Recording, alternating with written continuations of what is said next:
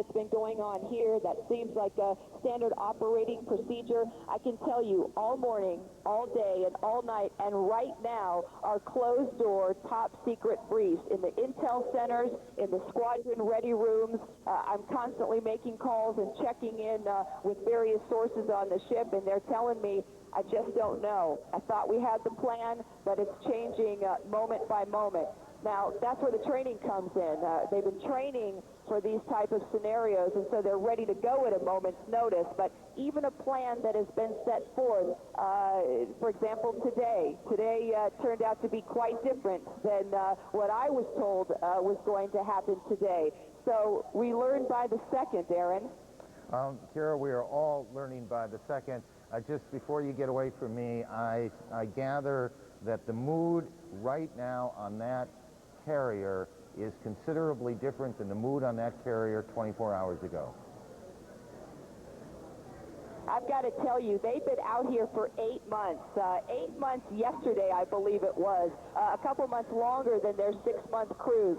I got to tell you, everybody was up watching the President of the United States make his speech, and when he said that Operation Iraqi Freedom was in order, there was a sigh of relief. I have to tell you in one way that, okay, here we go. This is why we're out here. This is what we've trained to do. Let's go. All of a sudden, there was a boost in morale, and the energy around here was pretty incredible. And that hasn't stopped. The adrenaline is still flowing, and planes continue to come back all day today. They continue to come back without bombs. And I'll tell you, that wasn't happening a few days ago, Aaron.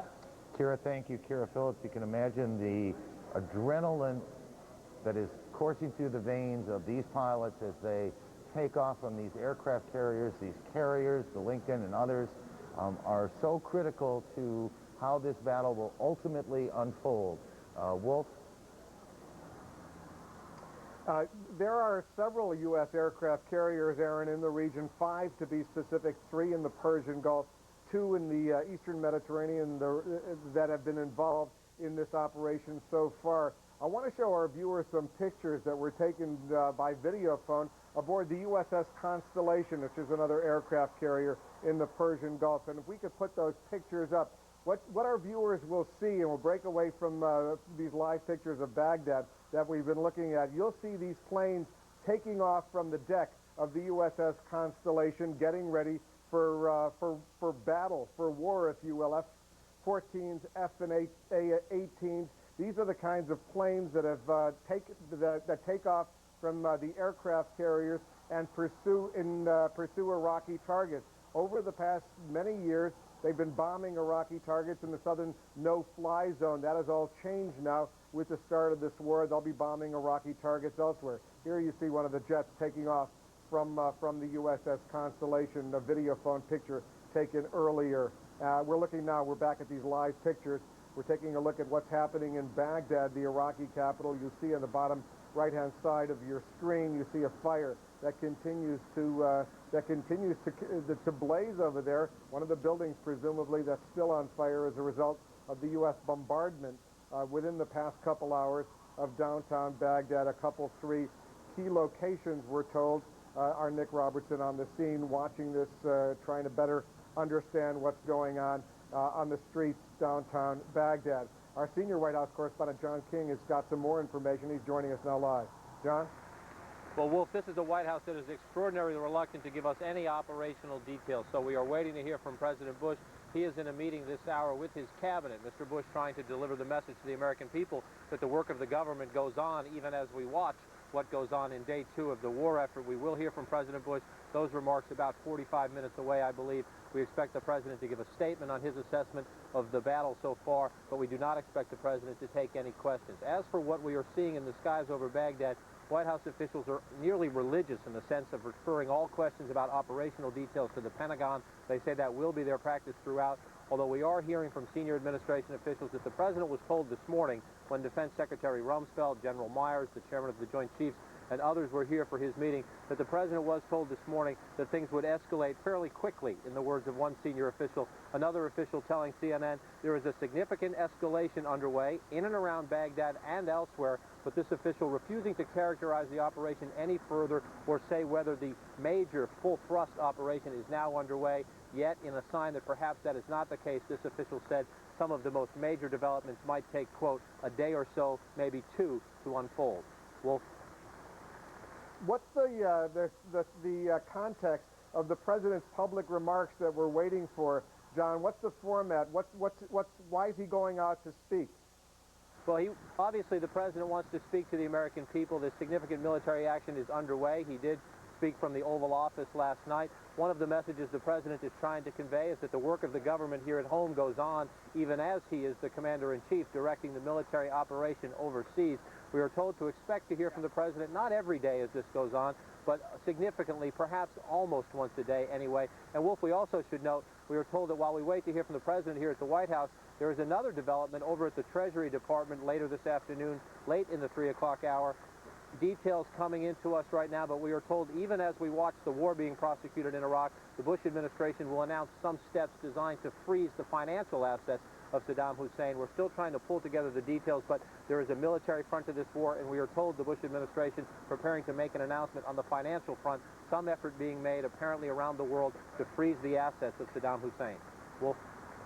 And speaking about money, at some point the administration, the White House, is going to have to seek what they call a supplemental budget request to get more money to pay for all of this. Any indication, John, when that might happen and how much money the administration is talking about?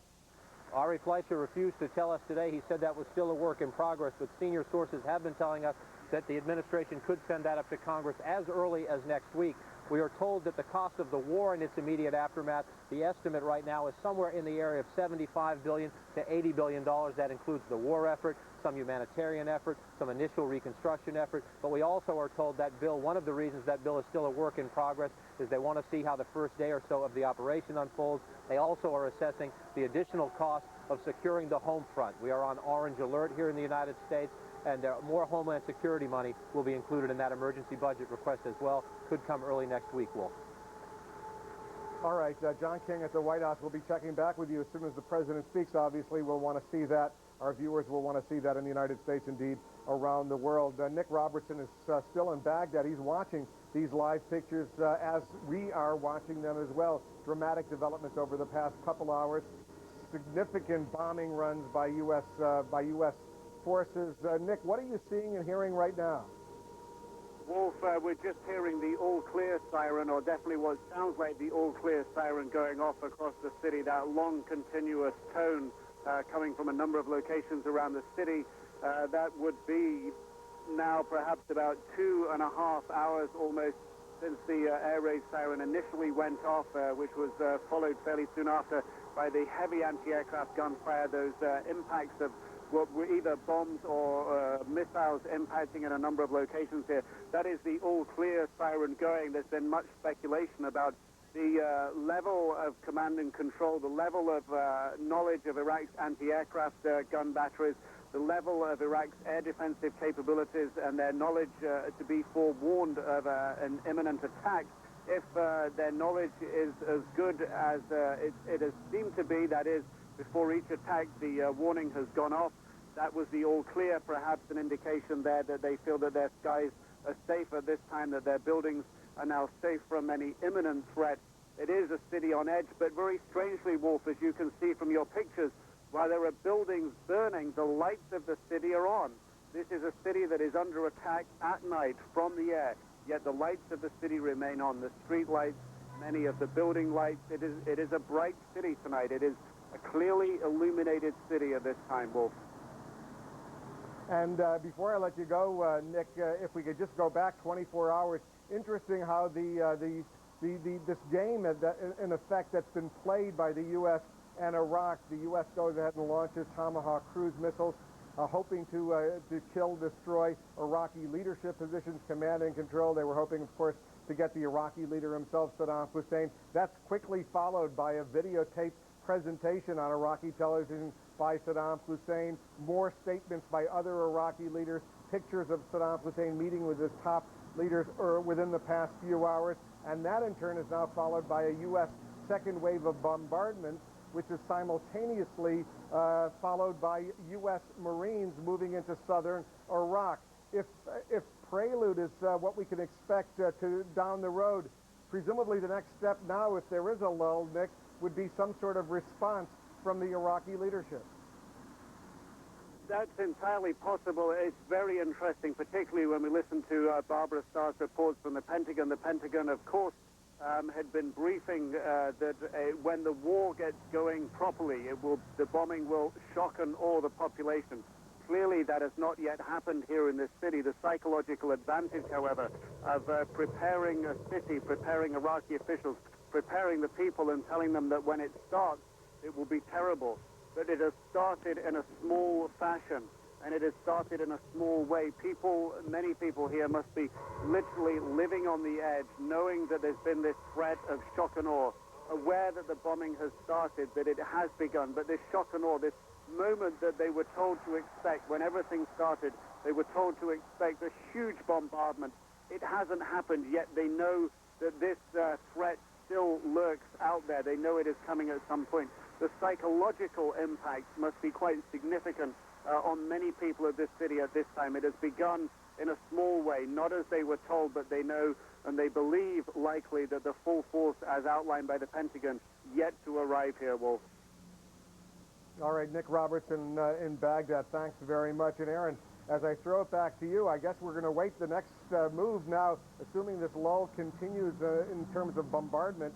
The next step will be President Bush will be speaking within the hour. We'll, of course, have live coverage of that, and we'll stand by to see what, if anything, we hear from the Iraqi leadership. Aaron? I think it's just to pick up on a point you were talking about, both governments in this case, the Iraqi government and the U.S. government, making a point of showing their leaders, showing them to their populations, showing them to the international viewing audience. This is all being carried around the world for somewhat different reasons, of course, but they are making a point of putting on television the leadership of the countries so that the world knows where these two governments are at this moment as this starts to unfold in this kind of raggedy way that it's unfolded, certainly not at all as we expected. Christiane Amanpour in Kuwait City. Christiane. Aaron, just a couple of items to report. The Kuwait news agency is reporting that coalition forces have taken Qasr, which is a border town just across the Kuwait border inside Iraq. It's also on a port. It's also an area of population. Now, I immediately called a British military spokesman, and they will not confirm that for us. They will just say that, as we've already been reporting, that British and U.S. forces have, in fact, launched forward, have crossed over into southern Iraq, as we've already been reporting, but will not confirm that at least one immediate border town has fallen. Also, to expand a little bit on some of those incoming artillery that we've been reporting all day, British military spokesman saying that about 10 of those Iraqi missiles fired from Iraqi positions in southern Iraq onto what he calls coalition forces, in other words, the area in which both U.S. and British forces are stationed. He cannot speak from his vantage point for the rest of the staging point of the U.S. forces, but about 10 missiles have come in. None have struck the base areas where the forces are amassed, and there has been no casualties. But this spokesman tells us that some of those were Scuds. I pressed him for any more information on that, and he could not give us any further information other than some of those were Scuds, he said. We've been briefed rather heavily over the last couple of days, and perhaps that's what's showing in this, as you say, sort of small scale, at least relatively small scale start to this war, that what they wanted to do was not to destroy unnecessarily Iraqi soldiers or Iraqi civilians. They want to keep giving messages to the leadership to try to smoke them out, if you like, sorry to use that term, but to try to put pressure on the Iraqi leadership, at least in the initial stages, to hope that that will cause some kind of reflection and perhaps surrender, if you like, of the leadership. They're very concerned, they tell us, about preserving as much infrastructure, as much of the regular Iraqi forces, and of course sparing the civilians insofar as they can. So it's almost a contradiction in terms of what we're being briefed, that it is going to be, we've been told for so many weeks and months, this massive aerial bombardment, but on the other hand, they also want to go soft for fear of doing too much damage to civilians and other kinds of infrastructure if they don't have to do that. Back to you, Aaron. Christiane, how different have the last 24 hours been than the first 24 hours of the first Gulf War? Well, you know, it's different because in the first Gulf War, there was a massive aerial bombardment. You saw those pictures from Baghdad, and it lasted for 5 weeks. Let's not forget that it was a 5-week campaign with heavy targeting around Baghdad, around other major military targets, and indeed other cities, but of course massive bombardment inside Kuwait, where the Iraqi forces were arrayed just before the Saudi border, in other words, southern Kuwait. So it took an enormous amount of time by all sorts of aircraft and different bombing raids to soften up, quote, the environment before the land forces breached the border between Saudi Arabia and Kuwait and then liberated Kuwait. And if you remember, the ground offensive was just 100 days. So that was a very different picture than what we're seeing right now. As we can see, stay with us here, we can see these pictures, recorded now, pictures of buildings that were hit in these attacks in Baghdad earlier, now several hours earlier. As you can see, it was dark at the time. There are stationary cameras set up in a number of locations around Baghdad. As long as they are operational, we'll be able to take pictures from them, put them on the air. At some point, we will probably lose them, but we haven't lost them yet, thankfully. It is the best window we have. But in truth, and this was mentioned earlier, what we all are getting, what you are getting, what we are getting, and in some respects all we have is a very narrow view of what is going on. There are parts of the country we simply are not able to report from. We are able to report from Baghdad. We have a pretty good feel of where these 3 missiles hit, or these 3 strikes hit. There were certainly more than 3 missiles. Extraordinary amount of anti-aircraft fire going on.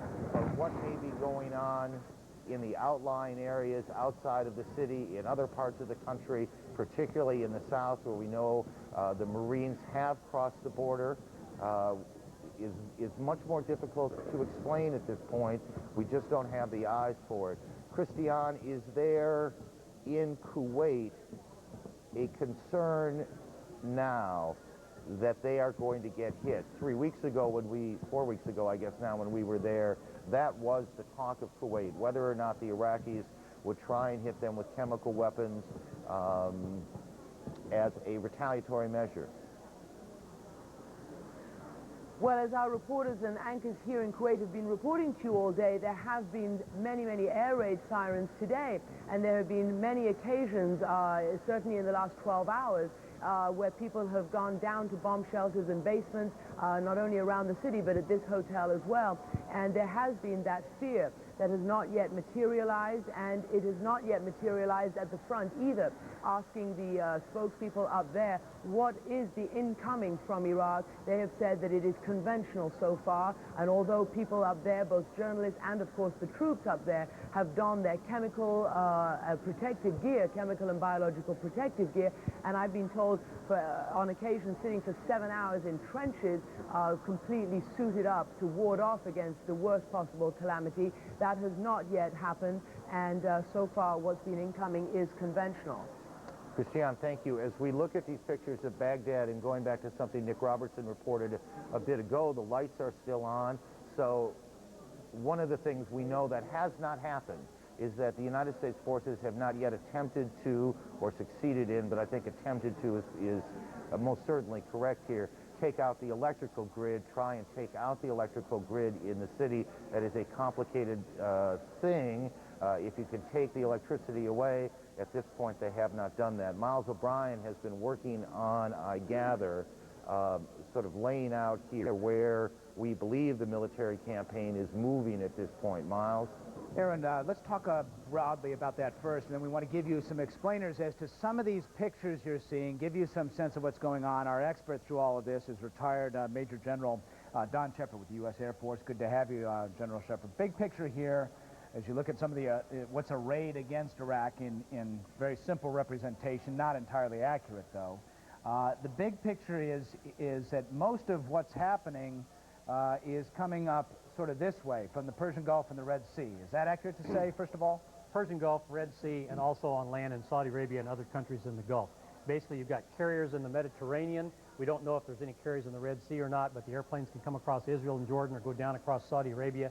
The aircraft off the carriers in the Persian Gulf can come this way. We also have B-52 bombers coming from the United Kingdom, and also Diego Garcia, and B-2s are reportedly coming from Diego Garcia, as well as Tomahawk missiles coming from ships in the Persian Gulf and the Red Sea. And no clear indication at this juncture as to what we're seeing, as to what platforms, would be the military term, are being used right at the moment. No, but a good guess is Tomahawk missiles and stealth airplanes is what you're seeing in downtown Baghdad. All right, let's take a look at some of this anti-aircraft fire that we've been watching. We just want to explain to folks exactly what they're seeing as they see these little flashes there. What do those flashes all mean, Don Shepard? Those are not the result of any U.S. weapons, correct? No, it's Iraqi anti-aircraft weapons, and what you see, first of all, is flashes on the ground. That's the muzzle fire. Then for every streak of light you see up there, which is a tracer, there are 6 other rounds between tracers. It's a 1-to-7 tracer ratio. So when you see tracers, you're seeing 1/7 of what's fired. The little flashes up there, when the round gets to the end of its time of flight, it blows up in the air so that round doesn't come down and impact on the ground and hit your own country. So it makes tiny little pieces that would fall to the ground. All right, let's talk a little bit about radar suppression, knocking out a radar system. As we look at some animation we put together here, we'll give you a sense of how this all plays out. First of all, we take you down to, these are SA-2 surface-to-air missiles, Soviet air missiles commonly used in the Iraqi army. Yep, all the way from the Vietnam era, but much improved, and a lot of improvements to them made by the Iraqis. It's the SA-2. It's on guideline transporters there. They're set up and ready to fire. They need to be tied to a radar. Now, this is a FANSONG radar. FANSONG? FANSONG. Basically, it's an acquisition and tracking radar. It tracks gives more information to the control center that fires the missiles. The airplane is coming inbound now, and what we want to do is screw this up. So the next thing we do is we send in a jamming aircraft like the EA-6B Prowler. All right, EA-6B, right there. That's a carrier-based aircraft, and that just plays havoc with radar systems, right? Carrier-based, flown by combined Air Force and Navy crews, and what that airplane does is work against the radar site itself, the screens of the operator. Instead of one target up there, he's got multiple targets, has to decide where his target went. Very difficult. Difficult to figure out where the real thing is. And once that happens, it's safer for multiple ships to come in, which is what we depicted here. Right. Now, these airplanes may be going to a target. They may be trying to attack the site, or they may be going to a target. So let's say they're going to a target, and we've got something else that will attack the radar later.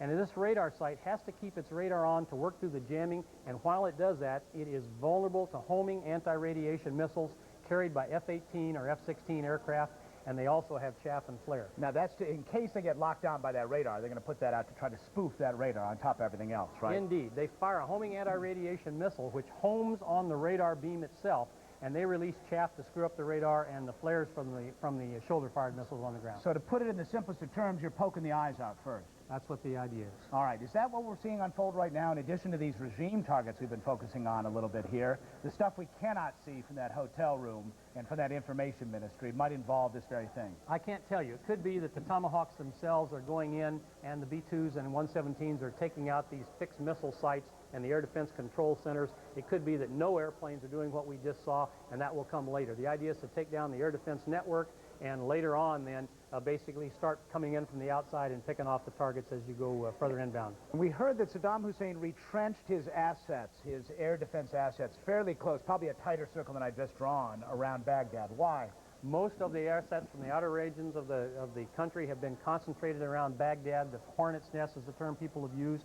You want to hit the fixed sites in that circle first to take them down. He still has mobile sites, SA-6s and SA-8s, which we'll have to worry about later. We also jam them and use homing anti-radiation missiles as well. All right, Don Shepard, thanks for the explainer. It's always helpful for us to understand what we're seeing when you look at those night vision pictures. Hard to get the big picture. Getting the big picture is really the challenge right now, Aaron. Yeah, it is for all of us. General Shepard, can I ask you 2 quick questions here? One is, at what altitude are the planes safe from this anti-aircraft fire? Excuse me. And secondly, what is it that missiles cannot do that would require manned bombers to go in and do?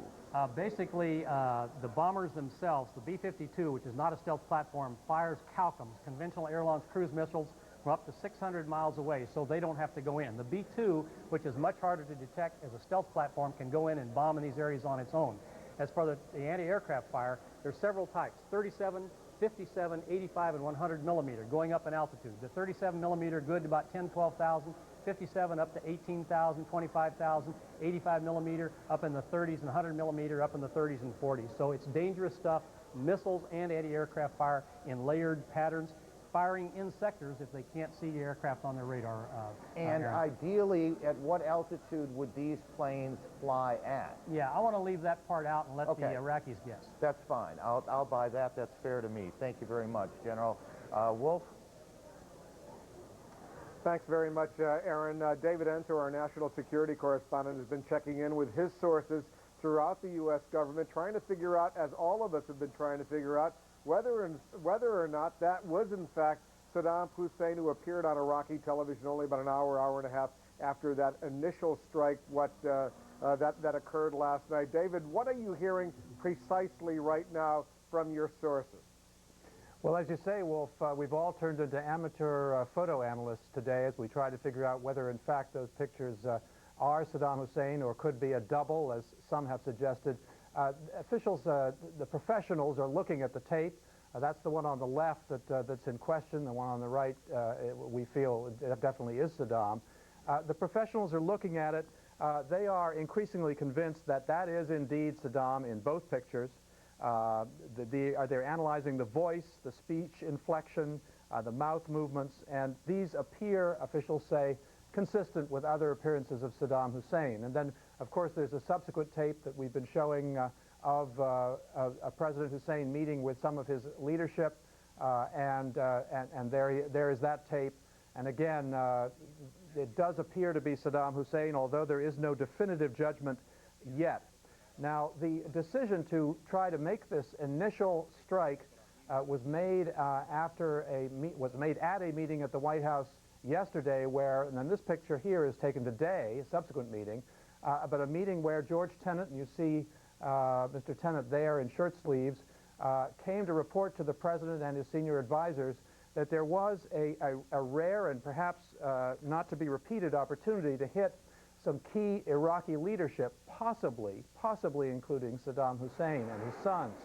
That was the meeting at which the decision was made to fire off these cruise missiles that we saw at starting off the hostilities late last night. And officials that I speak to here say that while they are increasingly convinced that Saddam Hussein is alive, that is him on those tapes, and that those tapes are most probably made subsequent to the attacks that we're looking at here, they do believe there is optimism among U.S. intelligence officials that they may have knocked off some of the Iraqi leadership. The compound that was hit, they believe, contained a number of senior leaders, possibly Republican Guard or Ba'ath Party leaders, who had already gone to bed in that compound. So there is a measure of confidence, of optimism among U.S. officials that some of the leadership are already gone. Wolf? I've been checking with some sources as well, David, to try to find out those 2 points, whether or not that was in fact Saddam Hussein, and as you report, the growing suspicion is that it probably was, although I'm told that the technical experts have not yet completed the audio analysis to make sure that the voice, the inflections, all the aspects of the normal way Saddam Hussein speaks coincides with what we saw here. Some of the intelligence experts I've spoken to, they'll point out, David, as I'm sure they have to you, that the glasses that Saddam Hussein was wearing, the glasses what we saw in that hurried kind of videotape he delivered yesterday, not the normal glasses that he normally wears. Also, we did hear in that speech that was, he read basically from notebooks as if he had scrawled out some words only before reading them. He did mention March 20th. Remember, the bombing occurred at 9:30 p.m. Eastern Time, which was March 20th, 5:30 a.m. here in the Persian Gulf. There was only one line, I'm told, in that speech that could have suggested it was delivered after the first bomb struck, those Tomahawk cruise missiles, when he said something along the lines like this. He said, "With the dawn prayers, today the reckless criminal Bush carried out a criminal action which in effect might suggest that it was in fact made after that strike, but we're going to continue to analyze that. David Enser will be getting back to you. Art Harris, our correspondent, who's embedded with U.S. troops in the northern part of Kuwait, is on the phone, and he's got some information. Art? Wolf, I've been watching for the last 5 minutes. Multiple rocket launchers, U.S. artillery. You can hear overhead. Sounds like very high-flying bombers breaking the sound barrier. Let me hold the satellite phone up so you can try to hear it. I don't know if you can hear that or not, Wolf. I'm watching, they look like Roman candles going up into the night sky. I stand on the desert sands with the 2nd Marine Division out of Camp Lejeune, North Carolina, and you can hear what sounds like U.S. bombers high overhead. There goes another Roman candle-looking multiple rocket launching system by U.S. artillery heading towards the northwest Iraq border. It's been very intense for the last 5 minutes. There you can hear more high-flying, what appear to be high-flying bombers breaking the sound barrier as more salvos are unleashed against Iraq in the northwest border with Kuwait. Wolf, there goes another one, another artillery barrage of rockets by U.S. artillery high into the sky over the desert, lighting up the desert. It's a near full moon. There goes another one, and they just keep going one after the other, and you can hear the jets, the bombers overhead. Wolf? You know, Art, I've seen those MRLS, those multiple rocket launcher systems in action, and it's an awesome array of firepower. When they're fired, you see a whole score or so of those rockets unleashed at the same time, and they can cause incredible destruction on the receiving end of that. How many of those have you basically seen so far fired into southern Iraq? Seen 12 to 15, Wolf. They keep going off at intervals of about a minute, sometimes every 30 seconds. You can hear the what appear to be high-altitude bombers overhead, possibly heading into Iraqi airspace. I'm facing to the north, Wolf, just walking on the desert floor here. To my left is the west, and to the north is the berm or international boundary between Kuwait and Iraq, a very short distance away. I'm not allowed to give our precise positions, but it appears that the intensity of the artillery and air war in southern Iraq has begun. Wolf? All right, Art Harris, our reporter embedded with U.S. troops in the northern part of Kuwait. They're watching a heavy barrage of artillery, U.S.-led artillery, rocket launchers unloaded into southern Iraq. This war is obviously underway, Aaron, and it's going to get a lot more intense. Well, that I think we can be sure of. If we can just go back to the map for a second and explain one quick thing. That area that's described as restricted area just below the DMZ, that is Kuwait territory. And about a month ago, Kuwaiti government blocked it off from Kuwaiti citizens and everyone else. There are roadblocks set up on the highway moving out there. And that is now all coalition territory. That is all U.S., essentially U.S. military territory. The port is all backed up. They literally are having trouble offloading equipment as quickly as they need to. But that area for the last month has been off limits to Kuwaiti citizens as the Kuwaiti government turned it over to the coalition, essentially the U.S. forces who have set up in the area and have now moved right up against the border, right up against the DMZ, which is a fence, a chain-link fence, actually two chain-link fences and a small area in between. And for the last week or so, forces have been cutting holes in those fences so that when the moment came, they could quickly make their move across, and indeed one Marine group has made that move. Nick Robertson in Baghdad. Quiet now? Quiet now, Aaron. We're hearing from Iraqi television here saying that one U.S. helicopter flying into Iraqi airspace has been destroyed. No way for us to confirm that announcement on Iraqi television, just a statement, no picture to support it, but Iraqi officials saying that they have downed one U.S. helicopter flying into their airspace, Aaron.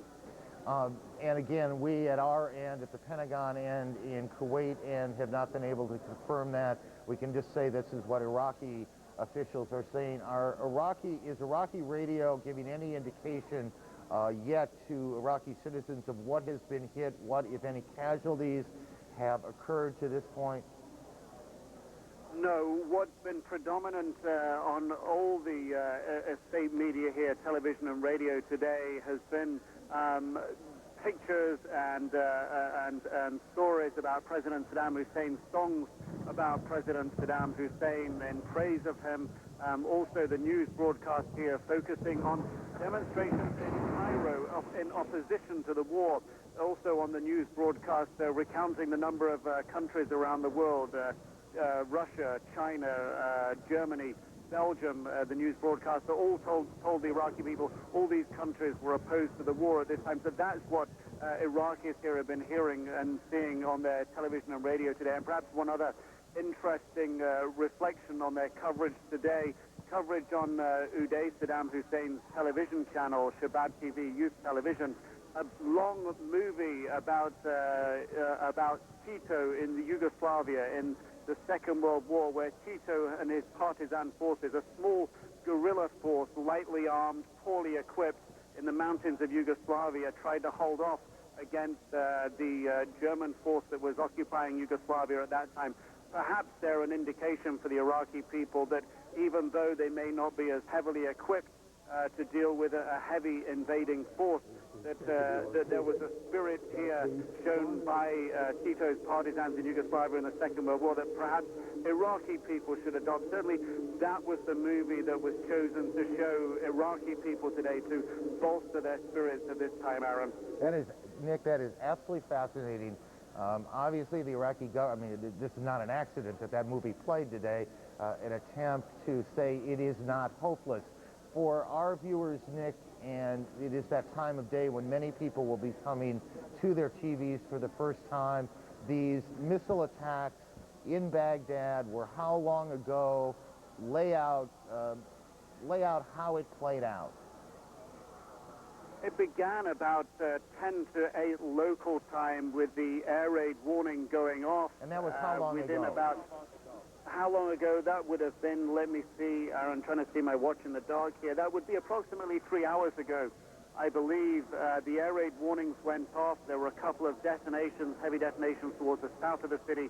Anti-aircraft fire began to illuminate the periphery of the city. The anti-aircraft fire then picked up within the center of the city. It became quite intense, quite loud, and then within minutes of that, perhaps within 15, 20 minutes of the air raid warning going off, huge explosions at the base of some government buildings here, then followed by another couple of explosions literally within a mile of where we are now in a downtown location many people in Baghdad would be familiar that it's a presidential area. Also, some other detonations further away, we couldn't tell where they were. After those detonations of the government building, the building blazing, I can still see smoke coming from that building. There's still signs of red fire at the base of the building. The lights of this city, Aaron, however, are still on, even at this time. The city has been through an air raid. The all clear was sounded perhaps half an hour ago, but the city's still heavily illuminated. All the street lights are on. Building lights are on. The streets are empty, very few cars. But it doesn't look like a city that thinks it might be about to be bombed, a city perhaps where you would expect the lights to be turned off. They are still on, and the buildings that we see that have been hit are still burning. Aaron? It's a little bit, Nick, don't go away. It's a little bit confusing because some of the pictures that we're seeing, in fact, are taped. There is a live super on them. There is also on the other side of the screen earlier, it's tape, okay? And this gets a little confusing, and we understand it does. So we'll just clarify as we go along. So about 3 hours ago, these missiles started coming in, and the attack, if that's the right word for it, Nick, the attack lasted how long? Perhaps really in the intense period, perhaps only 10 minutes or so where it was intense. There was, of course, anti-aircraft gunfire that lasted perhaps sporadically for another 1 hour after that. But this is not the shock and awe that we've been told that is likely to be the true force of an attack on Iraq. This appears to be a couple of strategic locations in the center of Baghdad. The explosions, while big, not the type of thing that Iraqis haven't heard before, the type of explosions one heard in 1998, Operation Desert Fox, back in 1991, Operation Desert Storm. I was here and witnessed those explosions very much like that. I can smell now from where I'm standing the smell of the burning debris in that government building just a mile or so across the river away from me now. But nothing, Aaron, as we have been told to expect, a huge campaign of bombing that would shock and awe the population. We have not seen that yet this evening. I think we underscore the word yet there. There's no reason to believe it will not happen. Whether it happens in the next 5 hours or 2 days, we do not know. But there's no reason to believe it won't happen. Nick, you were there during the first Gulf War. Has the Iraqi government responded, whether it be Iraqi TV, radio, etc., has it responded as it did a dozen years ago? In some ways, Aaron, yes. I think it's a very interesting, if we just pause to reflect on the state of international media broadcast, 24-hour television, it seems the speed with which the Iraqi side responds to what it perceives as negative propaganda against it, that is, that the president may have been hit. He was put on television within an hour and a half of those reports. The day before, the Deputy Prime Minister reports that the Deputy Prime Minister, Tariq Aziz, may have been killed, may have defected. He appeared on television within half an hour. It's playing out in the propaganda war, if you will, with a greater speed, with a greater intensity, with a greater ferocity, putting down claims with counterclaims fairly quickly, straight after. In another way, there are many similarities. We saw this morning President Saddam Hussein appearing on Iraqi television. He did that on the 17th of January 1991. Indeed, I was at Iraqi television station when President Saddam Hussein came into the station to give that broadcast. Half an hour before I saw him, I'd met at that time the Minister of Information, Latif Jassim, at the television station. He preluded President Saddam Hussein's speech at that time with a speech. We've seen the same thing today. Information Minister Mohammed al-Sahaf speaking on television, telling the audience that President Saddam Hussein would be speaking soon after. In that way, the formula remains the same. The formula of putting President Saddam Hussein on television the morning after the campaigns begin. The speed and ferocity, however, with which the claims and counterclaims of propaganda are being put down, much different, much faster, much swifter, Aaron. To this point, Nick, thank you. Nick Robertson, who we will get back to momentarily, we'll get back to shortly in any case. In Kuwait again, Christiane. Aaron, I was struck by what Nick was saying, that the Iraqis are seeing on television all day today, and that is a stream of support for them and also a stream of negative comments about the war. And perhaps it's time now to tell you a little bit about some of the reports we're getting in from reaction around the world. Of course, in Kuwait, people are very pleased by what's been happening.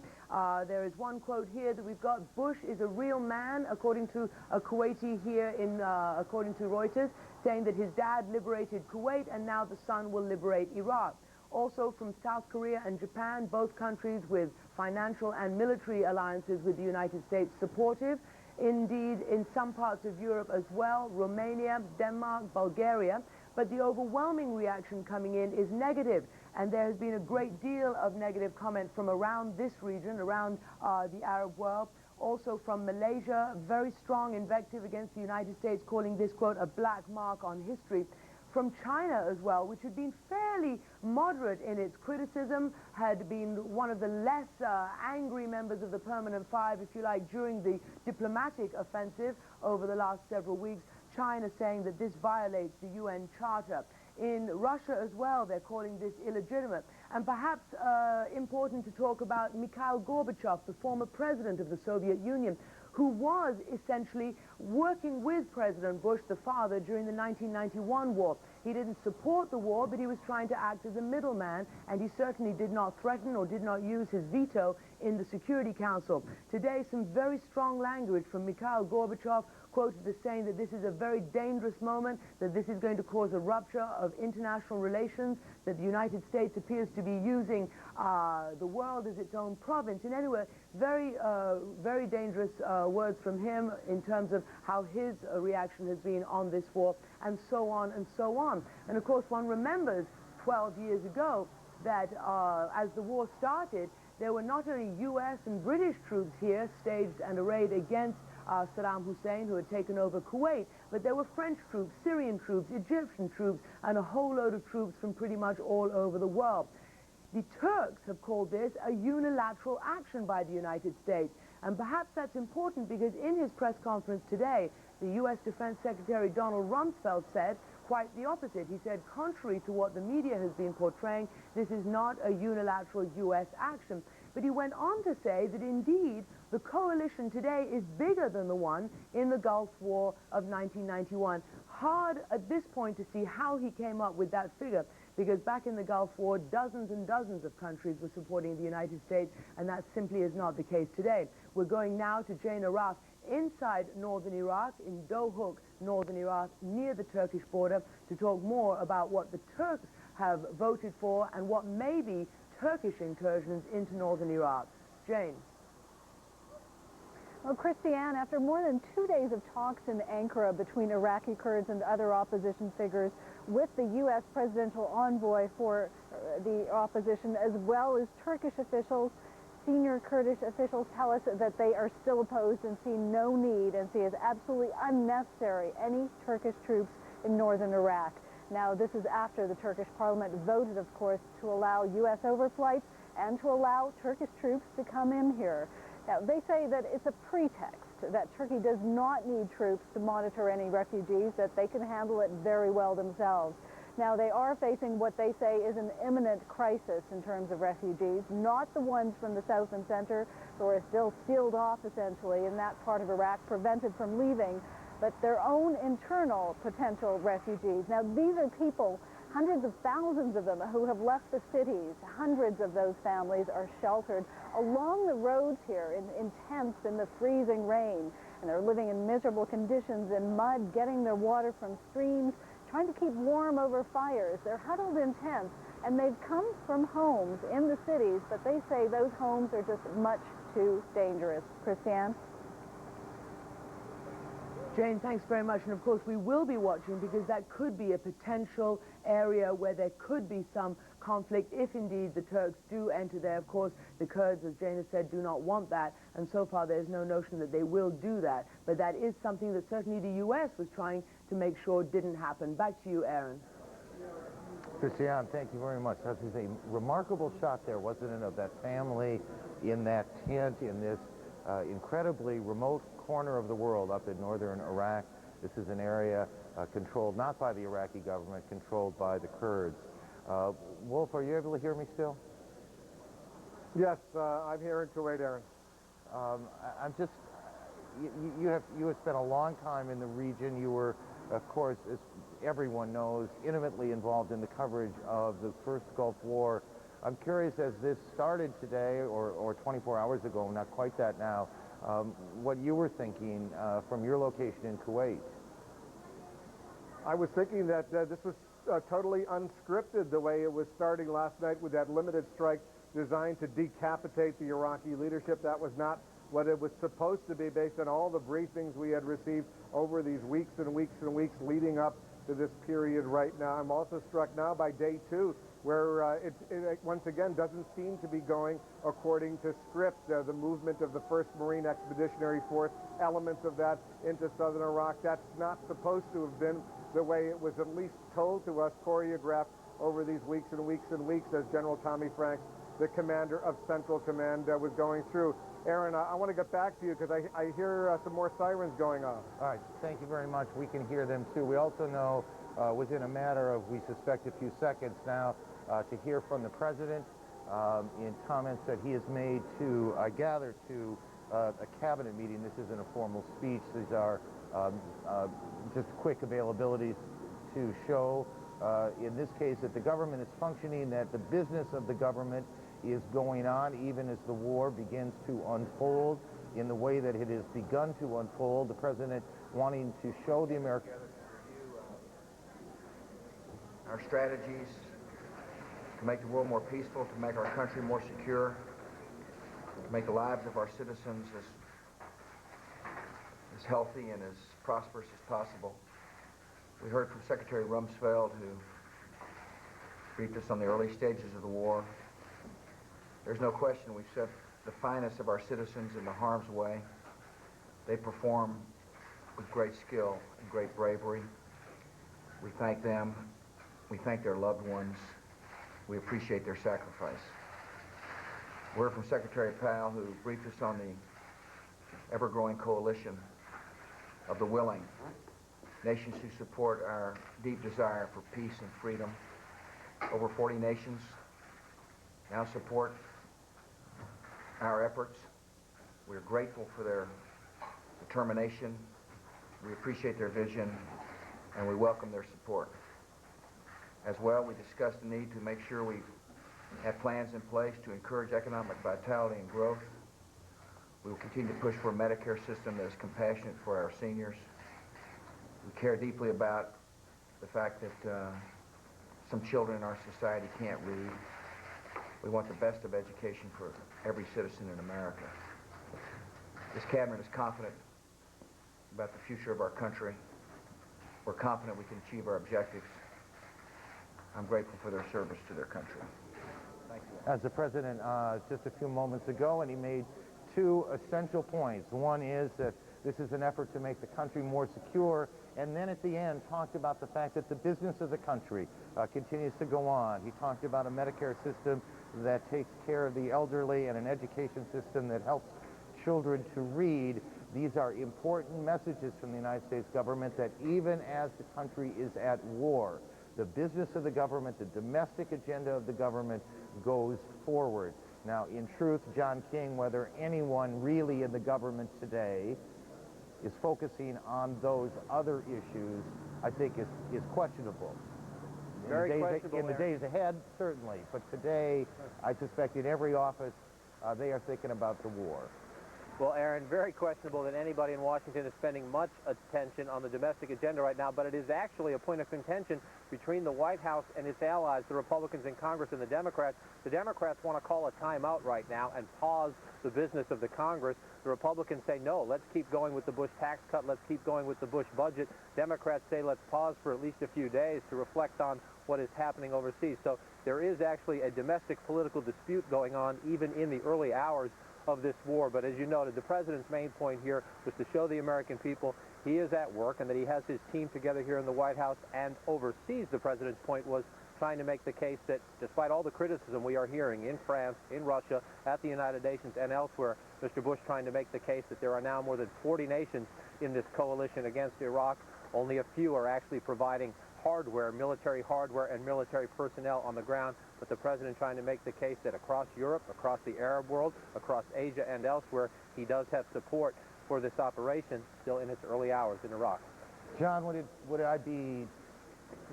be fair to say that the Republicans wanting to move the domestic agenda at this point might have something to do with the fact that in a moment like this, the president's popularity, the president's political strength is higher than it might otherwise be at any other time, and so those agendas have more popular support, perhaps, and a greater likelihood to pass? You hit the nail on the head, and it is one reason the Democrats do not want to deal with this right now. They do not want to be on the floor of the House or the floor of the Senate saying the president's tax cut would favor the rich, the president's spending priorities are out of whack, the president is trying to spend too much federal money at a time of war. Those are arguments the Democrats very much want to make, not arguments they want to make in front of a camera to the American people right now when they say it is time to rally, especially around the troops, but also rally around the commander-in-chief. John, thank you. John King at the White House, Andrea Koppel at the State Department. To what extent is there a diplomatic story that is unfolding right now? Aaron, even as the Bush administration and its allies are moving now to forcibly remove Saddam Hussein from power, the Bush administration is also asking governments around the world, any country that has diplomatic relations with Saddam Hussein's government, to expel their ambassadors, the Iraqi ambassadors, to tell them to leave immediately and to temporarily suspend the services of those embassies around the world. Now, that certainly raises the question, because usually when you expel a diplomat, they go home. When we asked State Department spokesman Richard Boucher as to where they would go, he said, frankly, he didn't care, that if they wanted to make requests for asylum, they could do that.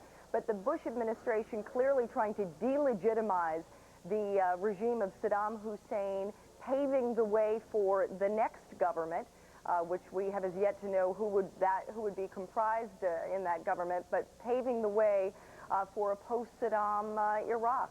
Aaron? Quickly, two questions then. Is there precedent for this? Is this the normal thing that happens in moments like this? And secondly, have any governments responded to this request? The answer to your second question is we don't know. The State Department said that they wouldn't let us know whether or not they had gotten positive responses from any of these governments.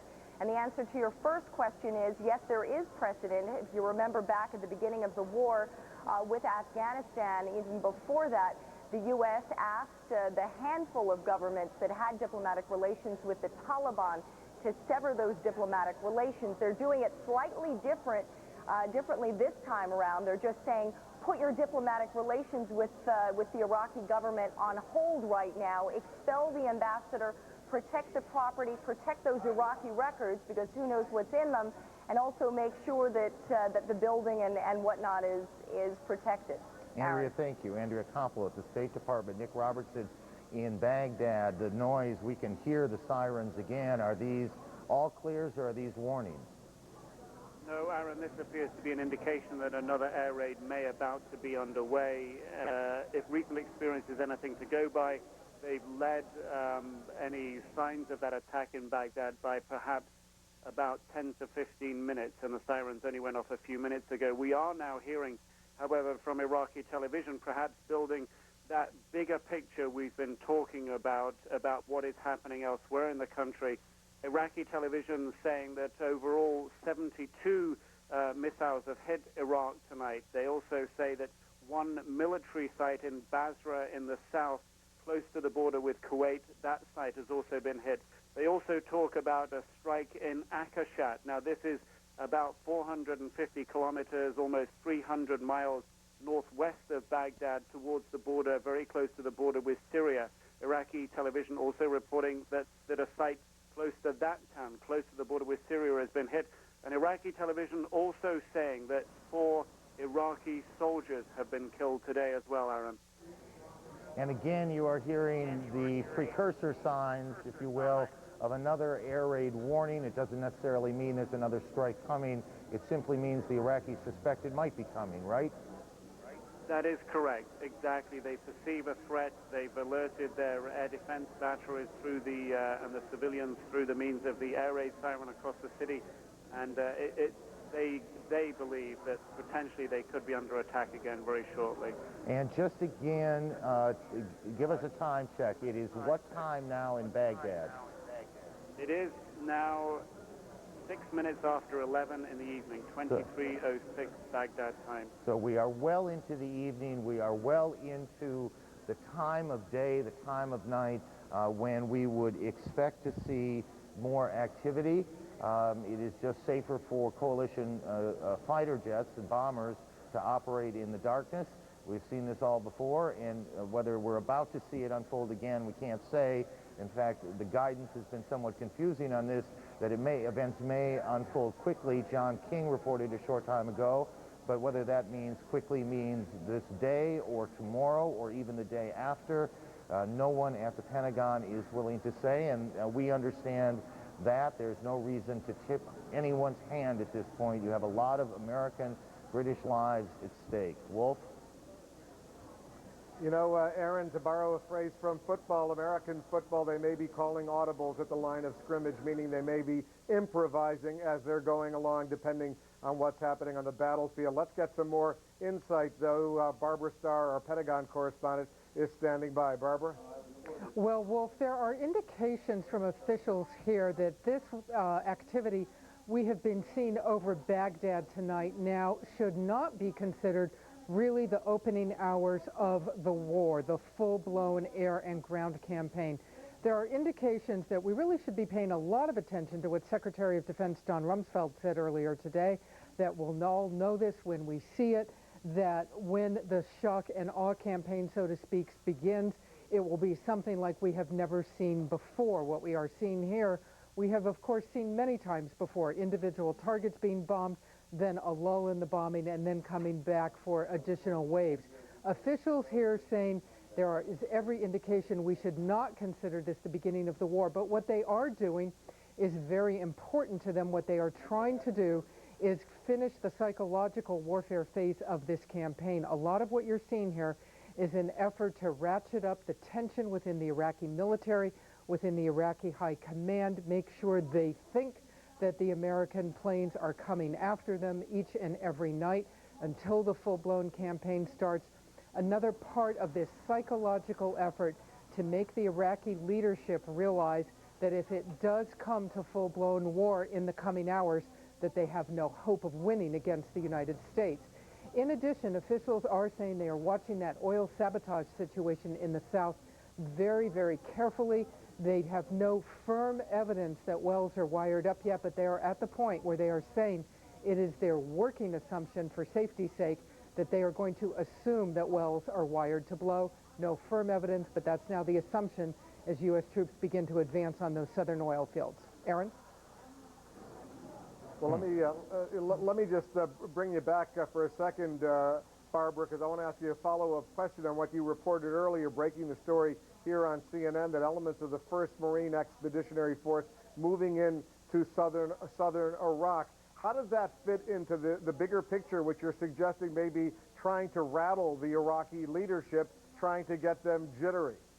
Well, these southern cities along the Al-Fa Peninsula, Basra, near the southern oil fields, these are all places where the population is certainly not very close to the leadership regime in Baghdad. The assumption had been that if U.S. forces could begin to move through this area, they would find a relatively friendly population that might largely welcome U.S. and British now forces moving into that region, that would give them some quick type of victory. In other words, they would not run into heavy fighting, and that might further rattle the leadership in Baghdad and make the leadership believe that they were vulnerable, that southern Iraq was going to welcome U.S. and British forces coming in. So this was always one of the first moves they wanted to make.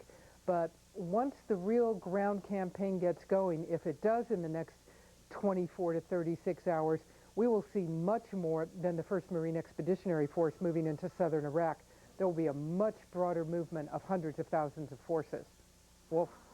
All right, Barbara Starr at the Pentagon. Thanks, Barbara, very much. CNN's Miles O'Brien is standing by at the CNN Center with more now on these military maneuvers. Wolf, you've heard that expression, of course, the fog of war. We've been trying to lift the fog as much as possible here through the good graces of some of our experts. Retired Major General Don Shepard, chief among them right now, joining us to talk a little bit about how an air campaign is put together. And I just want to say at the outset, what we are about to show you is an animation we put together, which does not reflect anything that is necessarily happening now, but what it does is it draws upon U.S. military doctrine and the tools of the toolbox, if you will, to see how they all kind of integrate together. Fair to say? And indeed, we want to be very careful not to show operational details or tactics that would put our crews at risk. All right, with that caveat, let's show the tape. This animation, which is actually coming live on our computer. This is material which is produced by a company called Analytical Graphics, and they help visualize battlefield scenarios for people at the Pentagon and so forth. And what they've done for us is created an air package, is the term. And Don Shepard, just help us understand as we take a big picture view. First of all, these red rings here indicate Iraqi radar sites. Those are the things you want to stay away from. Early warning radars looking out, trying to figure out what's coming in to get them. And the blue here, orbiting around an aircraft, is what? That's an airborne warning and control system, AWACS airplane looking in, watching for Iraqi things coming out and acting as a command and control mechanism for our fighters, bombers going in. All right, what we're seeing here with that kind of zigzag course there, those TLAMs, Tomahawk land-air missile, you can see that was what initiated this whole thing several hours ago. They come in low, they skirt below radar, they don't have a big infrared or heat signature.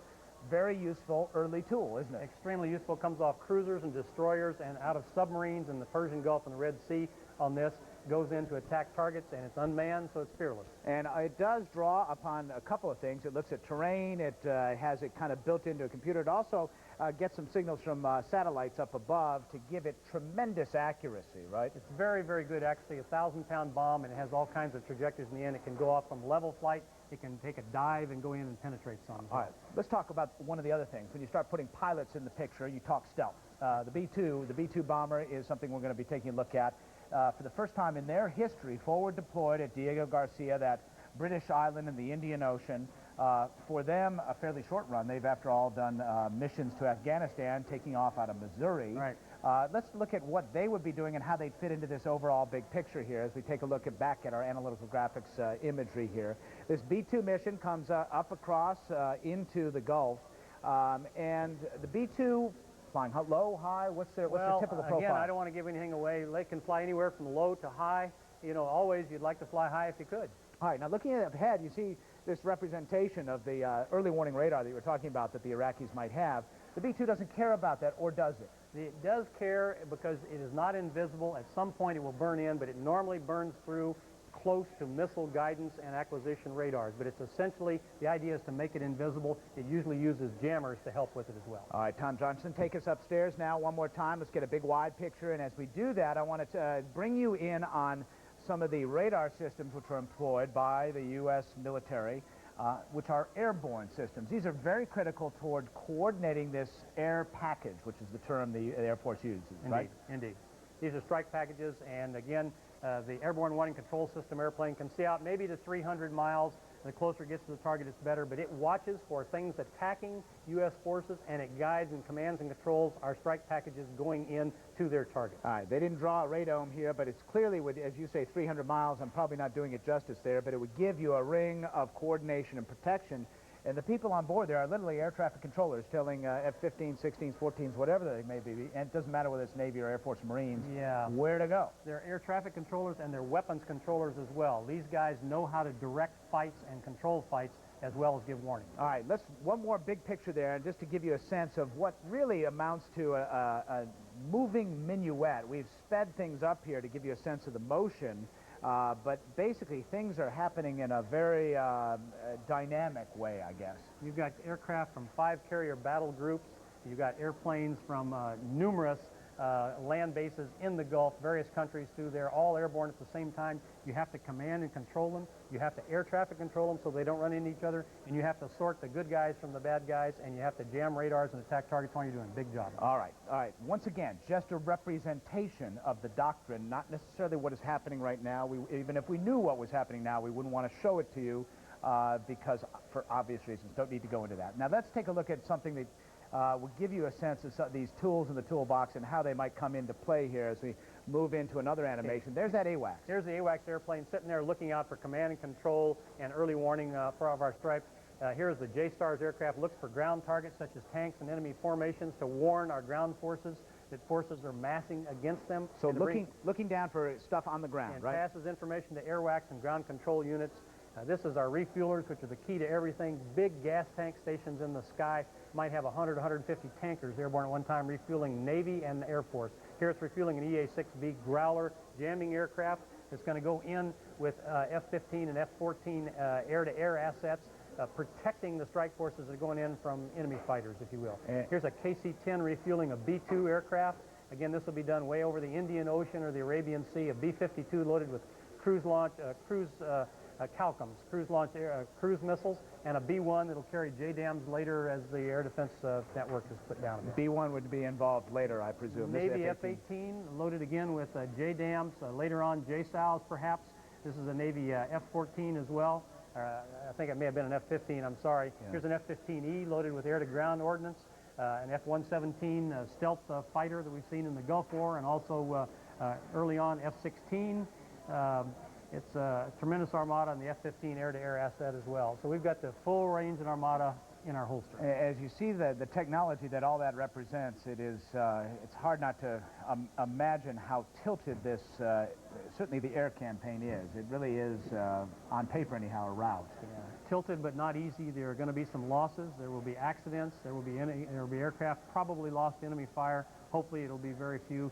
This takes years and years of training and many, many dollars to put this together. It's joint. It's paying off, Miles. General Don Shepard, thanks for the big picture. Appreciate it. Aaron. Thank you. Just watching you both, one, at least this one, gets the sense of what a remarkable logistical effort is involved in carrying out an operation. We all saw these pictures of the Central Command in Qatar, these men and women sitting in front of their laptop computers, keeping track of every unit, every soldier, every plane, every ship, all of this. It is a remarkable logistical process. This is in many respects, of course, a two-front war. There is the war in Iraq, but there is also the effort to secure the homeland, and that is also a complicated and especially critical effort in these moments, given the high state of alert the country finds itself in as it is now in the early stages of this war. Kelly Arena has been doing some reporting on the concerns about a terrorist attack, which was described the other night by officials as almost certainty, an attempt. Kelly? Well, Aaron, the FBI has actually just issued a be on the lookout for an individual named Adnan El-Shukrajuma. He's wanted in connection, according to the FBI, with possible threats against the United States. FBI says that he is possibly involved with al-Qaeda terrorist activities and that he could pose a serious threat to Americans and U.S. interests abroad. He's 27 years old. He was born in Saudi Arabia. His whereabouts at this time are unknown. The FBI does not know whether he is in the United States or abroad, but they're asking the public for help. They've posted his picture on the FBI website, www.fbi.gov, asking their state and local partners for help in finding this individual if he is indeed within U.S. borders. Our sources say that this man, again, his name, Adnan Al-Shukrajuma, is a trained pilot. As a matter of fact, his nickname by some is called Jafar the Pilot. And they say that recent intelligence suggests that he could be an integral part of a new al-Qaeda plot against U.S. interests. That is all we know about this individual at this time, Aaron. We are working the phones, and we'll get back to you with more when we get it. I apologize. I was writing as you were speaking, taking notes. Do we show a picture? Do we have yet a picture of this person on the air? We are trying to get that from the FBI website. The FBI is having a problem processing that right now. The information, though, is there, and I can read some of it. He's 27 years old. Again, born in Saudi Arabia. He's approximately 132 pounds. He may be a little bit heavier today, the FBI points out. He's between 5'3" and 5'5". He's got a Mediterranean complexion, black hair, black eyes, and occasionally wears a beard. Obviously, he should be considered armed and dangerous.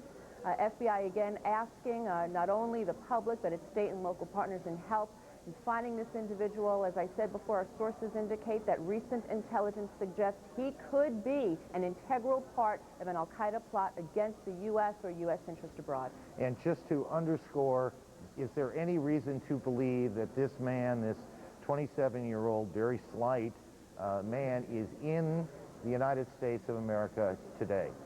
We don't know, Aaron, and that's why the Be on the Lookout was issued. The FBI has a great interest in finding him and questioning him. They simply do not know. Kelly, thank you. I know you'll continue to work on that. Kelly Arena, and when we get a picture, we'll be able to put that up, and that shouldn't take very long. Christiane. Aaron, some news that we're still working on. We've been told by the deputy director of the Al Ahmadi oil facility in Kuwait, which is south of Kuwait City, that they saw a missile, according to the deputy director of that facility, coming from the north and landing several hundred yards off the coast in the water. As I say, we're still trying to confirm that. What we're being told is that there has been no damage or nothing has been hit, but that the deputy director is telling CNN that he saw a missile come and land off the coast where that oil facility is and in the water. In the meantime, we're going to go to Ryan Chilcott, one of our CNN reporters who is, quote, embedded with the troops, this time with the 101st Airborne. He has some news from the northern part. Ryan? Christiane, I can tell you the 101st Airborne has moved out of its camps and is now in assembly areas. The 3rd Brigade, the 3rd Infantry Brigade that I'm traveling with is now in an assembly area in the Kuwaiti desert. We pulled out a while ago. In terms of offensive action, all I can report is that I heard the thump, if you will, of some artillery north of here. Someone farther up, some soldiers farther up in the convoy that weren't so enveloped in the dust like I was, said they could see what looked like thunder and lightning. That was the thunder and lightning of that artillery on the border. We have now gone through 3 bunker calls, if you will, 3 times. We have gone through Scud alerts and donned our masks, only to learn, only to 5-10 minutes later, be told that all is clear and that we could take our masks off. In the first 2 cases, I was told that it was surface-to-surface missiles that landed nearby that were intercepted by Patriots. So that's pretty much what I have from here, Christiane. Ryan, you talked about artillery. Are you talking outgoing from your position? Artillery, not from my position. Artillery going from south to north, U.S. artillery. All right, Ryan, thank you very much indeed. And we're now going to go to Lisa Rose Weaver, who's up in northern Kuwait, for some developments that she has there. Lisa? Northern Iraq. A similar story. In the last few minutes, I saw very bright lights on the horizon looking north toward Iraq. One, a sustained brightness earlier, about 15-20 minutes ago now. Long, sort of 7 to 8 second periods of low rumbling, heavy artillery, I'm told by military sources here, with the intent to sort of take out those border crossings to facilitate the entry of U.S. forces across the border at some point, and presumably the near future. Also, about half an hour ago, I saw in the sky something that a military source here told me are ATACMs. Now, ATACMs are big rounds used by field artillery. What was visible to me here were yellow streaks, almost like shooting stars, going off into the sky over the border area. Again, all of this is aimed at softening that border and facilitating the entry of coalition, and from our position, mostly U.S. forces. Now, I'm with a Patriot missile battery, which has really just sort of watched the fireworks, frankly, for the last several hours. We have seen here no incoming Scud missiles toward our position, and the Patriots that I'm embedded with have also not fired. Christiane. Lisa, thank you, and I was right first time. It's northern Kuwait, obviously, and not northern Iraq. Just again to go over what we've been hearing from UK spokespeople up where they call coalition forces, where there are British and American forces based towards the north of this country, that they had seen some 10 or so missiles coming in, missed their locations, caused no damage or casualties. But according to one person that we spoke to up there, one official, they believe some of those were Scuds. Back to you, Aaron. Coming up on 3:30 here in the east, Nick Robertson in Baghdad. The last time we talked to you, there were the sounds of air raid sirens, a sense of a precursor to perhaps another attack. What has happened since? Nothing at this stage. The city very quiet, very much at rest. No sounds of detonations, no aircraft visible, no anti-aircraft fire visible, no sounds of distant anti-aircraft gunfire going off. The only thing that stands out on the horizon at the moment, that government building about a mile from where we are that was struck earlier, still burning red at the bottom. Plumes of smoke still rising slowly from that multiple-story building. Aaron? You don't hear sirens, fire sirens going off, any of the things that say something is happening? At this time, nothing to indicate that anything is happening at this moment. The air raid warning going off half an hour ago, I think it's probably reasonably accurate to say that on each occasion that it has gone off, the warning has gone off, and I believe this is the fourth occasion that it's gone off, the third or fourth in the last 24 hours. It has been followed by anti-aircraft fire, and indeed has been followed by impacts of missiles or bombs in the city. Right now, it is there is nothing happening, Aaron. It is very still, an eerie quiet compared to earlier in the evening descending here. It is an eerie quiet. Iraqi TV, if you did not see that on the super underneath the banner there, says 70 missiles hit. I think it's interesting to me, at least, that they would report that, but that's what Iraqi TV is reporting, Wolf.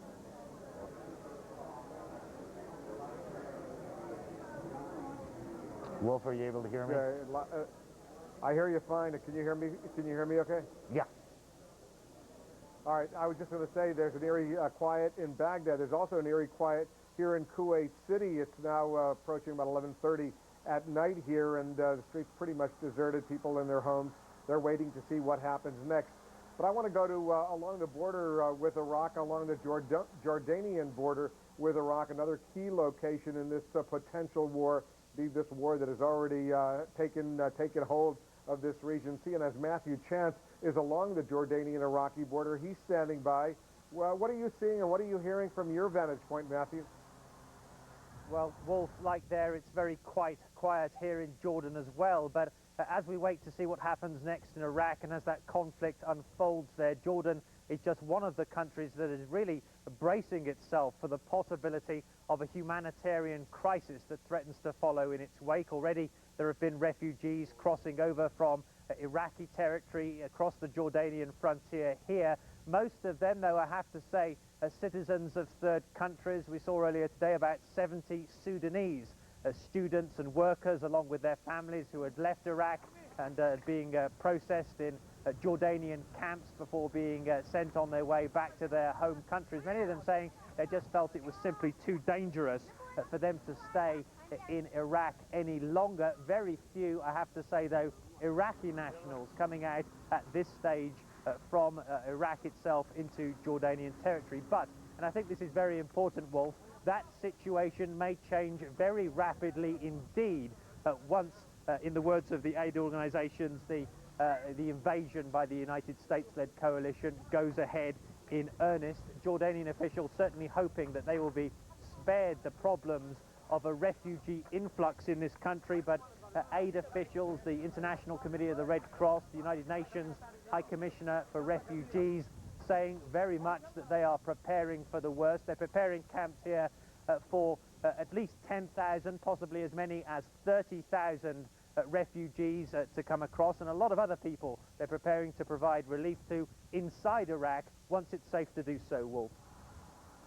We saw those emblems of the Red Crescent, those humanitarian workers, the Muslim equivalent of the Red Cross, working along the border. Are there a lot of humanitarian aid workers already in place, Matthew, to deal with this emerging human flood that is expected to go from Iraq into Jordan?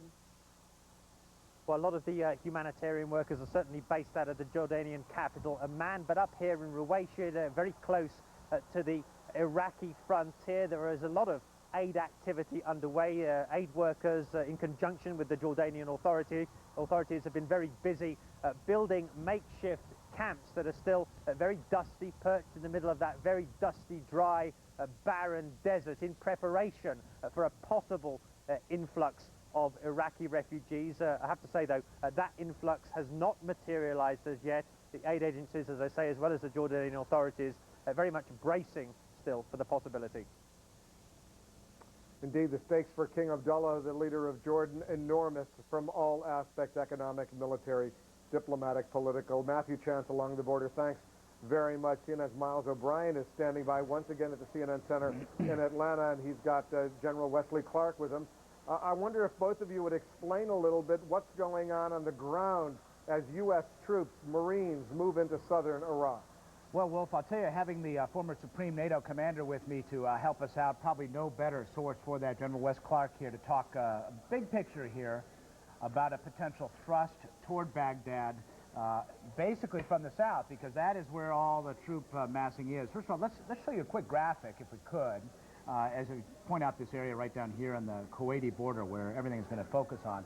We can show this graphic. We'll show you who the players are and what the anticipated routes might be. General Clark, first of all, big picture here, obviously. We once again would, for those of you who haven't figured out this geography yet, we're talking about this area right down here.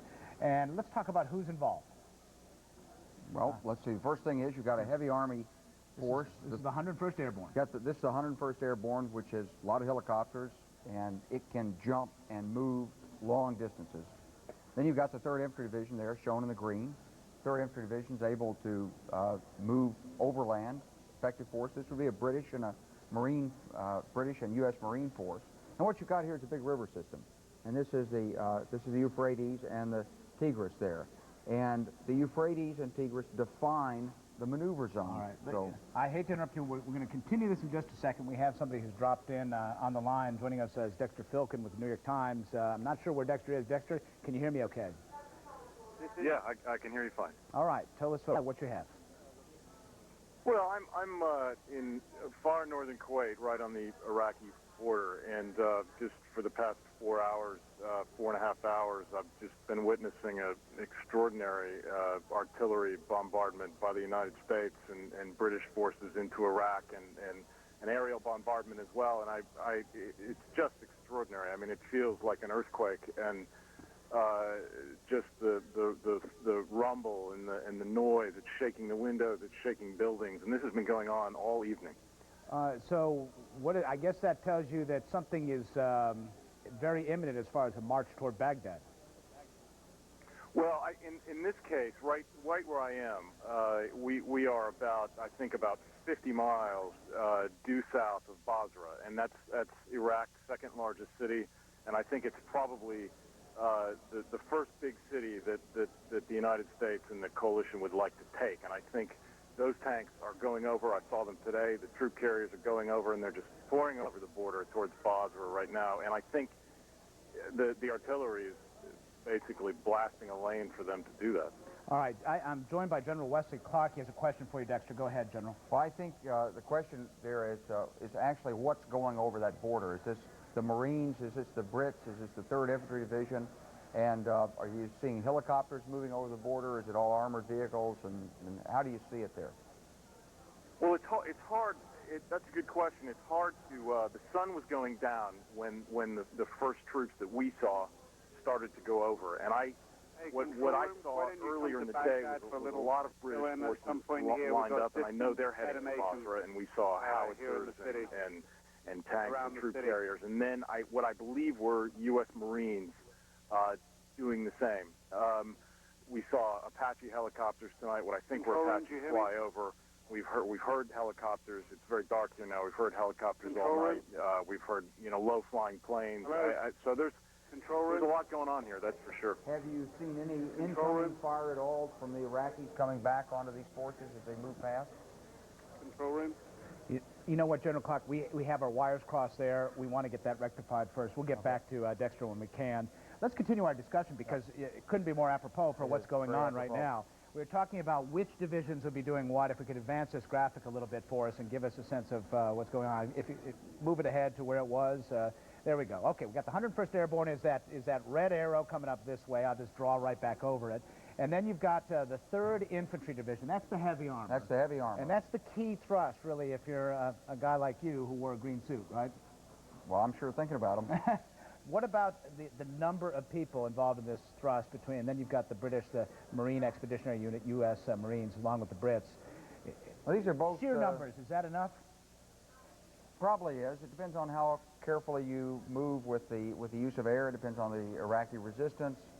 It's a matter for the commanders on the ground to sort out. But in principle, it can be done based on what we know of the Iraqi fighting force, at least up until Baghdad, and then we don't know. All right, and now we're talking about doing this simultaneously to the shock and awe air campaign, and let's take a look at a depiction that we put together to our friends at Analytical Graphics, showing this huge column. We're talking about 20,000 vehicles, which if you stack them end to end at 40 feet, I figured it out, is about 150 miles in length. Of course, they're not going end to end, and going across the desert this way. What's the tactic here? in this case, we've got them deployed in a combat formation, and you're leading with some platoons that have their vehicles spread out. They're in wedge so they can see the enemy and bring fire to bear. The units behind us sort of spread out and following. All right. It might look that way. All right, it might look that way. There's another thing we can tell you about, too, and that is the possibility of going through an area, let's say, that has some mines and some obstacles. Might get into a narrow column just like this, and what you'd have leading into these berms is a modified M1A1 tank, which has a bulldozer on it. Who says the Corps of Engineers is not difficult duty? They're right there at the very point of the pointy spear. We call that a mine plow up there on the front of that thing. Should be digging in deep enough to scoop those mines out.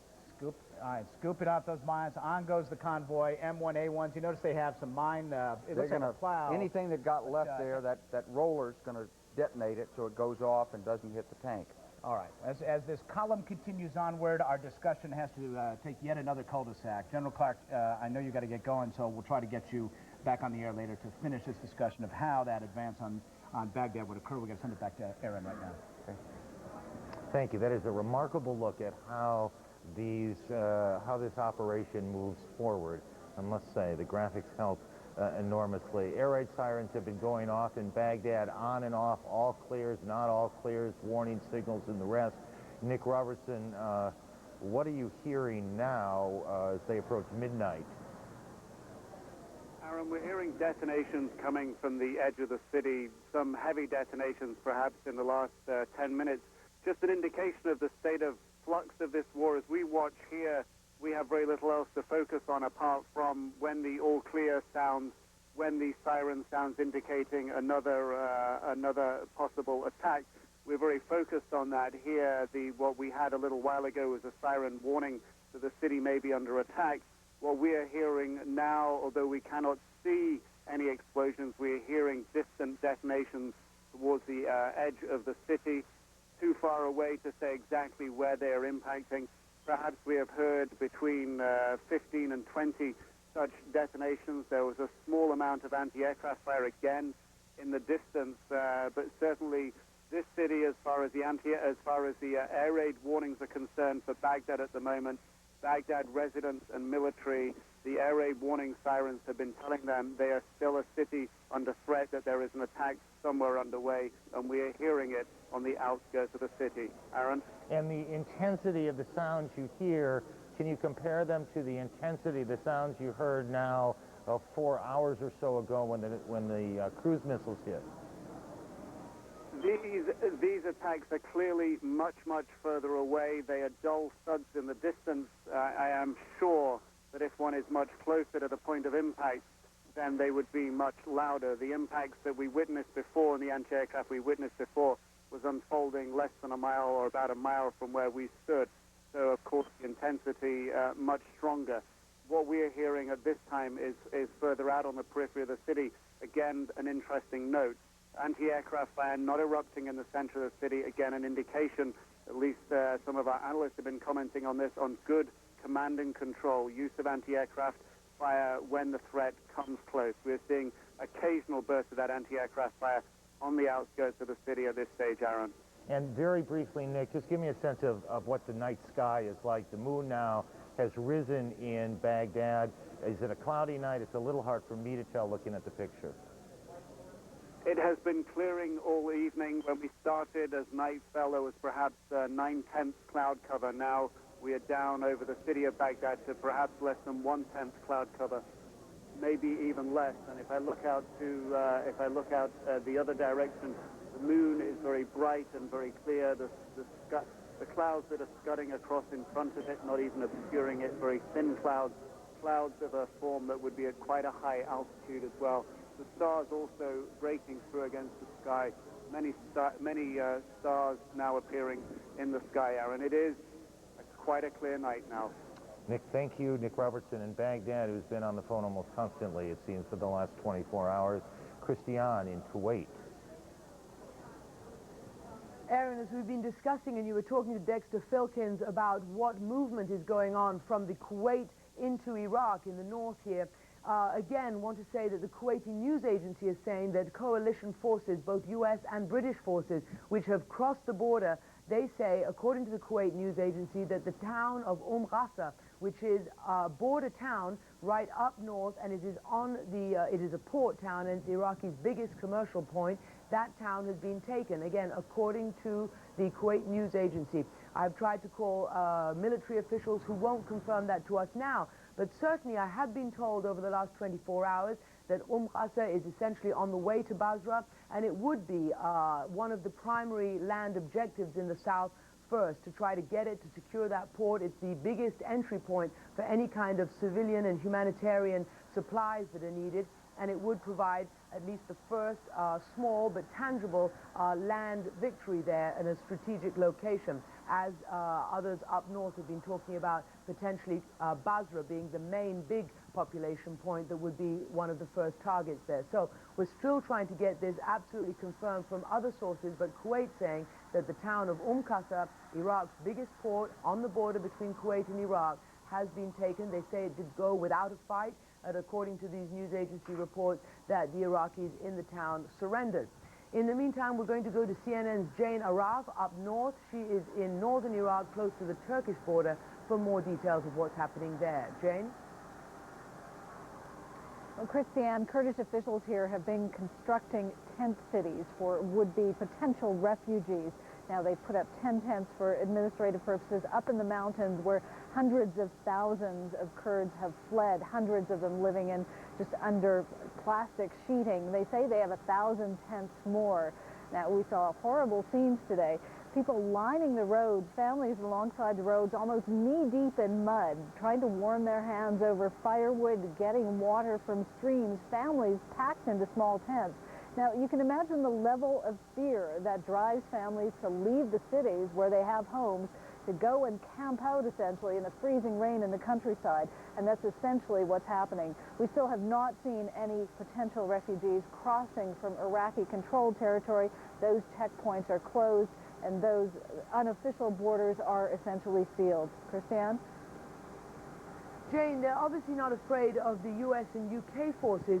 Obviously, they're afraid of Iraqis, but what are they saying? Have there been any attempts at Iraqi incursions or intimidation? Why are they fleeing exactly?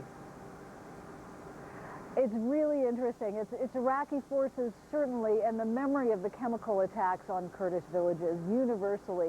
When we were watching them stream out of the city 2 days ago in a long, long line of cars, trucks, trailers, tractors, anything they could pile their children and their bedding on, they were saying they were afraid of a chemical attack. There are, of course, no preparations here. There are no gas masks to buy. There's nothing anyone can do. This is the kind of place where people believe if you put tape on your windows that could keep out chemical gas.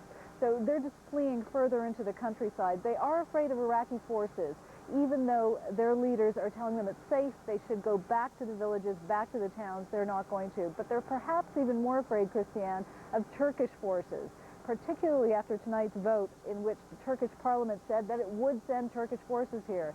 Now, a senior Kurdish leader tells us that that is unacceptable, that in his conversations with American officials in Ankara over the past couple of days, Kurdish leaders have reiterated that they would not accept Turkish troops here. That's still something that's being worked out with the Americans. Christiane?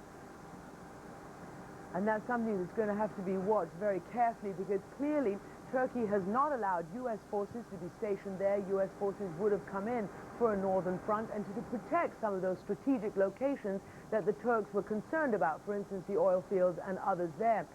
So if this boils down to a situation where the Turkish forces come in, everybody has been saying that that could be a recipe for potential chaos, and we are going to have to watch that very, very carefully.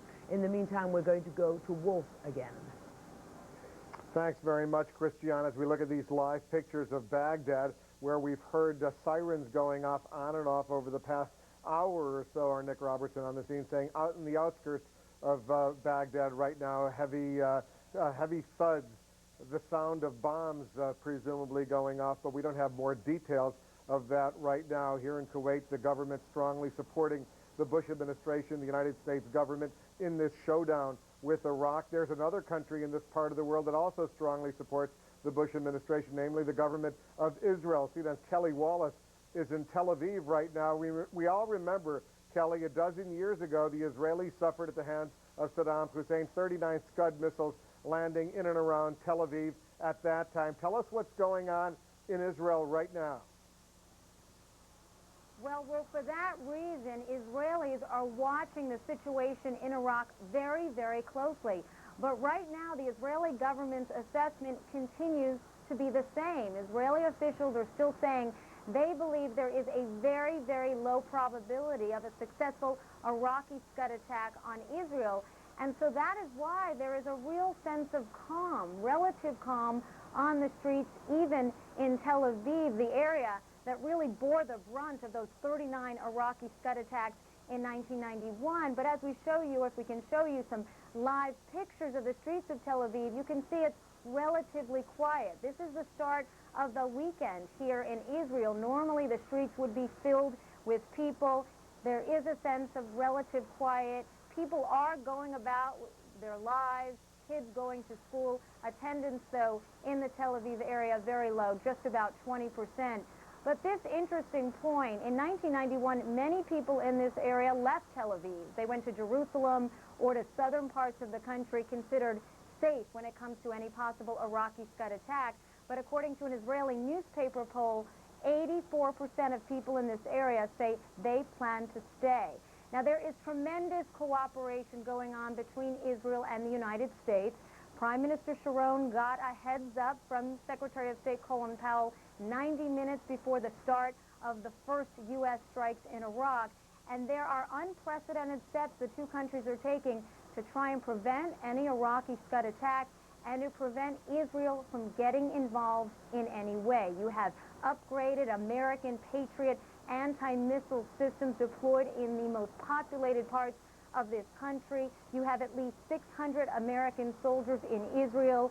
The U.S. is also loaning to Israel an early warning system. So now Israel will have about 6 to 7 minutes notice of any Iraqi Scud attack. That's twice the notice it had in 1991. And then this unprecedented step, the U.S. is sharing real-time classified information about the military campaign in Iraq with the Israelis. Wolf, all of this is the Americans want to show Israel they are doing everything they possibly can to prevent any attacks and, again, to prevent Israel from getting involved in any way. Wolf? And Kelly, before I let you go, I know Israeli intelligence analysts have been carefully studying that videotape of Saddam Hussein, just as U.S. intelligence analysts have been studying it. What's the bottom line assessment of the Israelis, who are experts, of course, in trying to understand the Iraqi leader?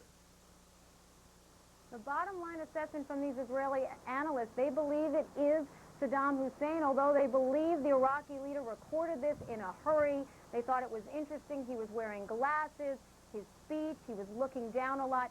They sense this as a man who is facing some pressure, but they do believe it is Saddam Hussein, and they can't say, though, exactly if it was live or pre-recorded, but they do think it was the Iraqi leader. Wolf?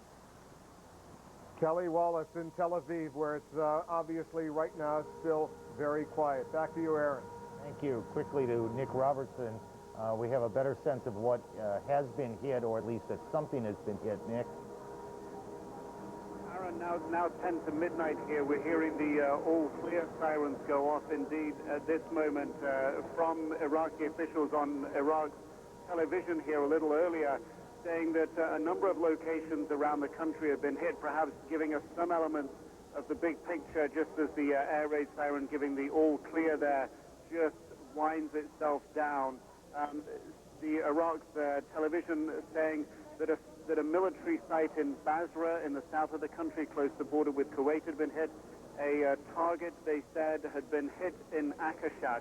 That is a town about 300 miles northwest of Baghdad, a town very close to the Syrian border. So an indication there that targets in many different areas of the country being hit, perhaps targets that people had not initially expected to be hit, targets perhaps not in the way of invading forces, perhaps targets that didn't initially indicate high-value government or leadership targets, but Iraq reporting that a target close to the border with Syria was hit. Iraq, interestingly, reporting that 4 of its fighters have been killed as well. Very interesting that at this early stage, it is already admitting to some fatalities, Aaron. I'm sorry, will you say that last thing again? 4 of its what? What?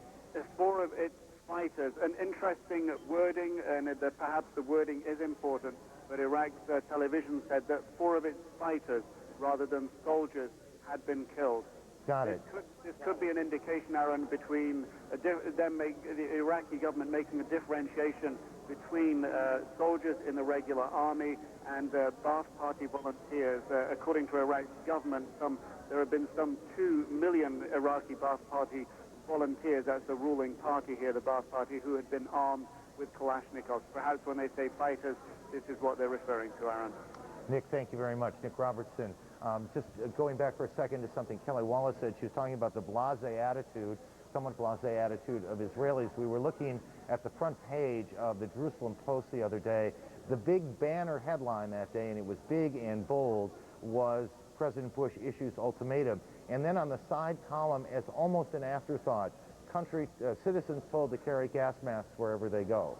It gives you a sense of perhaps what 50 years of tension and war will do to your mentality, but it does also say that the Israelis are a bit more blasé, if that's the fair word for it, than perhaps we are. President Bush, when he talked earlier to reporters, mentioned that this effort is an effort, this war is an effort to make the homeland, our homeland, more secure. John King, that whole issue of homeland security must be so much on the minds of so many government officials, given the level of the terror alert today. And so far so good, Aaron, is the assessment we are getting from senior administration officials as they try to track what they worry about most, that as we have these strikes overseas throughout Iraq, that there will be retaliatory terrorist strikes, either by organized terrorist networks or sympathetic terrorists or people against the United States in this country. So far so good. No plans, we are told, to raise the threat level, although it is already at orange, which is high. So most of the president's business has been behind the scenes today. He is the most senior of about a handful of senior administration officials, including the vice president and the secretary of state, the national security advisor, fanning out, we are told, in phone calls to more than 3 dozen now world leaders, offering them an update on what is going on. But we did hear from the president a bit earlier today. We see Baghdad, a capital, under siege. Mr. Bush coming into the cabinet room here at the White House to portray a very different image, trying to show that in Washington it is business as usual, urgent business, but still business as usual, with Secretary of Defense Rumsfeld on one side, Secretary of State Powell on the other. The president offered a brief statement in the cabinet room. Called my cabinet together to review our strategies to make the world more peaceful, to make our country more secure, to make the lives of our citizens as healthy and as prosperous as possible. We heard from Secretary Rumsfeld, who briefed us on the early stages of the war. There's no question we've set the finest of our citizens into harm's way. They perform with great skill and great bravery. We thank them. We thank their loved ones. We appreciate their sacrifice. We heard from Secretary Powell, who briefed us on the ever-growing coalition of the willing, nations who support our deep desire for peace and freedom. Over 40 nations now support our efforts. We are grateful for their determination. We appreciate their vision, and we welcome their support. As well, we discussed the need to make sure we have plans in place to encourage economic vitality and growth. We will continue to push for a Medicare system that is compassionate for our seniors. We care deeply about the fact that some children in our society can't read. We want the best of education for every citizen in America. This cabinet is confident about the future of our country. We're confident we can achieve our objectives. I'm grateful for their service to their country. Thank you all. So even at the very early stages of a defining moment of the Bush presidency, the president trying to make the case that his eyes, and especially the eyes of his cabinet, still on the domestic issues, the domestic affairs of the United States as the early prosecution of the war continues. One thing the president said that will be the point of contention around the world, the president called it an ever-growing coalition of 40 countries. That is a handful more nations that were actively involved in the coalition his father assembled 12 years ago for the Persian Gulf War, but there is a significant difference, of course. In this coalition, it is the United States doing the overwhelming load of the fighting, British forces on the ground, Australian troops scheduled to take part perhaps in some way. In the last Gulf War, you had Arab forces on the ground, the Egyptians, the Syrians, the Saudis, the Qataris, all taking up arms to expel the Iraqi army from Kuwait. no such participation this time around. So as the president says, Aaron, that this is a growing coalition, that is one of the big geopolitical debates, if you will, going on around the world as the president prosecutes a war that is still in its very early stages. And not to sound in any sense crass, I hope, but one of the other differences in the first Gulf War, a lot of those other countries, the Saudis in particular, but not only the Saudis, wrote big checks to pay for the war.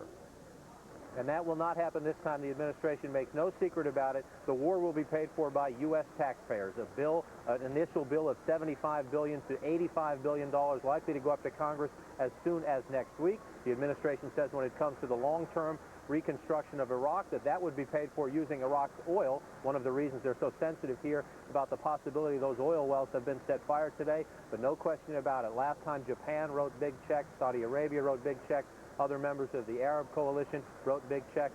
This time, when it comes to the war itself, it is being paid for out of the United States Treasury. John, thank you. Our senior White House correspondent, John King, with us. In Kuwait with us for the last couple of hours, Christiane Amanpour as well. Christiane, I think you're still there. There you are. I can see you now. We're going to take a short break, Christiane and I. We'll both be back at 7 o'clock Eastern Time and with you most of the evening and into the early morning today. And Heidi Collins is here as well to give us the latest developments as CNN's continuing coverage of this war moves on. Thanks, Aaron, and good afternoon, everyone. I'm Heidi Collins at CNNer. It is nearly midnight in Baghdad, and here are the latest developments at this hour in the strike on Iraq. Explosions and anti-aircraft fire rocked the city of Baghdad shortly after night fell on the Iraqi capital. At least 2 buildings were set on fire, including one housing the offices of Iraq's deputy prime minister. Iraqi officials say at least 72 missiles have hit Baghdad since the airstrikes began.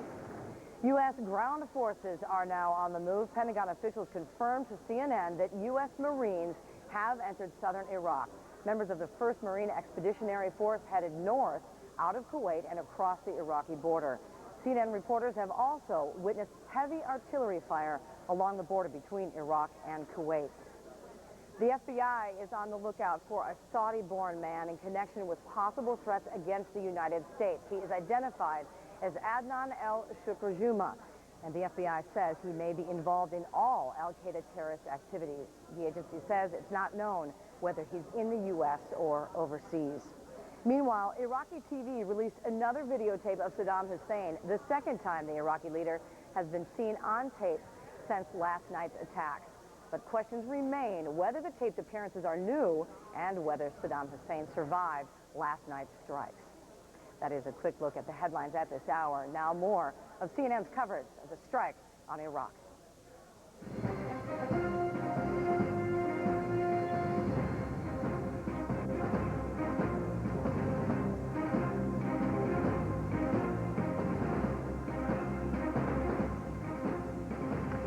The scene in Baghdad we're going to show you in a moment, hit by a second wave of targeted U.S. attacks. I'm Judy Woodruff in Washington. And I'm Wolf Blitzer in Kuwait City, where there's an eerie silence right now, a day that saw several sirens go off, alerts to people to get ready for some sort of attack by Iraq. Most of that not necessary. There has been, though, significant action in the northern part of Kuwait as U.S. troops are moving in to southern Iraq. Judy? Well, Wolf, our correspondents are in position. Our coverage of this strike on Iraq does continue. We want to go first, I think, to the Iraqi capital. Do we have Nick Robertson there in Baghdad? Yes, I'm here in Baghdad. We do have new information from Iraqi television giving further clarification to some of their injuries and fatalities today, saying that 72 cruise missiles, they say, have attacked Iraq. However, they add further clarification to that figure they gave before, saying many of these missiles failed. They also now describe the 4 fighters who died so far. They call them 4 martyrs have died. They also say 1 officer has also died, as well as 5 other people injured. They also say that they have fired missiles into Kuwait, at this time, that they have fired missiles into a port area in Kuwait called Al-Shawak. They also say that the reports that Qasr, a small port town just across the border from Kuwait inside Iraq, they say the reports that had fallen to coalition forces is mere propaganda and not true. So new clarifications about the day's activities coming from Iraqi officials. Very interesting that they should say of the 72 cruise missiles, they say that many of them have failed. They report 4 what they describe martyrs dead and 1 officer. Nick, how are they getting information to you?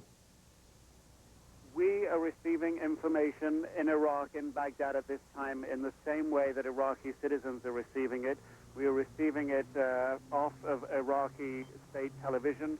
We are occasionally in touch with officials from Iraq's Ministry of Information.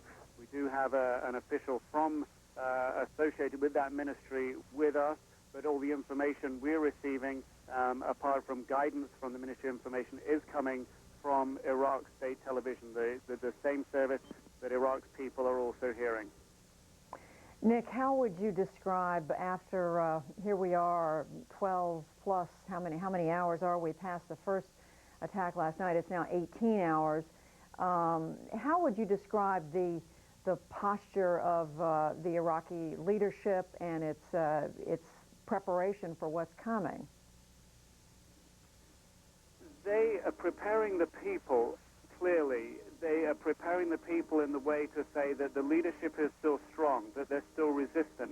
The meeting between President Saddam Hussein, the Vice President Taha Yassin Ramadan, Deputy Prime Minister Tariq Aziz, Foreign Minister Naji Sabri, the Information Minister, Finance Minister, Minister for Military Industrialization, a signal to the Iraqi people that they are still unified, the leadership is still unified, that they are examining, they said, the current situation. They are making their preparations that would be based on a military and political assessment. They said they would be victorious. They appear to be bracing the people, however, for a potentially very difficult conflict. Perhaps one interesting way to gain insight into that, on Iraqi television this afternoon, one of the movies, the main movie that played throughout the afternoon, that was only interrupted for news broadcasts, was a movie about Tito, the Yugoslav leader. It was a movie about his partisan guerrilla forces during the Second World War, about how Tito and these small... Nick, I'm going to have to interrupt you because we do need to go to Wolf Blitzer in Kuwait for something developing right now. Wolf? Judy, what has happened several times during the past 12 hours here in Kuwait is happening once again. The Kuwaiti government has has put forward these sirens, suggesting that there may be something going on, and suggesting that people go down to the basements, prepare themselves for some sort of activity. I can tell you all the earlier sirens that have gone off here in Kuwait City have proven to be not necessary, but people as a precaution go forward and prepare themselves for some sort of activity. Right now, it's there's, as I said earlier, there's an eerie quiet here in the Kuwait City. But I want to go back to CNN's Walter Rogers. He's in the northern part of Kuwait, and he's covering the story up there with the U.S. Army 7th Cavalry. Go ahead. What are you hearing and what are you seeing, Walter? Oh, actually, Sanjay Gupta is with us in the northern part of Kuwait.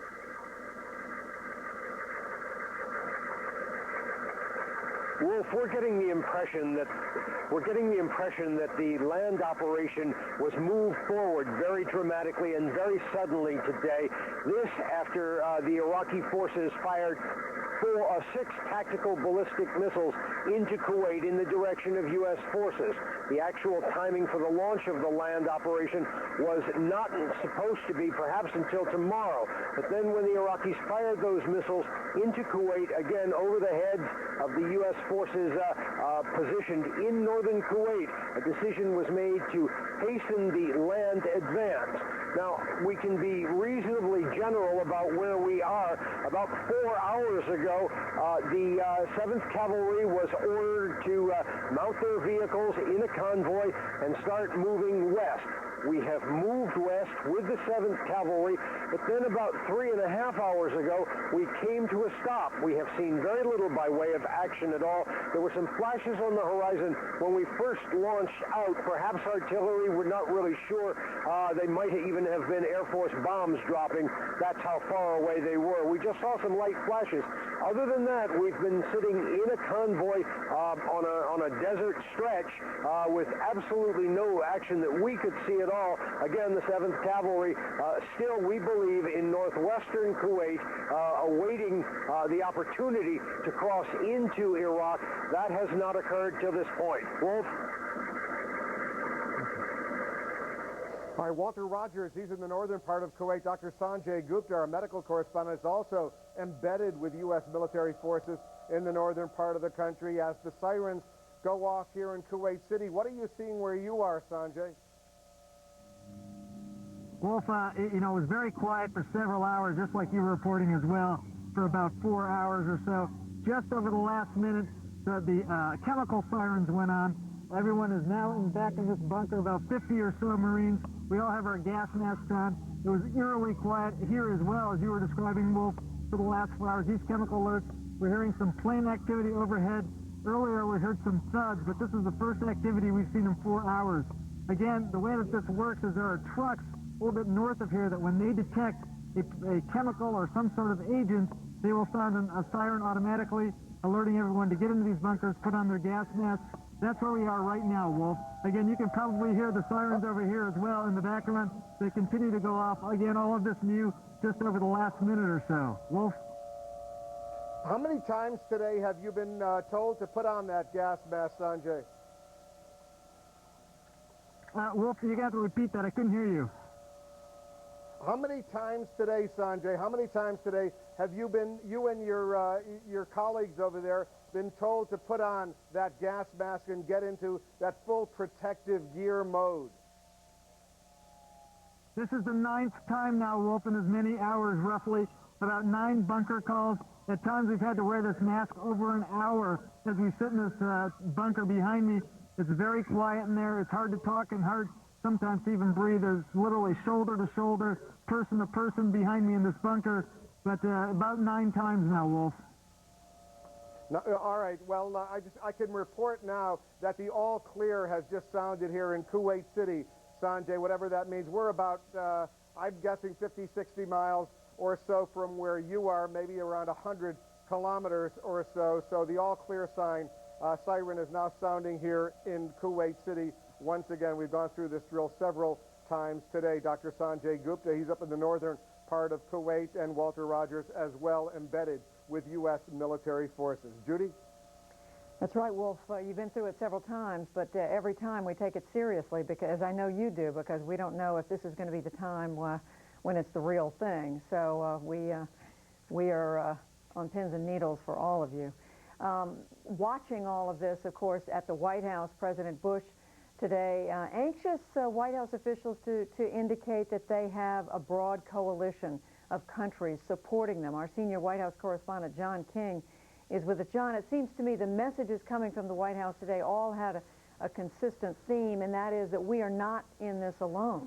That's right, Judy. We have had a chorus of criticism from key capitals around the world. The French, once again, criticizing the president for launching these military strikes. Sharp criticism as well from a man President Bush has called a very close friend, the Russian President Vladimir Putin. Criticism up at the United Nations from senior officials and senior diplomats as well. So the White House trying to make the case that not only is this coalition big, but it is growing as the military attacks escalate. Mr. Bush today saying there are more than 40 countries involved in this coalition. In practice, there are only 3 actually putting troops on the field. So far, the United States and Great Britain. We are told Australian forces may have a role in combat as well. Mr. Bush trying to make the case, and other White House officials trying to make the case that in terms of numbers, this coalition is bigger than the coalition his father assembled for the Persian Gulf War 12 years ago. In that combat, of course, you had many other nations taking part in the fighting, not only the British, but many Arab nations. I remember being in the field with Saudi troops and Kuwaiti troops and Qatari troops, and even Syrian troops and Egyptian troops were involved in that effort. But this administration says this is a growing coalition. That was one point the president tried to make today in a brief appearance. He also paid tribute to the troops who are now involved in combat. There's no question we've set the finest of our citizens into harm's way.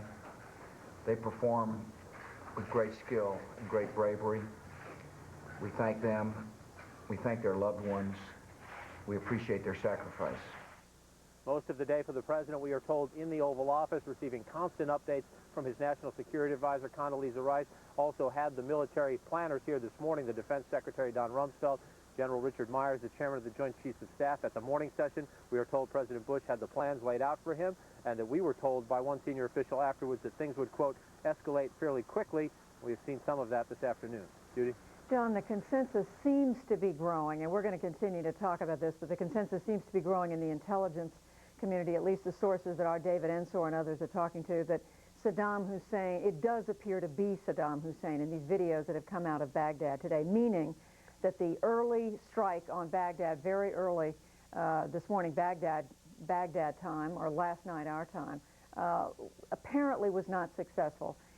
What are they saying about that at the White House? The fact that, you know, they made their this first effort to get him, and evidently it hasn't worked. Well, they say a number of things. One, they say the president was well aware after he received the briefing from the CIA Director George Tenet and authorized these dramatic strikes yesterday that there was a very likelihood, a good possibility you would not get Saddam Hussein. The public line here at the White House is that they simply do not know whether Saddam Hussein survived, whether in fact that is the real Iraqi leader on that tape played on television, and if it is him played on that tape played on Iraqi television, whether that message was recorded as many as several days ago. Privately, White House officials say their operating assumption is that Saddam Hussein is alive, but they reject any notion that these strikes were a failure. They say they believe they have sent a strong message to Saddam Hussein, if he is alive, that they have very good information, intelligence information about where he is and where his senior leadership is, at least at key moments. And they also believe that if Saddam Hussein survived this attack, that many other members of his leadership team did not. All right, John King at the White House, and we are in Washington, and we want to move across the Potomac River to the Pentagon, to our senior Pentagon correspondent, Jamie McIntyre. Jamie, given the fact that this war has begun or unfolded somewhat differently from what many of us expected, are they feeling good about it at this point? Well, they are actually. They're feeling very confident here. And as you said, this was advertised as a conflict that would start with shock and awe. Instead, it seems to be starting with pinpoint strikes and then wondering about exactly what's happening and what may happen next. Now, Pentagon officials say the shock and awe campaign that involves thousands of precision-guided munitions may yet be employed. But what they're doing now is adapting their techniques to what is actually happening. They're making an assessment of the leadership situation. They're making a judgment of whether Saddam Hussein is alive or dead, who is in control, whether some other person might step forward, whether there might be a coup, how brittle the leadership is. And they also feel that by proceeding this way, they are inflicting a psychological toll as well on the Iraqi military. It's all part of essentially adapting the war plan to the conditions on the ground. A war plan is something that is a plan that's developed before things start. And the minute things start, one has to take account of the realities that you find in the world. And that is what was done last evening. That is what will be done today and tomorrow and the next day. And to not do that would be a terrible mistake. Having intel agencies and armed forces that are flexible is key to victory. And that's what you saw. That's what you're seeing now, too, according to the Pentagon, is intelligence combined with the flexibility of the war plan. Now, that said, we do know that there was another round of cruise missile strikes in Baghdad today against targets that were also described as leadership targets or parts of the center of gravity of the Iraqi leadership. We expect that there will be more strikes today. And also, we're told by Pentagon officials that although we're seeing a very narrow picture of what's going on, basically what's happening in Baghdad, there are things happening in other parts of Iraq, which after all is the size of California, that we're not seeing. Some of the things we're not seeing, for instance, are the ground troops that have moved across from Kuwait into southern Iraq. We're not really getting much of a picture of what they're encountering. There are some reports they may have taken a border town there. Both the 3rd Infantry Division and the 1st Marine Division have crossed into Iraq and are taking some ground there. But at this point, the Pentagon is characterizing this as all things that are making conditions more favorable, both for the leadership in Iraq to possibly crack, and if they don't, to prepare the way for that big shock and awe campaign that we've been promised. Judy? All right, Jamie McIntyre reporting from the Pentagon, and we've been talking about the new video today of Saddam Hussein. It came in two different pieces from Baghdad television. Our own David Ensor, our national security correspondent, has some new information about all that. David. Well, Judy, all day, obviously, U.S. intelligence officials have been looking closely at these tapes, having thought that it was possible that the strikes by the U.S. Late last night might have actually killed Saddam Hussein. There were some initial theories that the tapes might in fact be of doubles, since it's known in the past that Saddam Hussein has used lookalikes in public from time to time to represent him. So there were questions about that picture on the left at first as to whether that really was Saddam. The one on the right we know is. Now U.S. officials say they are increasingly convinced that this is indeed Saddam Hussein and not a body double, as some first suggested. They say the voice analysis, inflection appear the same as Saddam from before, the way the mouth moves, some of the other things that they have so far been able to analyze. This is just a preliminary, not by any means a definitive judgment, and there is still some disagreement, but they're beginning to think that Saddam is alive, just as the Iraqi government says he is. David, are they being any more specific about what they base this judgment on? Well, again, as I say, there's been voice analysis done, and the inflection, the way his mouth moves, that is about it in the way of specificity. Presumably they're also doing the triangulation process that's done with the face, but I haven't got any details on that so far, Judy. So David, in a situation like this, do they come to a point where they say, all right, that's it, this is Saddam Hussein, and they stop worrying about it, or do they continue to try to refine their view here? I think they will continue to work, particularly on the visual side of these tapes, to satisfy themselves that their initial judgment is correct. And you may not get a definitive announcement for even maybe a matter of days, but there's an initial judgment, and a fairly strong one from the officials I've spoken to, that this probably is Saddam himself, and that he apparently has once again eluded an American attempt to kill him. Judy? All right, David Ensor, our national security correspondent, with me here in our Washington studio is someone who's very familiar with some of these kinds of intelligence questions. He is Stansfield Turner, the former head of the Central Intelligence Agency.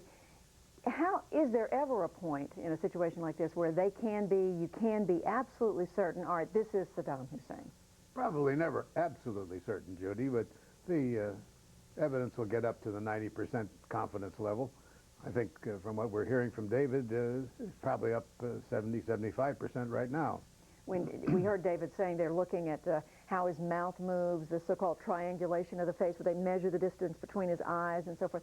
What else goes into this assessment? Well, I think what David also said about the voice analysis, and they will have tapes of his previous speeches, tapes that will tell how he accents certain words, the inflection, the amount of volume that goes up, and they'll compare these on machines that will give them a pretty good idea if it's the same individual. I was surprised. I didn't see one of the moles in the left-hand picture that he had in the right-hand picture. As a former CIA man, what do you make of this information the president was given by his very top people late yesterday afternoon, saying, we think we know where Saddam Hussein is, and his very senior people, let's go after him. The president gives the go-ahead, and now it turns out apparently they didn't get him. Well, I thought it was absolutely remarkable that they felt the intelligence was good enough to do this, because there had to have been a fairly good time delay in here. By the time you analyze the intelligence, by the time you get it to the White House, you persuade the president, he sends the order, General Franks sends the order on down, it gets programmed into a missile, the missile flies.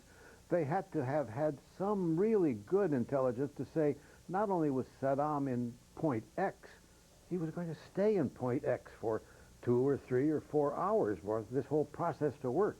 Absolutely remarkable if it was the case. All right, we are going to leave it there. Admiral Stansfield Turner, former director of the CIA. Thanks very much. It's good to see you again. Thank you, Judy. Nice to be with you. Appreciate you dropping by. Let's go to Wolf in Kuwait City.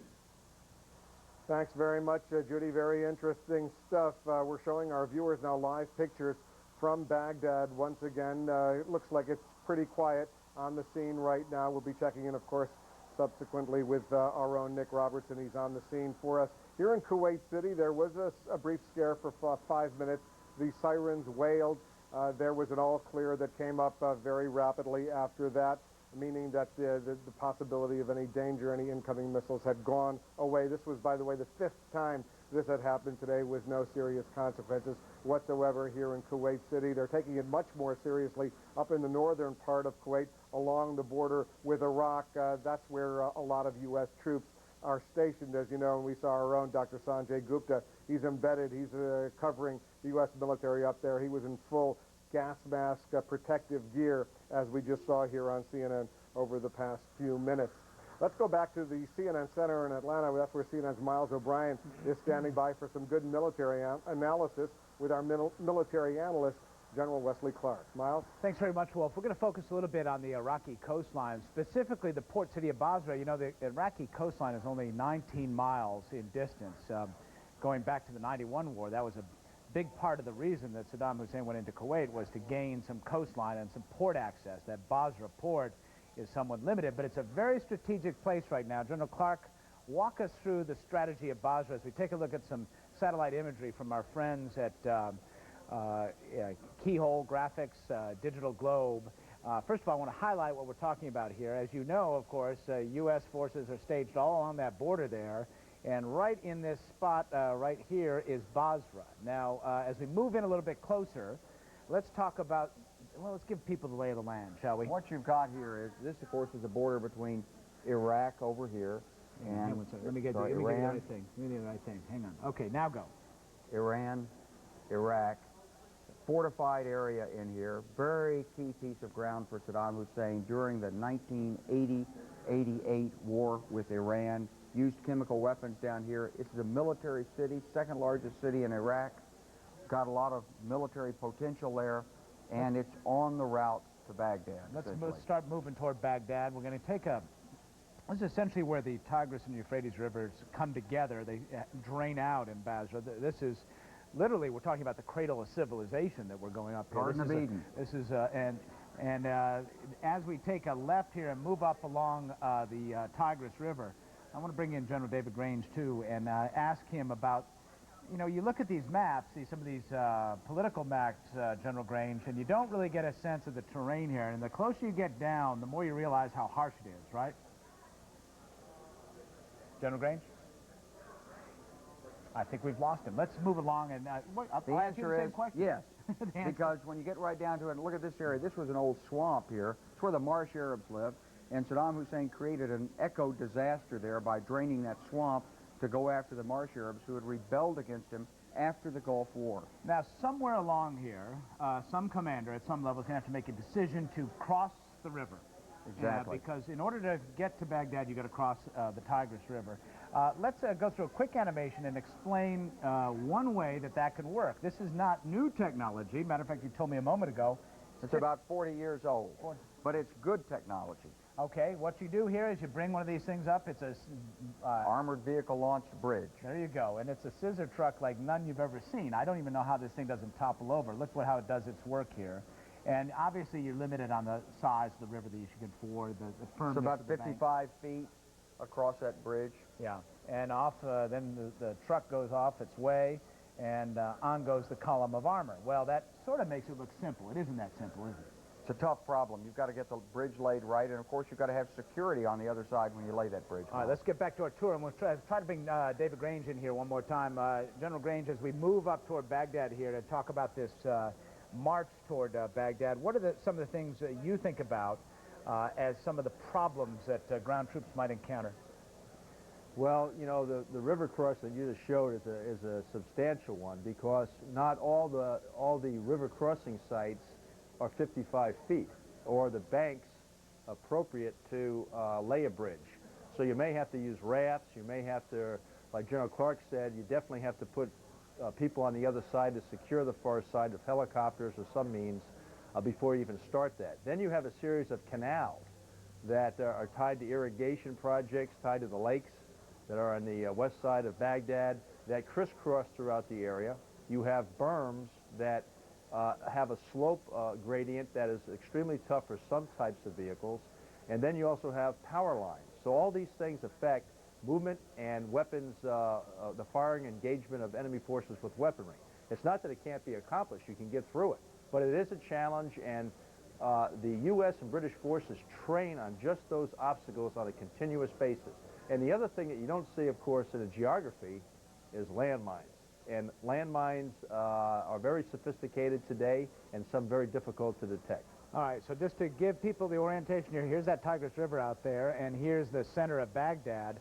Somewhere along that trek, some 280 miles, I think I measured the other day, somewhere along that way they're going to cross. We don't know where that's going to be, but that's going to be a crucial choke point. And the thing that has come up as we look at the distance here, of course, this probably would not be an ideal place to do it right there in Baghdad. Probably do it before that you get to Baghdad. My guess is you'd have one force that crosses somewhere north of Basra, one force that crosses maybe 100 miles north of that. All right, and that's a choke point, and that's where you run into the risk with a column forming, and I would like you both to comment on this, with a column forming, things stalling, where it might be tempting to use chemical weapons, for example.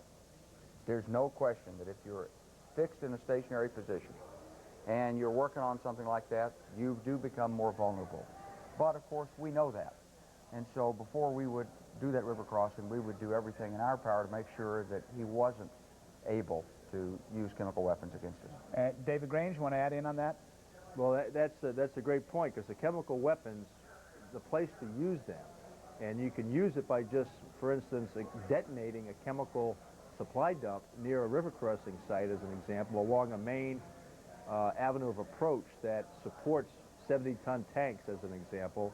So you really don't even have to fire munitions. You can actually detonate something like that to stall the forces. So this is something that is critical on the reconnaissance. Reconnaissance not only looking for enemy soldiers and equipment, but reconnaissance to sniff the air for chemical agents, so you can keep everything moving. You don't want to stop in vulnerable areas where then you could be engaged by enemy artillery or rocket fire. All right, final point, General Clark, this distance, some 300 miles or so, it's a long march. There's a lot of supply and logistic concerns when you start talking about marching through the desert with armor and supporting all those troops and all that equipment. What's the biggest concern? First thing is you got to keep the fuel coming to the forces, because these tanks have to be refueled about every 6 to 8 hours. Gallons per mile we're talking about. Right, absolutely. All right, watch the tankers. That's another thing to take care of there. All right, thank you very much, both generals. David Grange, General Wesley Clark, we appreciate you both being with us. We'll be checking in with you all throughout the weekend, throughout the evening, I should say. Wolf. Thanks very much, Miles. Thanks to the generals as well. We're getting some news in from CNN's Christiane Amanpour.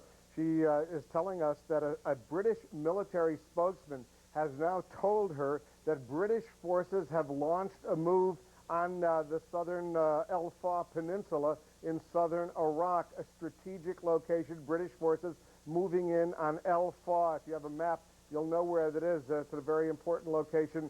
The British spokesman is denying a report from the Kuwaiti news agency that Qasr, the huge Iraqi port in the southern part of Iraq, has already fallen. The British military spokesman telling Christiane that report is not true, but British military forces now moving on the El Fa Peninsula at the same time that Marines, U.S. Marines, are moving into southern Iraq as well. We're going to continue to monitor those developments, a lot of military activity along the Iraqi-Kuwaiti border. In the meantime, back to you, Judy. Thanks, Wolf. A lot to keep track of right now. We just heard Miles talking with the generals about chemical weapons, and in fact, we have some new information that our State Department correspondent Andrea Koppel is able to report about the French and chemical weapons. Andrea? That's right, Judy. A disturbing discovery in a French rail station. In fact, one of the main rail stations, train stations in Paris, known as Gare de Lyon. According to a French diplomat who spoke with CNN, on Monday, police got a phone call from some people at the rail station saying that they had found some bottles in a locker. Well, it turns out that in 2 of those 5 bottles, there were traces of ricin that were found to be inside.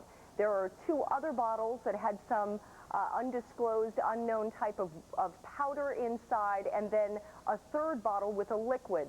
But this is the first time that any ricin, traces of ricin, have been discovered in France. If you remember back in January, the British police made a number of arrests related to ricin as well. They believe it was a homemade ricin. And we also heard Secretary of State Powell last month in his presentation before the United Nations that he said that Ansar al-Islam, that alleged terrorist organization in northern Iraq, was known, at least some of the people associated with them, known to be able to produce these types of chemical weapons, Judy. So the French made this discovery on Monday, but they only got the results back today, that 2 of 5 bottles discovered inside a locker in the Gare de Lyon train station in Paris were known to have traces of ricin inside. We don't know, of course, Judy, whether or not this was supposed to be for a potential terrorist attack. Judy? And Andrea, as far as we know, and I'm searching my memory right now, this is the first incident of its kind in this period that we're calling the war on terror since 9/11. That would be correct, and certainly March 17th, as we all know, was the date that the U.S., the U.K., and Spain had given for Saddam Hussein to peacefully disarm, a deadline he did not meet. And we do know that this has been a concern of governments around the world. We know that the U.S. government has issued worldwide travel warnings and cautions alerting American citizens overseas to the potential for terrorist attacks. So this discovery was made in Paris, but certainly France has been very actively engaged in trying to crack down on terrorism, along with many other governments around the world, Judy. All right, Andrea Koppel with that new information. Andrea at the State Department. We're going to have more live coverage in a moment, but first, let's turn back to Heidi Collins. She's at the CNN Center in Atlanta with a quick look at the headlines this hour. Heidi. Thanks, Judy. I am Heidi Collins here at CNN Center in Atlanta. 4:30 here. That means 12:30 in the morning in Baghdad. And here is what is happening in the strike on Iraq at this hour. Within the past hour, our Nick Robertson reported more detonations in Baghdad in the second round of the U.S.-led attack to disarm and overthrow Saddam Hussein. The offices of Deputy Prime Minister Tariq Aziz reportedly were hit. Iraqi TV reports 72 missiles have hit the city since U.S. airstrikes began, killing at least 5 people. The first wave of ground troops has crossed into Iraq from Kuwait now. U.S. Marines clashed with Iraqi forces near the border and reportedly destroyed 2 Iraqi armored personnel carriers. British officials say Iraq launched as many as 10 surface-to-air missiles into Kuwait. They say all missed their presumed targets, and none appeared to carry biological or chemical weapons. President Bush and his cabinet are reviewing their next steps and strategies in the war on Iraq. During a brief appearance before the cameras, Mr. Bush praised the performance of U.S. military forces, and he said the numbers of countries supporting the strike on Iraq has now increased to more than 40. Our strategies. That is a quick look at the headlines at this hour. Now more on CNN's coverage of the strike on Iraq.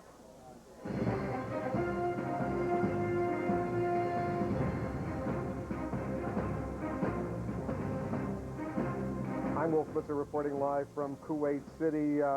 Let's recap some of the latest developments we're following right here. First of all, a British military spokesman is telling our Christiane Amanpour that British forces are now moving into the area of southern Iraq, around an area along the El Fa Peninsula, strategically important area. This British military spokesman denying that Qasr, the huge Iraqi port in the southern part of Iraq, has already fallen. That was a report delivered earlier, just a little while ago, by the Kuwaiti news agency.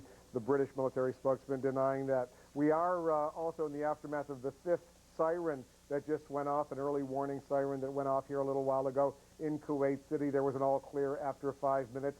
5th time today that has happened without any significant damage. At the same time, we are told, as a precaution, at least for the time being, temporarily, they are shutting down the Kuwait City airport on the outskirts of Kuwait City. The Kuwaiti airport is being closed temporarily to deal with these emerging issues. A lot going on here in this part of the world.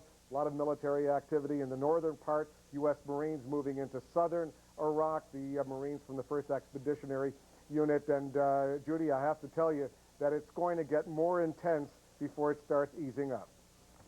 It surely looks that way. Wolf Blitzer, and we'll, of course, be coming back to you many times in the hours to come. We've been reporting to you on the political reaction here in Washington. Some Democrats taking issue with the fact that the president gave up on diplomacy.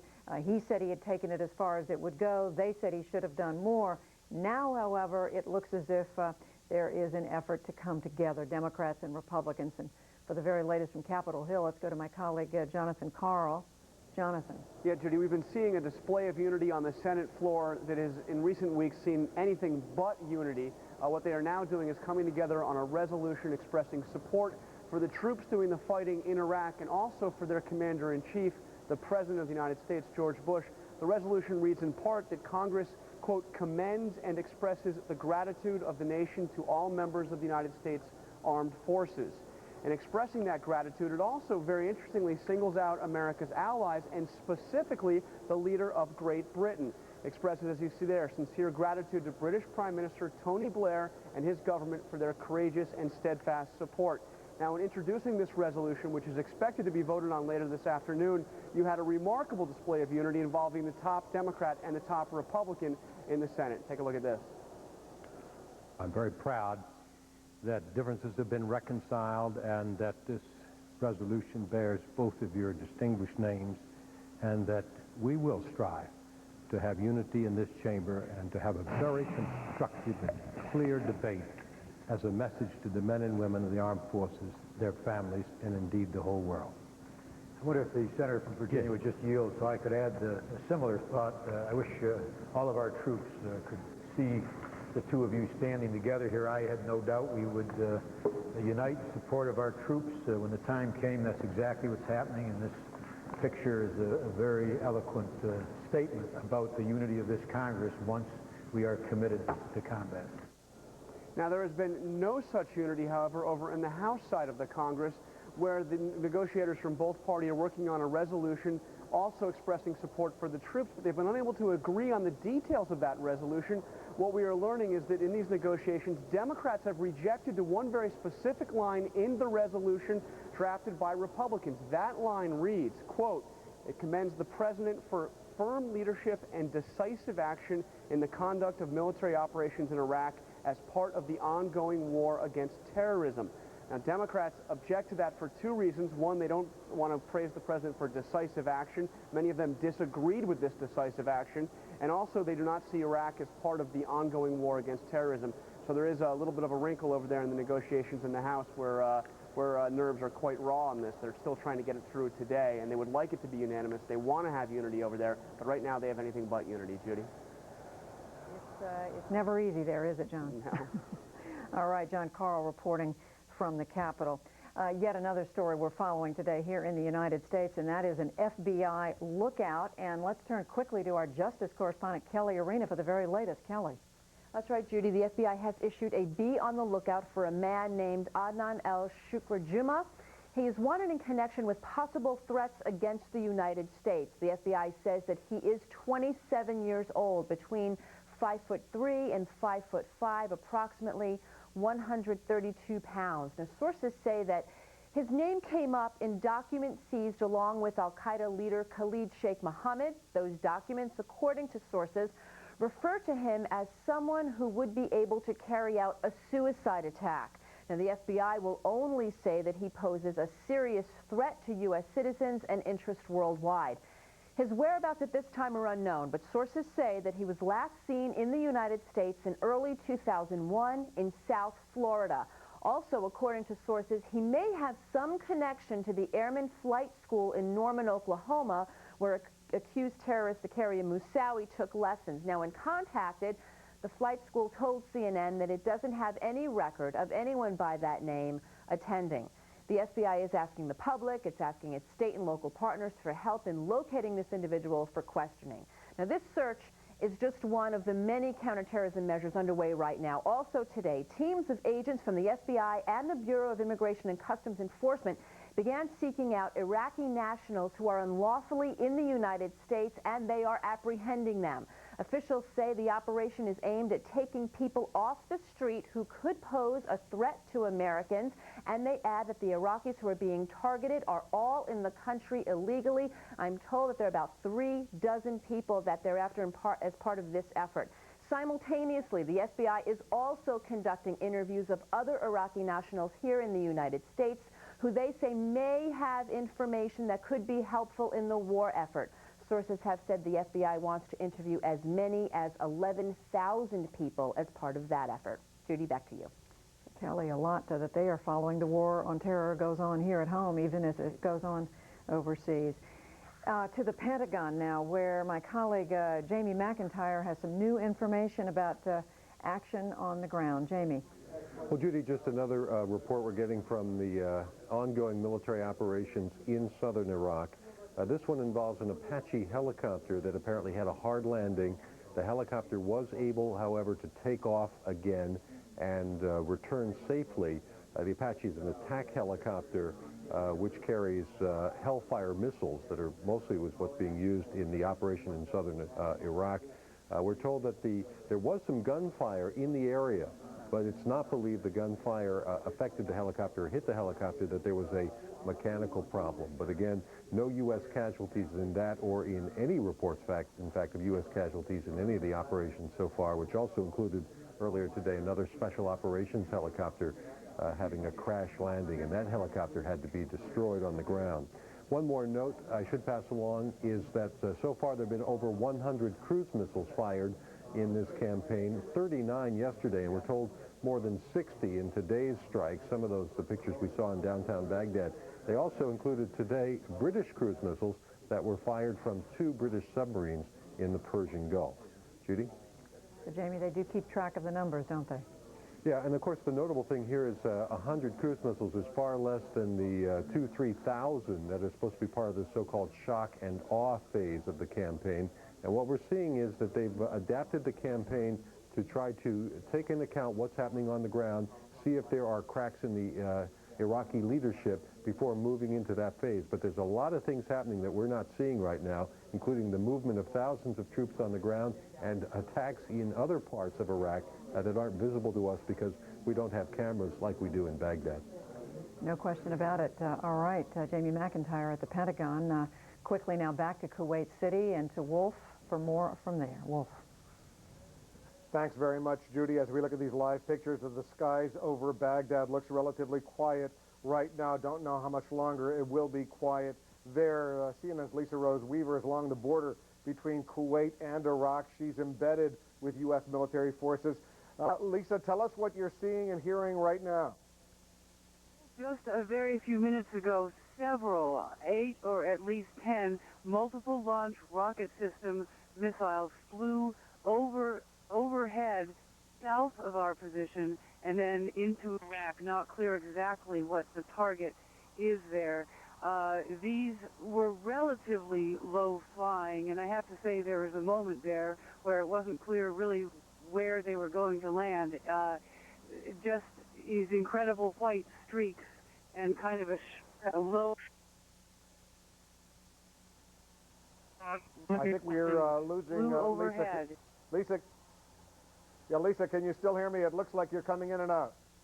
Yes, that's right. It's very poor phone connection. To repeat briefly, multiple launch rocket systems of the U.S. forces flying overhead south of us, headed into Iraq. We're not sure the target there. Wolf?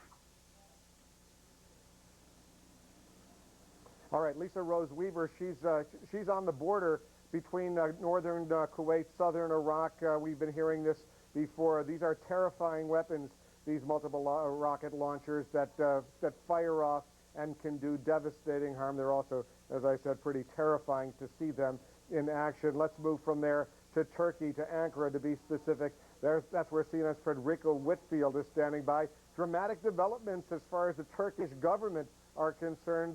Frederica, fill in our viewers. Tell us what they're doing even at this late moment.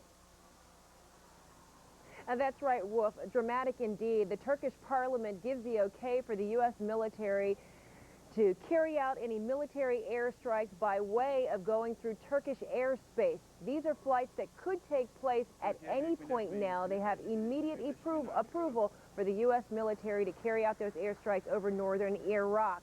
Now, this won't even cost the U.S. government the initially offered $30 billion for what would have originally have been all access through Turkish territories by the U.S. military. In this case now, it's a watered-down proposal that was recently passed earlier this evening by Parliament, giving only the U.S. military access to airspace. Now, the second item that was on that proposal and approved by Parliament included Turkish troops being able to cross the border into northern Iraq.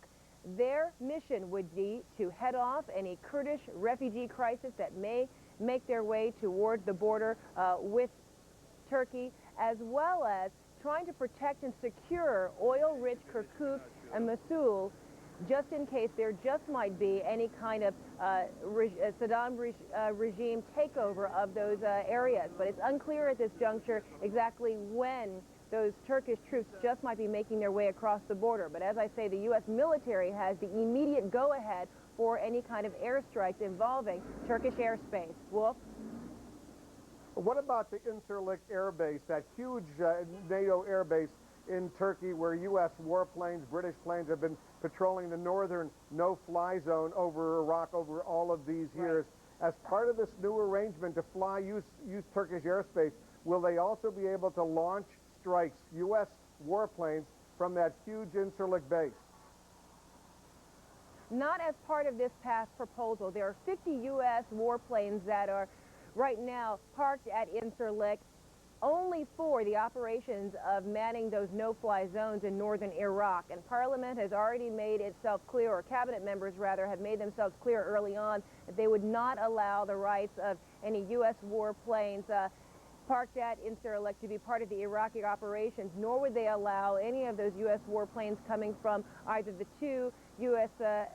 Carriers out in the Mediterranean, the USS Truman or the Roosevelt, or any of those aircraft coming from Europe to land or even refuel at Incirlik. But earlier today, a British Foreign Minister, Jack Straw, did make a request to Foreign Minister of Turkey, Abdullah Gül, asking for access for those British warplanes to perhaps carry out any kind of military operations from Incirlik, but still no reply coming from Abdullah Gül. Wolf?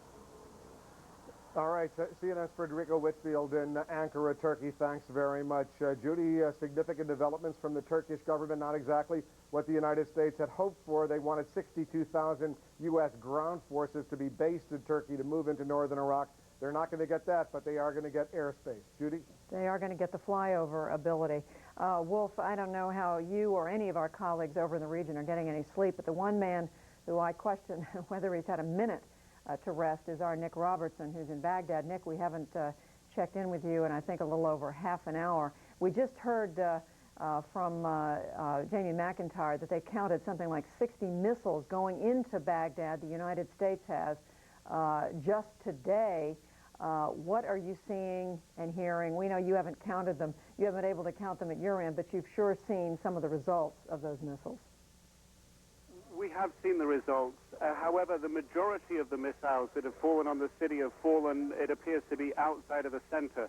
Very early in the day, 20 or so towards the south of the city, a couple about 4 or 5 hours ago very close to the center of the city, and about perhaps in the last 2 hours, a lot falling on the outskirts, on the perimeter of the city. We could just hear the distant thuds.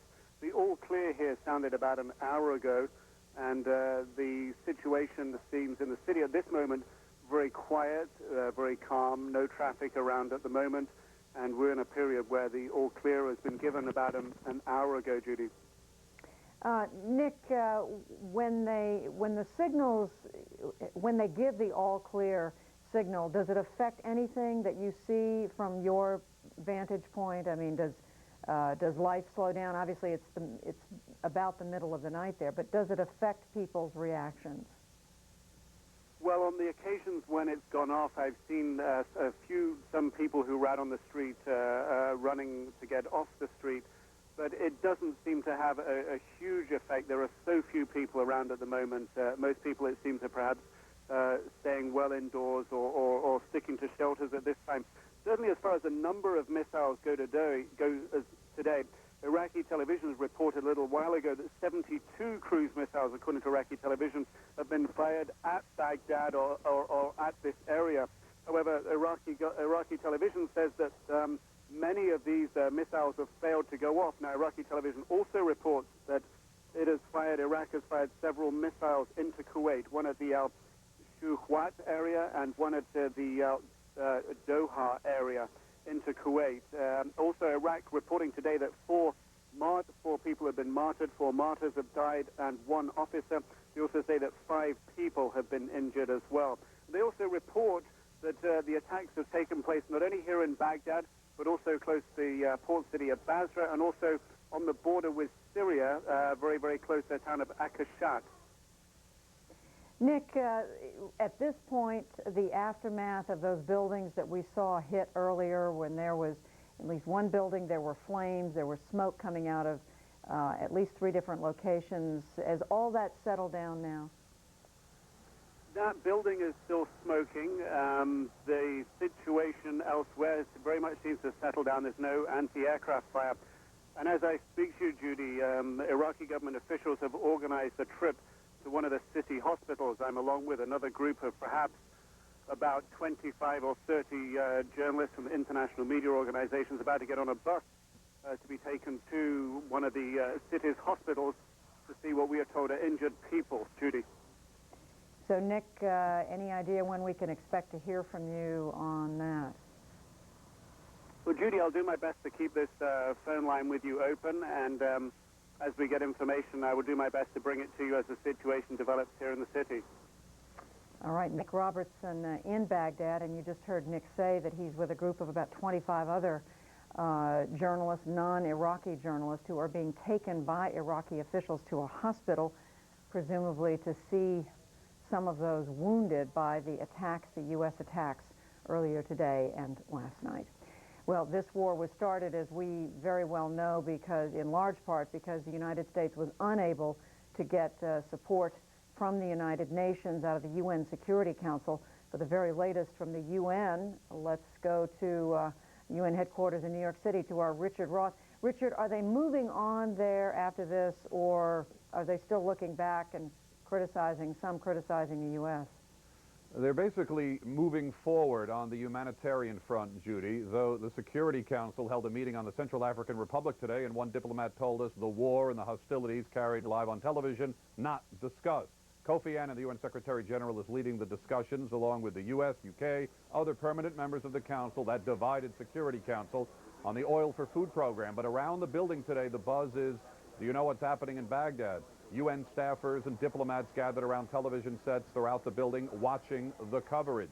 Meanwhile, Secretary General Annan taped a message earlier in the day which he said his thoughts are with the Iraqi people, and he issued a bit of a veiled critique of the United States military assault on Iraq. Today, despite the best efforts of the international community and the United Nations, war has come to Iraq for the 3rd time in a quarter of a century. Perhaps if we had persevered a little longer, Iraq could yet have been disarmed peacefully, or if not, the world could have taken action to solve this problem by a collective decision, endowing it with greater legitimacy, and therefore commanding wider support than is the case now. Annan said, though, it's time to move forward. He asked all combatants to respect international humanitarian law in Iraq. And Judy, regarding that Oil for Food program, Annan is asking for the UN to now run it while things are sorted out. They have enough in the pipeline for the people of Iraq for 6 months, but it's still a very fluid, flexible situation considering the fighting there. Judy. And Richard, with the Oil for Food program or any other sort of humanitarian assistance, is it going to be a matter of starting from scratch? I mean, we know the Oil for Food program was in place. It had to be suspended because of the war. Would they have to start literally from scratch all over again? They want as little disruption as possible. The relief agencies say they're ready to go in as soon as it's safe, and they just don't want to have a big delay and big problems. Of course, the Iraqis have been running it in 2/3 of the country, and if the UN is to handle the distribution, that has to be worked out, and it's a little difficult while there's the initial stages of fighting. Richard, how worried are they at the UN about the humanitarian fallout from all this? Well, they're very worried, but so far they say they haven't seen a flood of refugees so far. They hope if the war has to go on that it's short and quick and that the civilian population is spared if that's possible. Does that surprise them, though? Did they expect more Iraqis to try to leave the country? I think it's just too soon. In Afghanistan, sometimes in different areas, they didn't get as many as they thought, and then they all went back too fast, and there weren't enough camps. With Iraq, they've got people from Jordan throughout the Middle East region to prepare for contingencies. They've been working on this for months. It's just too soon to say whether it's they're right or wrong on their planning so far. Well, clearly we're in the very, very early stages of the war. Just one other thing, Richard, we had seen that. All right, we're going to have to leave it there and move on. I want to thank Richard Roth, who is our correspondent at the UN, all the other correspondents who are working with us. I am Judy Woodruff in Washington. That's it for me from here. For now, Wolf Blitzer will be back with you in just a few minutes from Kuwait City. But for now, we want to take a look at the headlines around the world, and CNN will bring you that right now.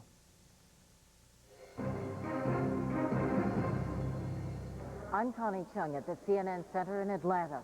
We'll get to Wolf Blitzer in Kuwait City, but first, here's what's happening at this hour. Iraq says 4 of its soldiers have been killed in combat today, a day that saw new U.S. bombing of Baghdad that reportedly struck the office of Iraqi officials, including Tariq Aziz. Pentagon officials in Washington continue to stress, however, that this afternoon's strikes, 60 cruise missiles, were not the launch of the so-called shock and awe campaign of massive bombardment, but were preliminary strikes paving the way. On the ground today, the coalition invasion of Iraq began. Elements of the U.S. 1st Marine Expeditionary Force, along with British Royal Marines, moved out of the demilitarized zone between Iraq and Kuwait, clashing with Iraqi troops. British sources denied a report that coalition forces had seized an Iraqi town not far from Iraq's southern border. There were no immediate reports of casualties from today's engagement. Defense Secretary Donald Rumsfeld addressed rumors about Iraqi oil fields in the south. He said he had seen reports that Iraqi officials, quote, may have set fire to as many as 3 or 4 oil wells in the south. U.S. troops are expected to try to seize wells in the north and south before they can be sabotaged. Rumsfeld today briefed President Bush on the war's progress, and the president told the nation that international support for the U.S. invasion is growing. More than 40 countries now publicly back the president's decision to invade. That's according to the White House. But the people of those countries are not so united. Italian students rallied outside the U.S. Embassy in Rome today, while Mexican protesters took their anger out on the American flag. In the U.S. today, this man, Adnan El-Shukri Juma, is the target of a massive manhunt by the FBI. Sources tell CNN al-Qaeda documents refer to him as a possible agent to carry out a suicide attack. The 27-year-old Saudi was last known to be in the U.S. 2 years ago. His current whereabouts are not known. Continuing coverage of strike on Iraq, Wolf Blitzer reports starts right now.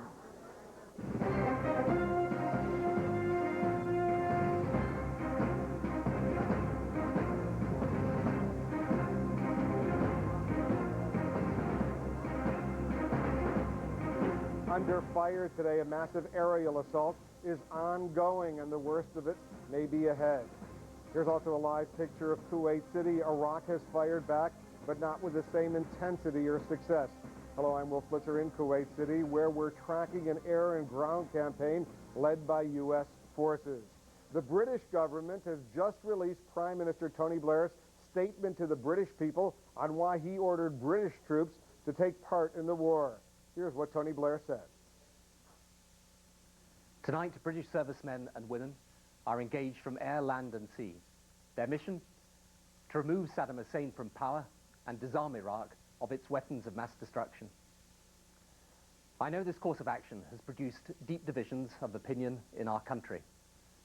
But I know also the British people will now be united in sending our armed forces our thoughts and prayers. They are the finest in the world, and their families and all of Britain can have great pride in them. The threat to Britain today is not that of my father's generation. War between the big powers is unlikely. Europe is at peace. The Cold War already a memory.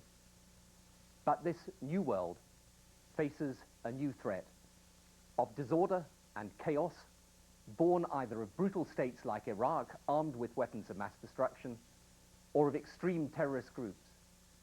Both hate our way of life, our freedom, our democracy. My fear, deeply held, based in part on the intelligence that I see, is that these threats come together and deliver catastrophe to our country and our world. These tyrannical states do not care for the sanctity of human life. The terrorists delight in destroying it. Some say if we act, we become a target. The truth is, all nations are targets. Bali was never in the front line of action against terrorism. America didn't attack Al-Qaeda. They attacked America. Britain has never been a nation to hide at the back. But even if we were, it wouldn't avail us. Should terrorists obtain these weapons, now being manufactured and traded around the world, the carnage they could inflict to our economies, our security, to world peace, would be beyond our most vivid imagination. My judgment as Prime Minister is that this threat is real, growing, and of an entirely different nature to any conventional threat to our security that Britain has faced before. The British Prime Minister Tony Blair speaking to the British people now that British forces are substantially involved in fighting in southern Iraq. We had heard earlier from our Christiane Amanpour, the British forces now moving into the El Fa Peninsula in southern Iraq from positions in northern Kuwait. I want to show our viewers some pictures earlier tonight, pictures of Baghdad. Listen to this. هذه ألسنة النيران تتصاعد السلطات العراقية لمواجهة تلك الهجمات الأمريكية المتكررة ولكن بالتأكيد أن كل من هذه You can see the fires of these buildings, these government buildings in downtown Baghdad from earlier U.S. Tomahawk cruise missiles fired at significant targets in Baghdad. Our senior international correspondent Nick Robertson is standing by as he has throughout our coverage. Nick, talk to our viewers. Tell us what's happened in Baghdad tonight. Wolf, early in the evening, a couple of hours after it got dark here, the air raid sirens went off. There were some distant detonations. Then a lot of anti-aircraft gunfire. The anti-aircraft gunfire originally on the periphery of the city. Then multiple eruptions from different anti-aircraft positions in the city. Then as we were watching not far from our location, several buildings within a mile of where we were hit. At least one building hit by at least 2 missiles. Impossible to say for us from our position if they were bombs or cruise missiles. That building, then the big ball of red flame and smoke erupted around the side of the building. That building still smoking. The other buildings close to our location that were hit, they have stopped smoking now. The city at this time very quiet. The all clear was given here perhaps about an hour ago. Iraqi television here has been reporting, it says 72 cruise missiles fired at the city. They say many of those missiles failed. They also say that the enemy has tried to violate the borders in the south and west of Iraq. And the news broadcast went on to say that Iraq has confronted the enemy in those areas. They also say that Iraq has fired 2 missiles into Kuwait, one to a port and one into another area of Kuwait. They also say that there are 4 martyrs here today. 4 people have died and 1 officer has died as well. And they report 5 other, apparently military people, also injured, Wolf. All right, Nick, I want to get back to you, but I want to bring in CNN's Walter Rogers. He's in the northern part of Kuwait along the border with Iraq, where there's significant military action unfolding right now. Walter, tell our viewers what's going on. Hello, Wolf. The U.S. Army 7th Cavalry has had its first hostile contact with the Iraqis on the other side of the border. Now, it's not described as a large action, but it is described as hostile contact, and an Army source told CNN that a number of vehicles of the Iraqi Army were taken out. The numbers I can't be precise upon, but there were apparently some Iraqi trucks and perhaps some Iraqi tanks and Iraqi BMPs, that is, armored personnel carriers. The first hostile contact the Army has had has been by its scouting unit, the 7th Cavalry. That has slowed the progress somewhat here, but the push through is continued in a short while. Actually, the Army accelerated its timetable to move towards Iraq, accelerated it because the Iraqis fired at least half a dozen tactical ballistic missiles in the direction of U.S. troops in Kuwait earlier in the day. That being the case, the Army began moving forward a number of hours ago. That progress has moved somewhat, has been slowed somewhat, however, because of the first hostile contact the 7th Cavalry has had with Iraqi forces on the other side. Wolf? Walter, earlier today we saw U.S. troops with you dressed in full battle gear, not only battle gear, but chemical and biological protective gear as well. Are they still dressed along those lines? Wolf, I'm standing here wearing the Army's CBW suit, Chemical Biological Warfare suit. When these soldiers were ordered into their Bradley fighting vehicles this evening and into their tanks and in every other vehicle which is traveling with this unit, we were told to go to MOP 1, which is to say, put on your chemical weapons suits. We've done that. We do not need to wear our gas masks at this point. That MOP alert could be upgraded at any point, but every soldier here is at this point wearing his chemical weapons suit. Additionally, those in the armored vehicles are wearing what are called NOMACs. Those are fire retardant uniforms that the tankers and the men in the other fighting vehicles wear in case the vehicle is hit. The soldiers call those things their fireproof pajamas. Wolf? Walter Rogers, he's here in Kuwait along the border with Iraq. You saw a video phone picture of him. It's after 1 a.m. here in this part of the world, not very far away from Walter, is Dr. Sanjay Gupta, CNN's medical correspondent. He's also embedded with U.S. troops. Sanjay, tell us what you're seeing and what you're doing right now. Yeah, well, just past 1 o'clock in the morning here in the northern desert of Kuwait, sort of bright moon out here as well. Behind me is a bunker, and this is where most of the Marines here at Camp Iwo Jima have spent most of their day. Of course, that's not the kind of day that they were expecting. It started off like any other day for the Marines at Camp Iwo Jima. Many were glued to the television, hearing for the first time of the attacks in Baghdad. At 10:28 a.m. local time, everything changed. An object traveling very fast, about 300 feet above the ground, made the unmistakable sound of a missile. It caused Marines to scurry for cover. Another familiar sound was then heard. Bunker, bunker, bunker. Gas, gas, gas. This time, it was for real. This was no drill. Marines quickly grabbed their Kevlar, helmets, and gas masks and sprinted toward the nearest bunker. Packed tight, shoulder to shoulder, it was hot and hard to breathe. This is the fourth bunker call in as many hours. As you can see, we're wearing our masks, our Kevlar, and our helmets. That's because we were instructed to do so, as we were instructed also to be here in this bunker. We've seen missiles flying overhead. We've heard thuds all around us. We've heard sirens as well. Who knows what's next? It is fair to say everyone is anxious, tired, frustrated, but remain confident. For now, I'm writing this piece by flashlight, and our team is setting up in the dark, as close to the bunker as we can.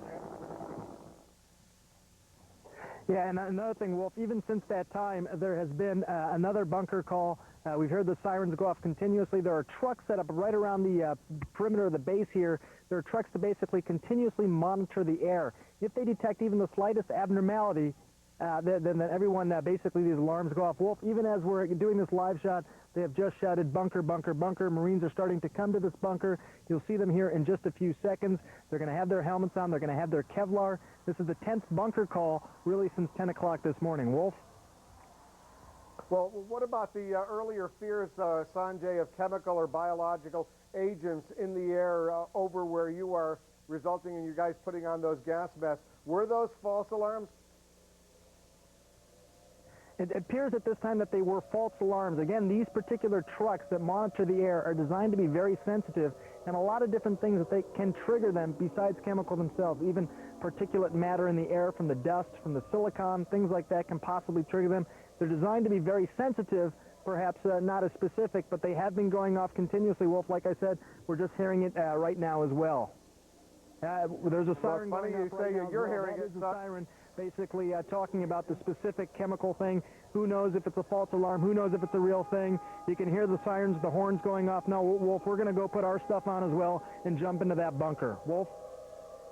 All right, Sanjay, we're hearing sirens here in Kuwait City as well, presumably precaution because of where you are. This is the 6th time today here in Kuwait City. The sirens that you might be hearing behind me are going off. We're going to continue to monitor precisely what's happening here in Kuwait City. But as I speak to you right now, sirens for the 6th time today going off in Kuwait City. We'll continue to check out, see what the issue is here in Kuwait City. We'll follow up with Dr. Sanjay Gupta in northern Kuwait as well. In the meantime, let's go over to our senior Pentagon correspondent, Jamie McIntyre. Jamie, tell us what the latest assessment is at the Pentagon about the military operation. Well, Wolf, the so-called shock and awe campaign apparently has been put on hold while the Pentagon assesses the state of Iraqi leadership, how much of a hold Saddam Hussein has on power. The question is anyone in charge of the Iraqi military at this point? Is anyone communicating with troops in the field? Because the evidence is at this point is that there's been a very weak organized response to the strikes that have taken part so far. Defense Secretary Rumsfeld today said that the Pentagon has been in communication with people in the Iraqi military at various levels, including the Republican Guard units, and that they're going to become, he said, increasingly aware that Saddam Hussein is going to be gone very soon. This is not a war against a people. It is not a war against a country. It is most certainly not a war against a religion. It is a war against a regime. Now, all indications are that the strike last night against a leadership target in Baghdad was an area that U.S. intelligence believed that Saddam Hussein might be, along with his two sons, Uday and Qusay. The U.S. is still not 100% sure that that was Saddam Hussein on that tape last night. There were about 39 cruise missiles fired from 6 ships in yesterday's strike, and then today another round of cruise missiles produced some fires at government buildings in downtown Baghdad. We're told more than 20 cruise missiles fired from ships today, including 2 British submarines. Also, all the action that's going on in the fog of war, there was an incident today in which an Apache attack helicopter had to make a hard landing in southern Iraq.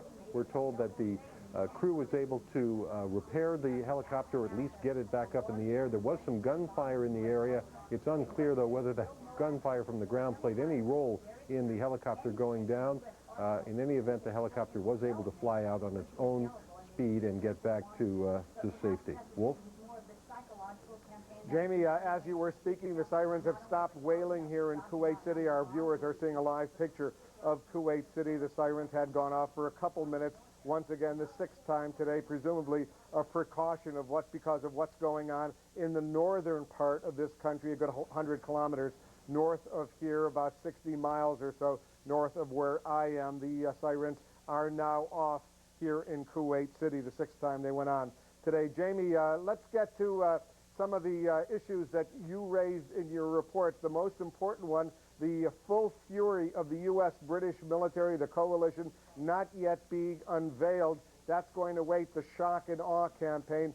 Presumably what they're trying to do, correct me if I'm wrong, is begin to rattle the top Iraqi leadership? Yeah, and actually they're trying to see now what effect they've had before they proceed. You know, the war plan called originally for a very vigorous start of the campaign, but because it started the way it did with these targets of opportunity, and the question now about whether there's a real effective command structure in Iraq, the U.S. doesn't want to rush into a campaign that would level a lot of Baghdad if it's possible that the Iraqi regime is crumbling. Now, I said it's basically on hold, but it may not be on hold for that long. That's part of the psychological warfare. Iraqi military, excuse me, the Iraqi military and the Iraqi regime doesn't know when the U.S. might unleash that series of punishing airstrikes. Wolf?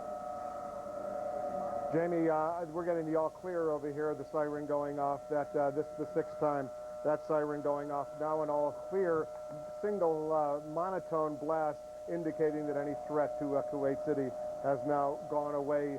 You're looking at live pictures of Kuwait City. It's now, almost 20 after 1 o'clock in the morning, 1 a.m. here in Kuwait City. We'll continue, of course, to monitor what's going on. Jamie, stand by, Jamie. I want to go back to Dr. Sanjay Gupta, our medical correspondent. He's embedded with U.S. troops in northern Kuwait. He's actually getting ready. We'll get back to him in a moment, but let's go over to the White House, our senior White House correspondent, John King. We heard from the president earlier today, John. We did, Wolf. Much of the president's day spent behind the scenes. We are told he has been in the Oval Office most of the day, working the telephones, calling several world leaders, also calling the Speaker of the House, Denny Hastert, to give him an update on the war campaign so far. We are told the president is quite satisfied with the progress, quite happy with the reports he is getting from senior military officials and Pentagon leaders. Mr. Bush did make one public appearance, though, a message to the American people that their government is up and running, even as the war is being prosecuted, and a message as well to those around the world who say this operation lacks international support. Call my cabinet together to review our strategies to make the world more peaceful, to make our country more secure, to make the lives of our citizens as healthy and as prosperous as possible. We heard from Secretary Rumsfeld, who briefed us on the early stages of the war. There's no question we've set the finest of our citizens in the harm's way. They perform with great skill and great bravery. We thank them. We thank their loved ones. We appreciate their sacrifice. Word from Secretary Powell, who briefed us on the ever-growing coalition of the willing nations who support our deep desire for peace and freedom. Over 40 nations now support our efforts. We are grateful for their determination. We appreciate their vision, and we welcome their support. As well, we discussed the need to make sure we have plans in place to encourage economic vitality and growth. We will continue to push for a Medicare system that is compassionate for our seniors. We care deeply about the fact that some children in our society can't read. We want the best of education for every citizen in America. This cabinet is confident about the future of our country. We're confident we can achieve our objectives. I'm grateful for their service to their country. Thank you all. In suggesting this is a broad and robust coalition, the president trying to counter criticism from France, from Russia, from the United Nations, that he and Great Britain essentially are off on a rogue adventure without the sanctioning of the international community. The White House says that is not the case. I want to show you quickly now a behind-the-scenes look of the president's first big briefing this morning in the Oval Office. The CIA Director George Tenet coming into the room. You see him in the blue shirt there. Vice President Cheney with his back to the camera. White House Chief of Staff Andrew Card. We are told at this meeting in the morning, the CIA Director George Tenet telling the president and the vice president about the strikes last night, also his assessment of the threat of terrorism here in the United States. Again, Wolf, the president behind the scenes most of the day. He's having dinner with a visiting foreign leader tonight, the president of Cameroon. We are told by senior administration officials the president quite happy with the progress reports he's getting so far, and he is reaching out to world leaders. We are told to probably expect the president to speak again tomorrow, but that depends on the developments overnight. Wolf? John King will be getting back to you at the White House. John, thanks very much. Jana Rath is standing by right now. She's in northern Iraq, not far from the Turkish border. Jane, what's happening where you are? Well, a lot of expectations here, Wolf, with that Turkish parliament approval of two things: the use of the Turkish airspace by the American military. We're expecting, and local officials are expecting, American troops to be landing at airstrips in northern Iraq for a possible scaled-down northern front assault on Iraqi forces. The other thing is the possibility that there could actually be Turkish troops in northern Iraq following that parliament decision. Now, as expected, Kurdish leaders are not taking that very kindly. They are still saying that it's totally unnecessary and warning that there could be very severe problems if Turkish forces come into that border area where they have ranged thousands of their own fighters along the border. Now, we're also seeing what officials say is almost a full-blown humanitarian crisis here. We're in the city of Dohuk, which has been emptied like many other cities in northern Iraq. People fleeing into the countryside and into the mountains, fearing Iraqi forces and what they say could be a possible chemical attack. Now, if you drive out of the city, you'll see tens of thousands of people who are living out in the countryside and hundreds of families who are huddled in tents, in some cases just thin sheets of plastic. Now, there's been freezing rain. They're up to their knees in mud practically. They're trying to warm their hands with fire, and they're getting water from streams. They're living in very dire conditions. Local authorities are starting to build tent cities for them. They're appealing to them to return to their homes, saying it's safe, but not very many people are listening. Wolf? Jana Raff, thanks very much for that report. Jana Raff in northern Iraq, not far from the Turkish border. We'll see what's happening on that front. CNN's Miles O'Brien is standing by at the CNN Center in Atlanta for some more big board analysis on what's going on the battlefield. Miles? Wolf, I'm joined by the former NATO Supreme Commander, Wes Clark, who's going to walk us through a couple of things. First of all, we're going to take a big picture look at the, well, I guess we could call it a minuet that involves these hundreds of aircraft as they kind of converge over the airspace and begin an assault like this. It really is an interesting thing as we look at some animation produced by our friends at Analytical Graphics, and we zoom in. I just want to point out these blue circles are generally the radars which emanate from friendlies, the term is. That's to say AWACS. How important are those AWACS aircraft as you're coordinating these battles, General Clark? Well, they're critical because that's how you keep track of what's in the air. That's the way you time it and sequence the flights in. And they're also detecting, of course, the enemy forces. So they would vector you in if you needed help to find the enemy. All right, there's your AWACS right there. And it has about a 300-mile radius, I think, around it. That's right. Controls, there are literally air traffic controllers in there. And as we kind of fly through this, you notice it kind of turns kind of pink. That means you're being painted, that's the term, or read by an enemy radar. And one of the first things you do if you're coordinating a battle like this is you take out those radar sites, right? Absolutely. All right. Now, one of the other things that's involved in all this, of course, is stealth technology, because before those radars are, the eyes are poked out of them, what you want to do is use, if you can, something that is not seen by radar. The B-2 aircraft is something that is in play here, deployed for the first time outside of Missouri, in this case Diego Garcia, running up through the Persian Gulf. The B-2 has the capability of delivering a couple of laser-guided weapons, these so-called mini bunker busters. And as they come in, they're not the fastest aircraft in the fleet, but they also have the ability to be more or less invisible to radar. Are they really invisible? No, they're not really invisible. So what we like to do is we want to have some jammers up there with them. We want to take out those radars early on. Plus, we know that when they get up close, they're liable to be seen. So we want everything in our favor before we put the B-2s on. All right, and let's look real quickly at the EA-6B Prowler, which does that jamming. And that's exactly what happened in this case, the Pentagon telling us that the EA-6B, which does, in fact, create this, kind of jamming signal and can create false targets on radars, is involved, sort of the belt and suspenders technique, if you will. Now, let's look at the map here, and I want to ask you this shock and awe we have been talking about. Announcement from the Pentagon that it's been suspended. Potentially really good news embedded in that announcement. Absolutely, because if we've taken out his command and control, they're ready to fall off. The apples are going to fall off the tree. All we have to do is pick them up.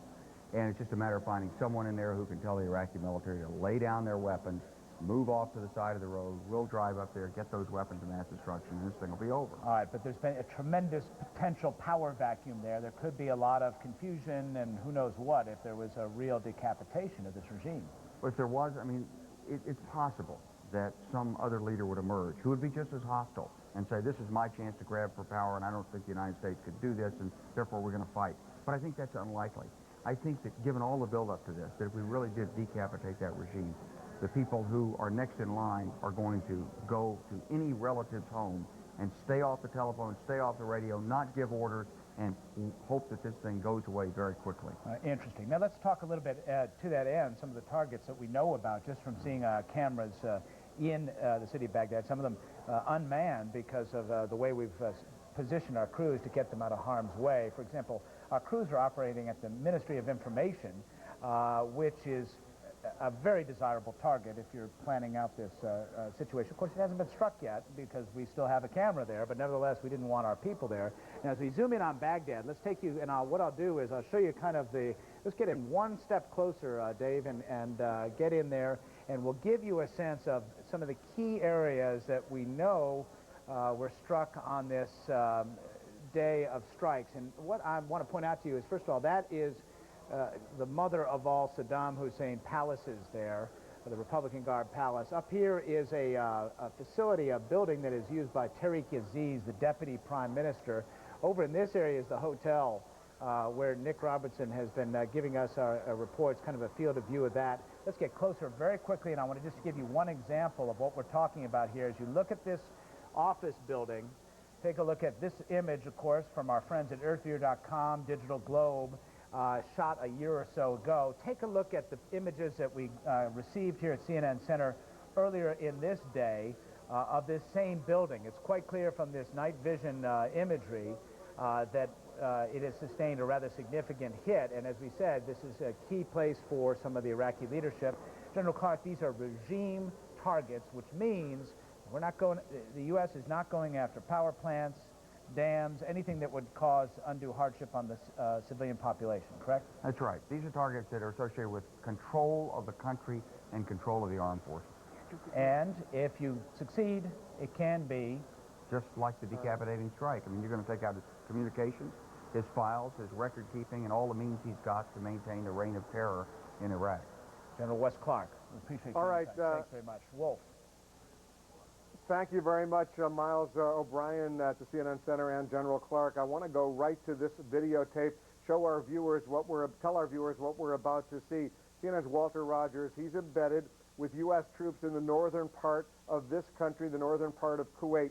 He was videotaping a stand-up, and I want you to take a look and see what happened as he was videotaping this stand-up, what happened in the middle of his report.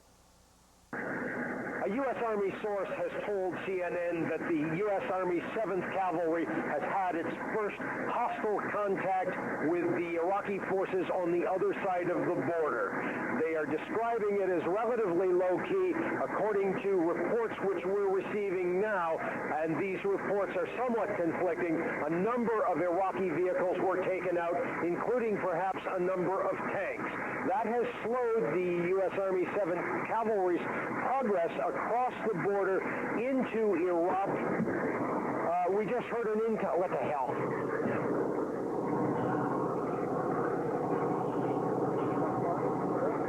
No, I don't know what it is. Can you hear me? Atlanta, we just heard something shooting. All right, that was Walter Rogers preparing a report on videotape. He was feeding it into Atlanta. Walter Rogers joining us on the phone right now. Tell our viewers what that explosion was that you heard, Walter, as you were preparing that report. Our best guess, Wolf, is that was indeed an incoming shell. Judging by the sound of it, it was high explosive. It was a single incoming artillery shell. We are guessing at this point. The reason we're guessing that it was not friendly fire by any stretch of the imagination is because the U.S. 7th... Walter, I assume everyone is okay. Is that right? Everyone's, yeah, sure, we're fine. You know, there was a little concussion, which you get with artillery stuff, but it wasn't anywhere near close enough to do anyone any damage that we're aware of. How are the young soldiers you're with dealing with these incoming artillery shells, with the fears of Scud missiles, Frog missiles? What's the mood where you are, Walter? Wolf, can you repeat the question? We're moving, and it's a little difficult to hear you. Try again, please. All right, Walter, let me try again. I'm wondering how the young soldiers that you're with are dealing with these scares that you're facing up in the northern part of Kuwait along the border with Iraq? Well, you can imagine their adrenaline is pumping, but then again, many of these young soldiers joined the Army, as they say, because they wanted to get into a fight.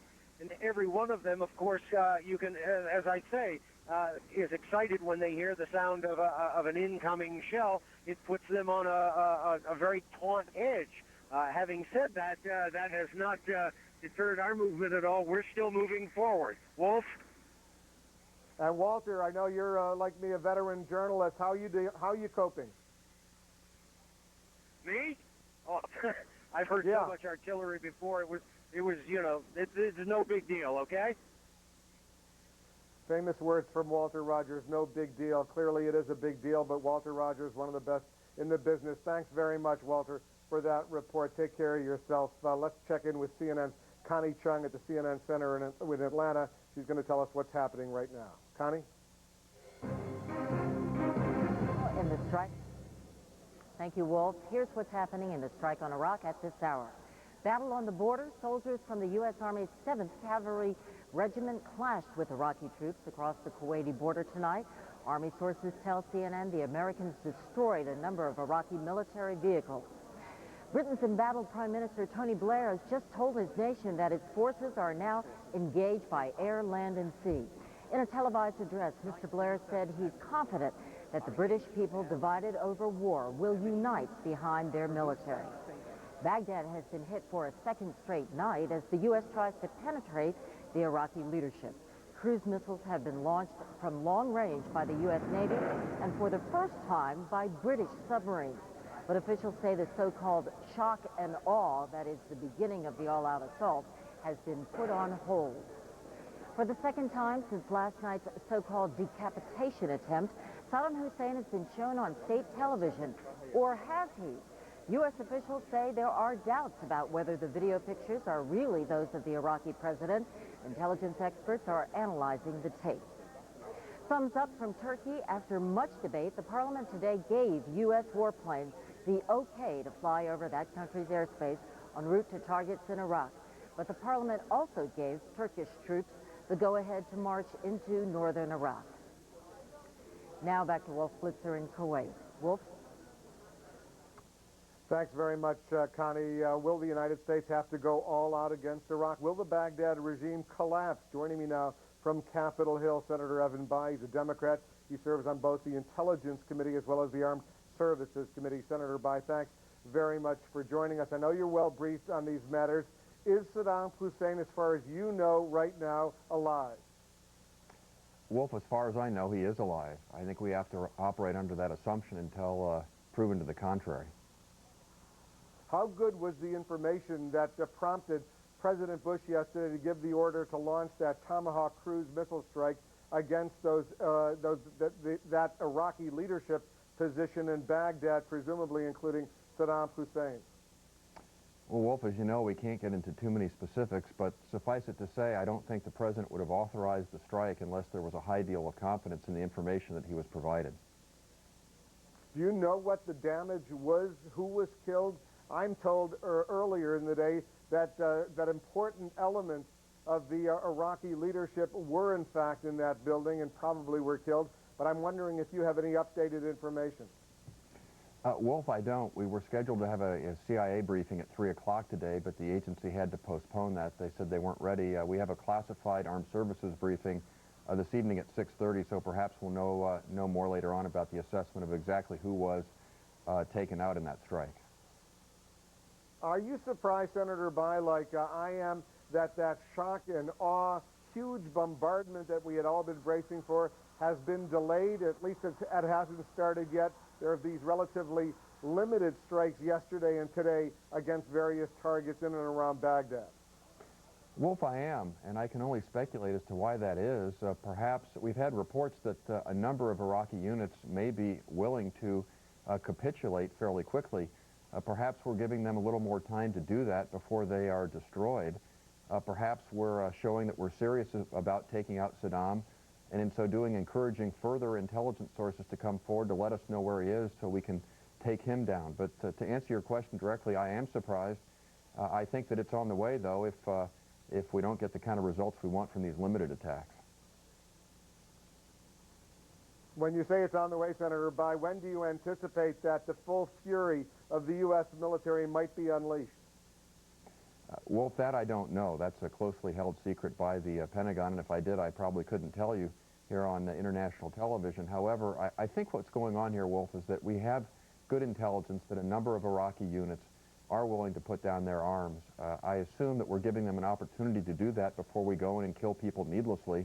At what point the military decides, and I think part of this, frankly, is going to depend upon the active resistance that we encounter. To the extent that the resistance stiffens, and I assume we'll go all out and do what we have to do to make sure that our men and women are protected. And that means shock, awe, and everything else we can throw at them. Senator Evan Bayh is a Democrat, but he's been supportive of President Bush throughout this showdown with Iraq, now a war with Iraq. Senator Evan Bayh, thanks for joining us tonight. Let's get a little bit more analysis now on what may or may not have happened to the Iraqi leadership, including Saddam Hussein. Our national security correspondent, David Ensor, is joining us now live from Washington. I know you've been checking in thoroughly, David, with all your sources. What's the latest assessment on what was achieved, if anything, during that initial blast against Iraqi leadership positions in Baghdad? Well, Wolf, they do believe they hit some of the Iraqi leadership, but on the question of whether Saddam Hussein was hit or not and whether these tapes are really him or not, there's quite a debate going in this town. I will tell you that most recently, in recent hours, U.S. officials are starting to say they do believe he's still alive. U.S. officials are increasingly convinced this is indeed Saddam Hussein, not a body double as some first suggested. Wallahu Akbar. Officials say technical analysis suggests the voice and inflection and movements of the mouth may be the same as Saddam Hussein from past tapes, though there is not yet a definitive U.S. judgment. There's debate about that. One skeptic about whether it is Saddam is former CIA photo analyst Dino Brugioni, though in the past, he told CNN, Saddam's doubles almost never speak. Saddam has probably got one, possibly two doubles. And when his double appears, you watch it. He'll never talk. CIA Director George Tenet was able to report to the president that intelligence officials believe the cruise missile and bomb attacks that started the war did kill some top Iraqi leaders, who U.S. officials say were sleeping in the compound that was attacked, but not, apparently, Saddam Hussein. This is a guy who moves quickly, who covers his movements, who uses body doubles. He uses multiple motorcades going in different directions to fool anybody who might want to take him out. There are a lot of tunnels and there are a lot of underground bunkers underneath the palaces and elsewhere that he can avail himself of. Some say it may take an insider to put an end to Saddam Hussein. There's greater chance that somebody will kill him than he will come out and say, I surrender. And it is possible that somebody will turn on him. Finding just one person can be quite a challenge. After all, the U.S. has been looking for a 6'4" Arab and a one-eyed Afghan leader for well over a year now. Wolf? David Ensor with the latest on that. David, thanks very much. CNN's Bob Franken, he's embedded with U.S. military forces in northern Kuwait as well. He's joining us now live. Bob, tell us where, you don't have to tell us exactly where you are, but give us a rough estimate where you are, what you're seeing and doing right now. Well, what I'm hearing right now, and you're probably hearing too, is the sound of a jet, an A-10 taking off. A-10s are anti-tank planes, and their purpose is to, quote, prepare the battlefield. As part of the effort, we've been hearing that term.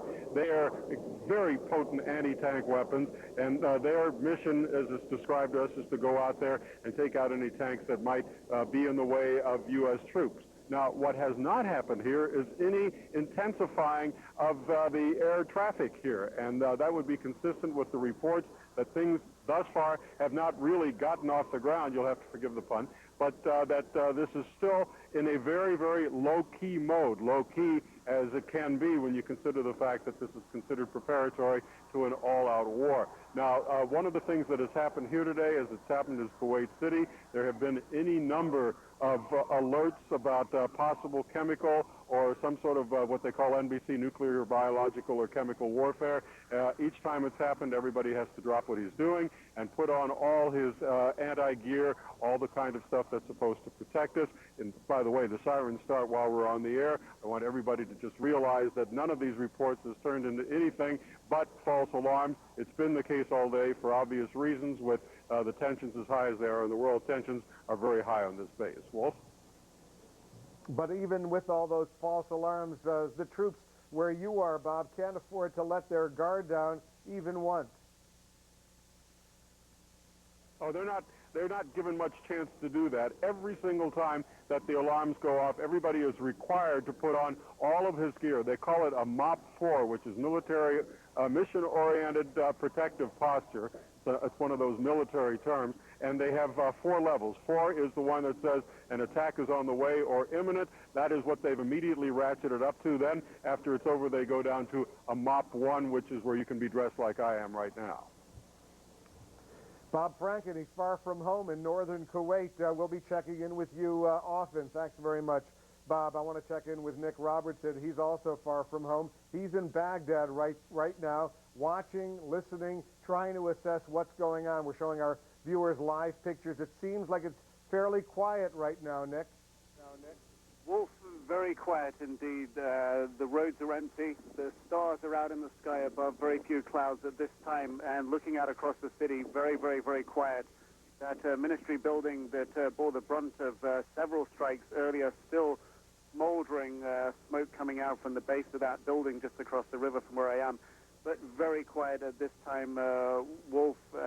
Certainly, it is an eerie sense. However, at the same time as being quiet in this city, expecting a very heavy bombardment to come. They don't know when, but they do expect it to come.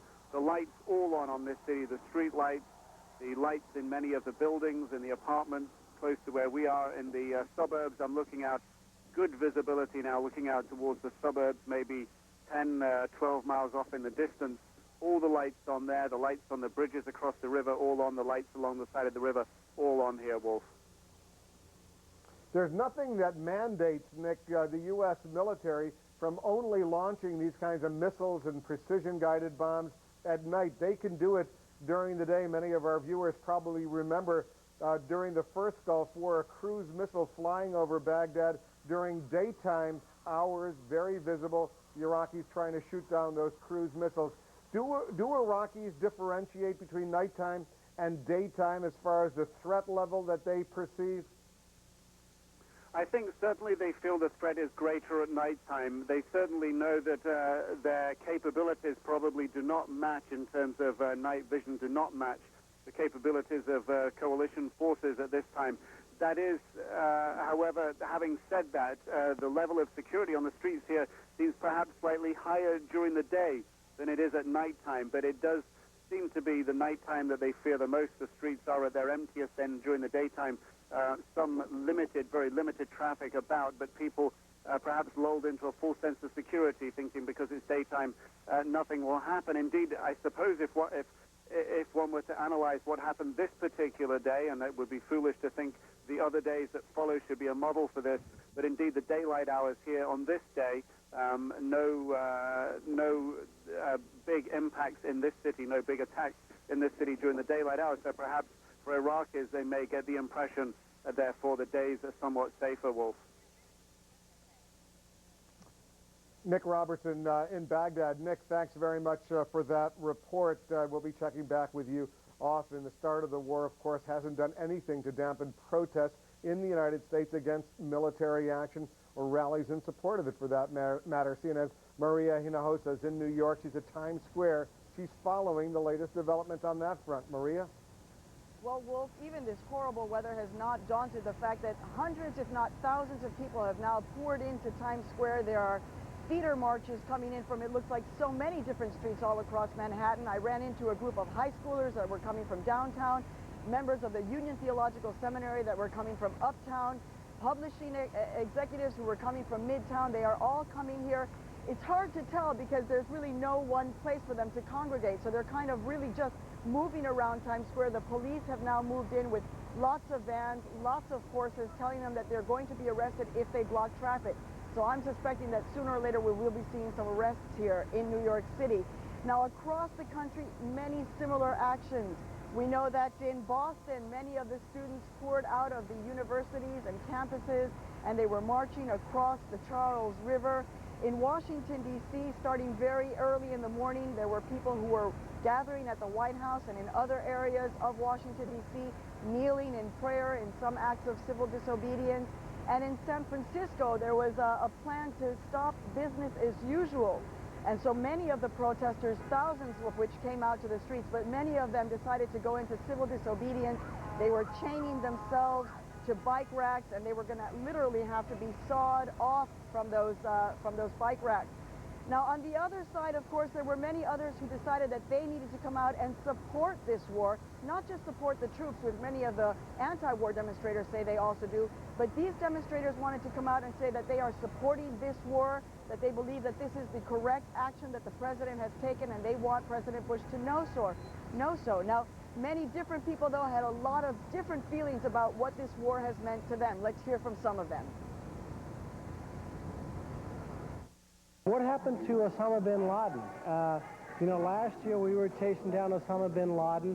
We still don't have him, so now we shift our focus to Saddam Hussein. I'd say kind of mixed feelings. I mean, you know, we're sending people to die in some respects, and then in some respects it's unnecessary evil. I mean, it has to be done. Regardless of my views on the president, I support our troops, and God bless them over there, and best of luck in whatever goes on.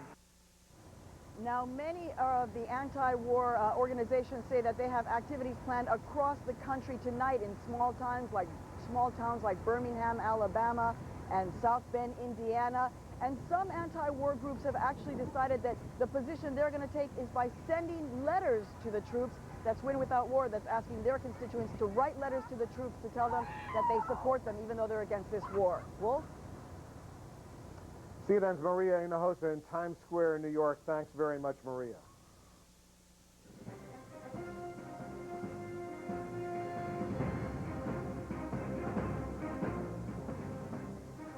There have been protests around the world today against the U.S.-led strike on Iraq. In Egypt, hundreds of people clashed with police as demonstrators tried to get to the U.S. Embassy in Cairo.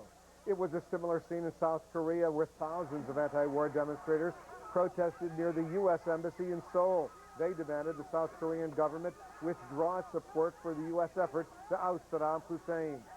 And in Rome, flag-waving protesters blocked the city center. Demonstrations also were held in other major Italian cities, and the country's three major labor unions have called for a strike. Iraq was on the agenda today as the European Union's annual spring summit began in Belgium. Leaders of 15 European governments will be meeting through tomorrow. The Reuters news agency reports they're discussing a draft resolution that would warn Iraq's neighbors to, quote, refrain from actions that could lead to further instability. And I was just quoting. Reuters also says the resolution is aimed at discouraging a Turkish incursion into Iraq. The U.S. Army's 101st Airborne Division has a key role in the war. The 101st is known as the Screaming Eagles. It's based at Fort Campbell, Kentucky. CNN's David Mattingly has been talking with family members of the soldiers, and he joins us now live. David? Thanks, Wolf. No official word out of the 101st Airborne today here at Fort Campbell, but the unofficial order of the day for everyone involved here seems to be to keep going. Stay occupied. Keep busy with your jobs, your family, your friends, your children, anything to keep occupied so that you are not overwhelmed by the events of the day. And we found some soldiers from the 101st taking that unofficial order to heart today. They are all female members of the 101st, and they share a special bond because their husbands have been deployed overseas. They could not be deployed with them because they are all pregnant. So they are now gathering together, sharing this common experience that they have, and trying to work through the many layers of emotions that they are now going through. As a soldier, I wish I was there. As a wife, I'm really worried about my husband. And as a mom, I hope that's all over before my baby's born. I'm scared because my husband's over there, but I also know it's our job, so it's something we train for all the time. So you just, I don't know, I'm a wife, so it's hard, but, you know, I'm also a soldier, so you just have to watch it and just hope everything's going all right over there. And there are all appearances of business as usual here, at least as business as usual as it has been since the troops deployed back in late February. Right now, the headline at the local paper here is that the 101st is ready for assault. The soldiers I talked to before deployment saying they were very anxious to make their mark, make their history in this particular conflict. Everyone, of course, waiting for some kind of word of what the 101st is doing. Some evidence of that is going on. We have some video to show you of the local post office. Normally, there has been lines out the door at this post office for people lining up often an hour at a time to ship packages off to their loved ones in the Persian Gulf. Today, the lines are very small, suggesting that people are staying at home, glued to the TVs, looking for some kind of information. Wolf? CNN's David Mattingly with the important story back home. Thanks very much, David Mattingly, for that report. And David just said this is a very difficult time for military families and perhaps hardest for the children of the men and women taking part in Operation Iraqi Freedom, some of whom have not seen their parents in months.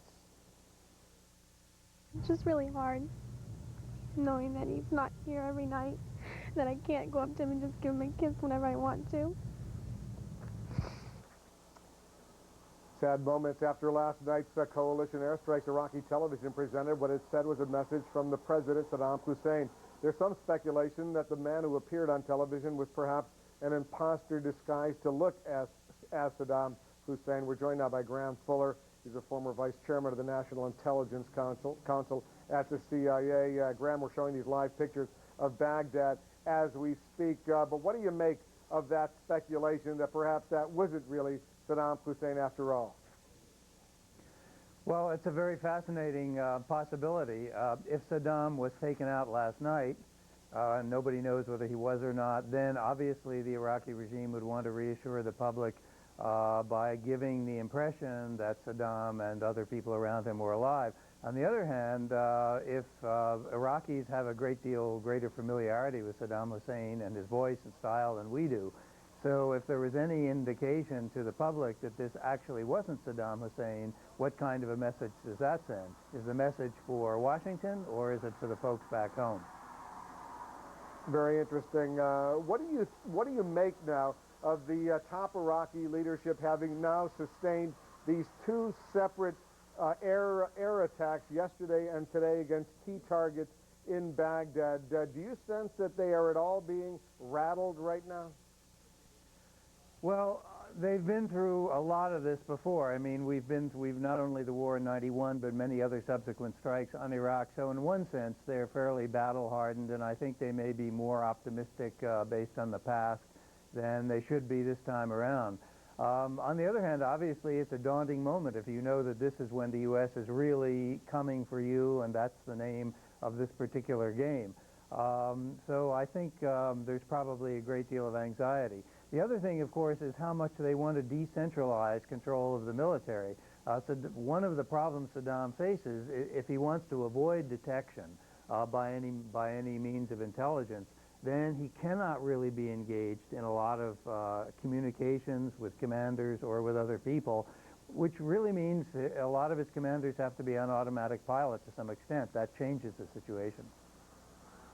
Graham, you've studied Iraq for many, many years. Do you believe, by and large, the Iraqi soldiers will fight or fold? Well, if that's a tough question, let me put it this way. As long as there is reasonable belief that Saddam is alive and in control, you're probably going to have to fight, because if you don't, Saddam will kill you. I think the minute that there is a sense that Saddam is gone or totally out of touch or can't get you, and nor can his commanders immediately over you, that they can't or won't get at you either, then that's the time to break. You know, that's a tough call, and your life depends on how you make that decision. As you know, U.S. and British troops have already crossed the line. They're in southern Iraq right now, where the Shia are the dominant population. The expectation is that they will be receptive to the U.S. and British troops coming in. But is that a fair assumption?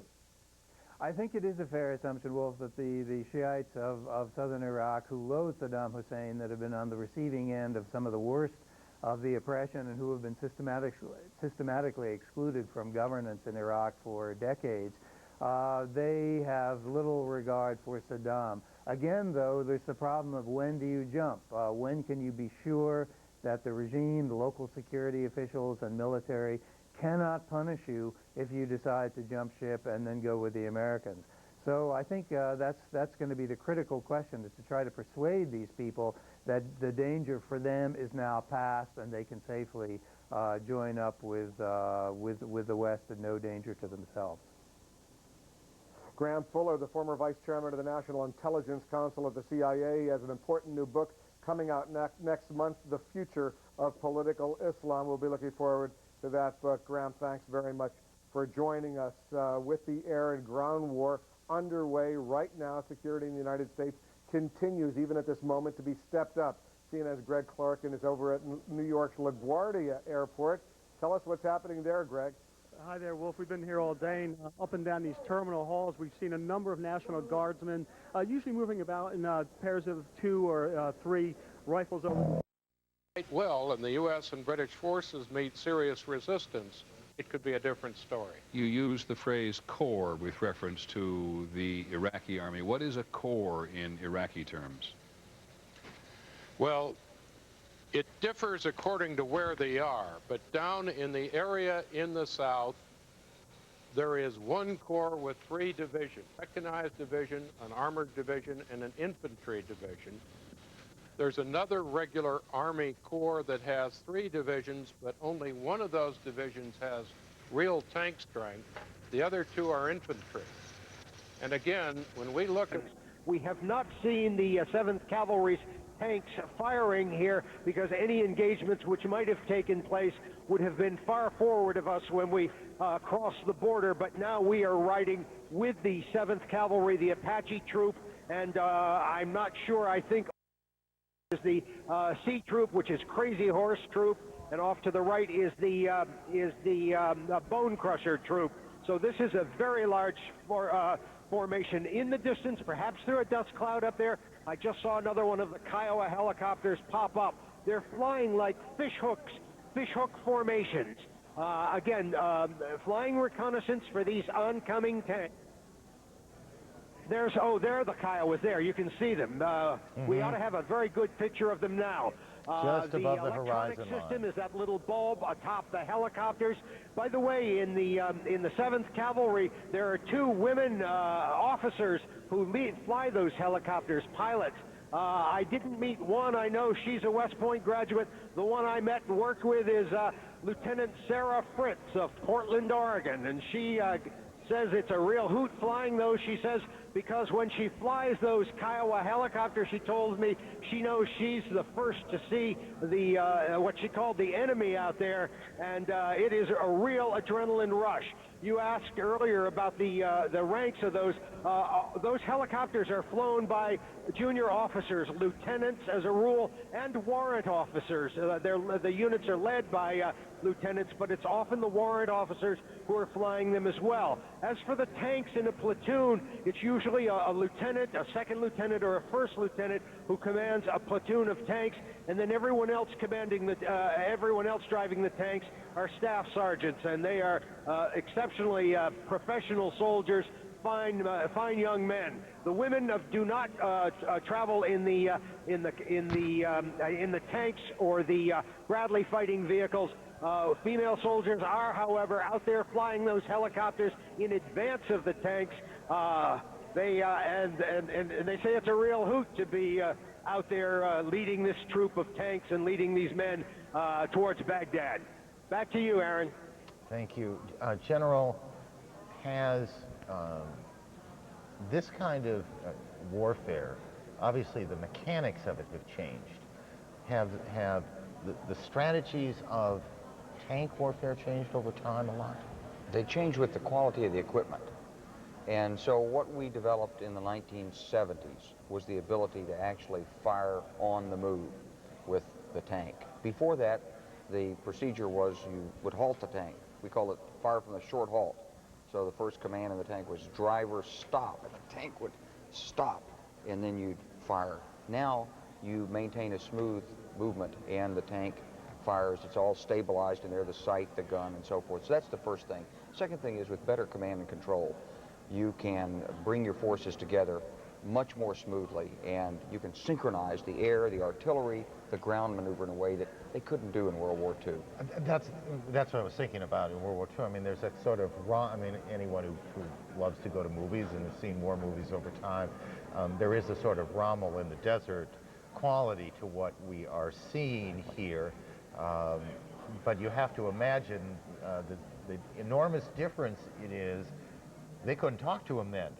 They couldn't talk to him, and those tanks that you see in the Afrika Corps racing across the desert with the 37mm guns of about 1/3 the size or 1/4 the size of this gun, accurate out to 600 meters. This one's out to maybe 3,000 meters. They would stop to shoot. This would move on. They had no night sights. We've got night sights. We see as well at night as we do in the day with these tanks. It's an entirely different kind of battlefield today, thanks to technology and good training of these troops. Jamie McIntyre. Aaron, as I watch these remarkable pictures, the one thing that strikes me about what's going on here is that this really clearly shows that the ground war is well underway, far in advance of the air war, except for those very limited cruise missile strikes. I'd be curious to know, General Clark, what do you make of the fact that this really seems to go against sort of every convention of what we expected to happen, where there would be at least a simultaneous air and ground war, if not a air war, and then a short period after that we'd see the ground war start. But here we see the tanks racing northward, and the air war really hasn't started, at least not yet. What do you make of that? Well, I think it's obviously working so far. This is enemy security zone. And we wouldn't have expected much air defense out in this zone. We've been flying over for a long time, and there's absolutely nothing doctrinally wrong, and obviously it's working here. It's moving ahead on the ground without having to wait for the air power to pound this area. There's nothing to strike in this area. Now, when we get up close to Baghdad, then there's a choice. You could do what we've said before, which is a simultaneous attack, try to take out his air defense at the same time you're moving forward. You could pause the ground force, allow the force to close up, catch up in there, get back in battle formation, refit, rest a little bit, and then put the heavy airstrike in. Or you could actually use the ground force to attack at night and clean out the air defense in a way that would kind of open up a corridor for the air to come through. So you've got a lot of different plays when you have this kind of a force and this much superiority over the enemy's capabilities. What's the stuff? I'm sorry, Jamie, go ahead and follow it up. I'm just saying, I'm curious, do you think it was planned this way originally, or do you think this is something that they've adapted now as they've taken a look at how things have unfolded, especially with those limited strikes first? Are they taking advantage of what they see on the ground? Hard to say, because of course none of us have seen the plan and wouldn't have wanted to, but we always believed that they would move quickly and simultaneously. So we didn't get the big heavy air operation, but the big heavy air operation wasn't going to have any impact on the movement in this area anyway. They've gone ahead with this move. Something else is happening, of course, that we're not seeing over where Basra is. And Basra is the second largest city. We know the Brits and we know the Marines have moved in that area. We don't know exactly what is happening over in Basra. Presumably they're in there trying to sort out the situation. It was a militarized area.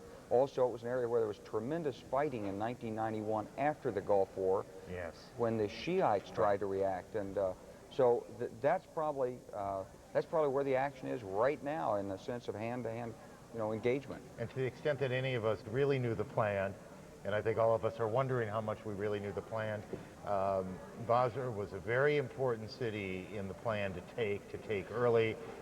This population there, the Shia population there, was considered most unfriendly to Saddam Hussein. There was a sense that if they could get to Basra, they would be well received, if they could get there quickly and establish an important, I'm going to use the wrong term here, beachhead there, but a location there from which operations could then move. I mean, look how clear, I'm sorry, I don't mean to gee whiz you all to death here, but just look how clear that picture is of that movement across the desert. What is to stop the Iraqis from watching CNN and saying, look at those tanks coming, let's send up some airplanes and take them out? Well, first of all, they are watching CNN, and it must be incredibly demoralizing to them. We just blew through their security zone, and that was their doctrinal way of knowing where we were and slowing us down. That was the 3 or 4 tanks and a few trucks that were dispatched like that by this force. But when it comes to taking aircraft off, and they don't know where this is, we don't know where this is, and they don't know where it is. And when those aircraft go to the airfield, we're watching those airfields. We've got radars that are trained on those airfields, and when those aircraft start to lift off, bingo, they're dead. They're out. They'll never get there. They don't have a lot of airplanes left. I suppose they don't want to lose them in this sort of situation. Well, it'd be a total loss because if you did send aircraft up here, they'd never get this far. There is, and just to put a period on that, it is hard in many ways to visualize until you're out there. We were out there a month ago. The vastness and how barren this desert is. To say it stretches for as far as the eye can see is about the biggest understatement I've ever made in my life on television. I mean, it seems this endless sea of sand, and so this is one small path being drawn in that vast sea of sand. Walt? Hello, Aaron. We just passed a wonderful vignette, a huge Bedouin tent, open-facing. We saw 3, 4 family, maybe of 6 or 8 people in there, and all these tanks were rolling by them, and they were just sitting there dumbfounded, these Iraqi Bedouin tribesmen and tribeswomen, and they were just shaking their heads as these clouds of dust in this huge modern mechanized armored unit is rolling past them. We really need to give a plaudit at this point to our cameraman, Charles Miller, who's bouncing on the hood of this Humvee and taking these magnificent and historic pictures for us. The tank he is focusing on now is of Captain Clay Lyle, of originally of Pampa, Texas. Captain Lyle is the commander of Apache Troop, and Apache Troop is the unit in the 7th Cavalry, which is leading the 7th Cavalry onward and forward in the race toward Baghdad. Aaron? General, what are they feeling? You've been in situations like this. You were a young man not that long ago in a moment like this. Their hearts racing. Well, Captain Lyle is very proud of he's very proud of the troops. He's very proud to be in command. He knows it's something that he's never going to do again, maybe, but it's something that he's wondered how he would do at this. He's feeling good about it. They got off. They did well. He's in communications. He's in control. He's a captain. Anxious. It's not likely that he was in the first Gulf War, correct? Probably not. Right. Probably, we don't know how old he is, maybe 27, 28, right. Something like that. And he's enormously proud. He's very concerned. He knows every one of these people in this unit by name. He knows their families. Many of them are married. And he wants to bring every one of them back safely, and he wants the mission done. And those 19-year-olds, 18, 19, 20-year-olds, are their hearts racing? Are they thinking about all those hours of training that have been going on probably up to and including yesterday, if not the day before yesterday, to get prepared for this moment? A little fear, a lot of adrenaline, the whole thing. I hope they're doing that. I really do. But you never know, because they're also probably pretty tired. This is probably the second night they've moved without rest. They were awake, moving in an attack position last night. They got some shut-eye during the day, probably yesterday. And that would they be started in the moving tank? In a tank. Yeah, no tent, no sleeping bag out on the ground, probably in their seats sleeping, and it's confining, it's noisy, it's deadening inside that tank. They got a helmet on, they're chattering to each other. The driver's not going to go to sleep, but you got to have everybody alert as long as possible. And it takes a lot of discipline, a lot of training to keep that alertness up. Hope they're ready. Walt, did the captain, before they rolled out, did he talk to them as a group? Indeed, he did, Aaron. Captain Lyle held a pep talk of sorts, and he spoke to each of his soldiers in the Apache troop you now see rolling toward Iraq. He began by saying, and I'm quoting Captain Lyle here, "We're just doing what's right. This is a case of them, him, and us." Them being the Iraqi people, Captain Lyle said, him being Saddam Hussein, and us being the United States Army. Captain Lyle went on to say the Iraqi people have been gassed and murdered by this tyrant. He has to be removed. He said, "We are marching, we are invading to liberate the people of Iraq." He said, "This is one of the greatest events the world has ever seen, and we want the American people to see it." And did they cheer? How did Aaron. How did those young men react to that talk? Well, they gave the cry, they gave the call of this unit, which is, of course, Gary Owen. And the historical background on that is, and I won't try to sing it for you, but Gary Owen was Custer's marching song. It has always been the 7th Cavalry's marching song. And, of course, the original 7th Cavalry was formed at Fort Riley, Kansas in 1866.